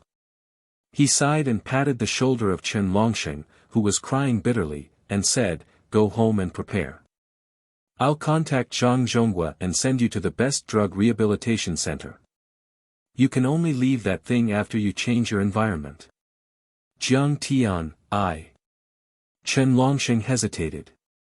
After asking, Jiang Tian found out that the Chen family was actually a second or third-tier secular family in Yanjin.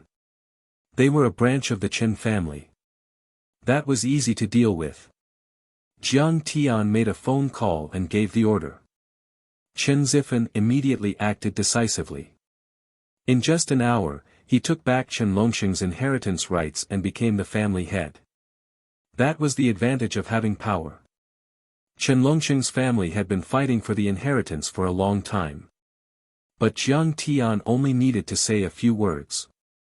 At the same time, Zhang Zhonghua drove the car and picked up Chen Longsheng with the person in charge of the drug rehabilitation center. Jiang Tian, thank you. Before getting into the car, Chen Longsheng hugged Jiang Tian and cried. No matter what, you're my best buddy in university. I'll help you get back what you lost because of me. Jiang Tian helped Chen Longsheng get into the car. His casual words tugged at everyone's heartstrings. Jiang Tian was a good buddy. The person who forced you to drink at the table might not be your buddy. The person who told you how others scolded you behind your back might not be your friend. The person who helped you when you were in danger and woke you up when you did something wrong was a real buddy.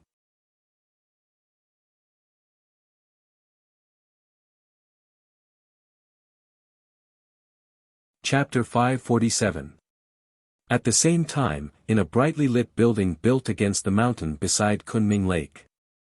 A tall and majestic old man with an extraordinary bearing was playing chess with a dignified young man on a Torea wood chessboard.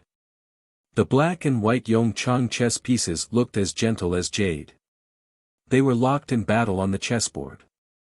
In the end, the young man with the white chess piece won and gradually surrounded the black chess pieces. The old man put a few black chess pieces in his hand into the chess box and laughed heartily. Li Xuan, your chess skills have improved, and your layout is far-sighted. I'm old, and I can't do it anymore. His eyes were filled with admiration and gratification, but there was also a hint of fear that was difficult to detect. Grandpa Yi, you've given in to me. I'm too sharp, and you're the one who has endless tricks up your sleeve. The handsome young man smiled humbly. On the plaque hanging on the lintel of the pavilion, there were a few gilded words, Songtao Pavilion. The surroundings were filled with pine trees and covered in snow. Songtao Pavilion was located in a large manor. There were pavilions, 9 winding corridors, rockeries, and strange rocks. Lotus ponds and fish ponds complemented each other. It was surrounded by mountains and rivers, and had an antique atmosphere. Under the bright lights, it looked like a fairyland on earth. This Songtao villa, known as the Pearl of Yanjing, was remodeled from the courtyard of an Iron Hat king in the Qing dynasty. Standing at the highest point of Songtao Pavilion, one could directly overlook half of Kunming Lake. The location was blessed by nature. This was a private club belonging to the Song family. It was usually used to entertain the top tycoons, high-ranking officials, and cultural celebrities. Beside him, there was a woman with an extraordinary temperament in a Chongsam brewing tea on a tea tray. The woman was about 40 years old, but the merciless carving knife of time did not leave a single mark on her body. Her skin was still as smooth as jade. On the contrary, her temperament was even more graceful. On her wrist was a set of 9-eyed heavenly jewels worth at least 10 million yuan. Her movements of brewing tea were as smooth as flowing water. If a tea ceremony master was here, he would definitely praise her and be amazed. Master, young Master Lu, have a cup of tea. The woman stretched out her snow-white wrist and handed over an exquisite porcelain teacup made in Jingdezhen. Lu Lixuan took it with both hands and took a sip. His eyes lit up and he smiled. Good tea. Authentic Priming Longjing tea. This water should be the tiger running spring. I heard that when Grandpa Yi came to Beijing this time, he took a private plane for himself and used the other plane to carry spring water. He really knows how to enjoy life. How can I enjoy myself as much as you young people?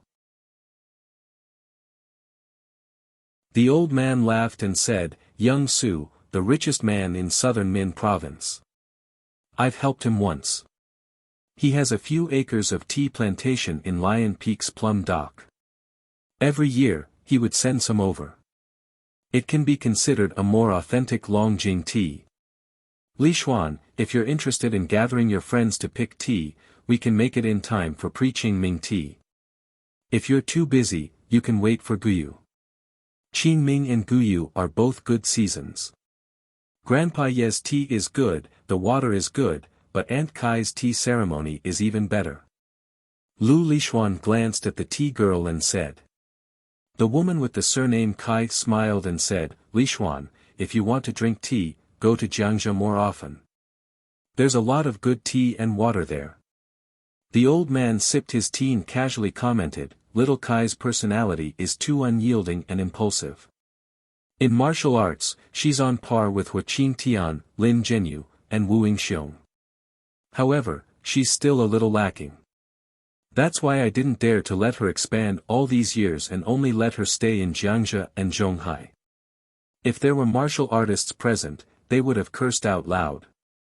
How could a weak woman be on par with the likes of Huaqing Tian, Lin Zhenyu, and Wu Yingxiong? It was like a joke. However, Lu Lishuan had a higher opinion of Kai Zhijing. He smiled and said, Aunt Kai became a transcendent master in her 30s and became the underground queen of Jiangxia. She's a hidden dragon in the abyss. If it weren't for old Master Yi, she would have dominated Huaxia long ago. Kai Zhijing smiled faintly and said, You flatter me, young Master Lu. I'm quite satisfied. Drinking tea and listening to songs in Jiangxia is not a bad thing. Lu Lishuan suddenly rose to his feet and walked to the window. He looked down at the frozen Kunming Lake and said with a smile, Grandpa Yi, did the Yi Zhantian family have anything to say about your visit to Yanjin? The old man's eyelids twitched. He forced a smile and said, Yi Tianren asked us to seal off the mountain for 50 years. It's already over. Besides, I'm just a rich man now. I've never been involved in any martial arts competition.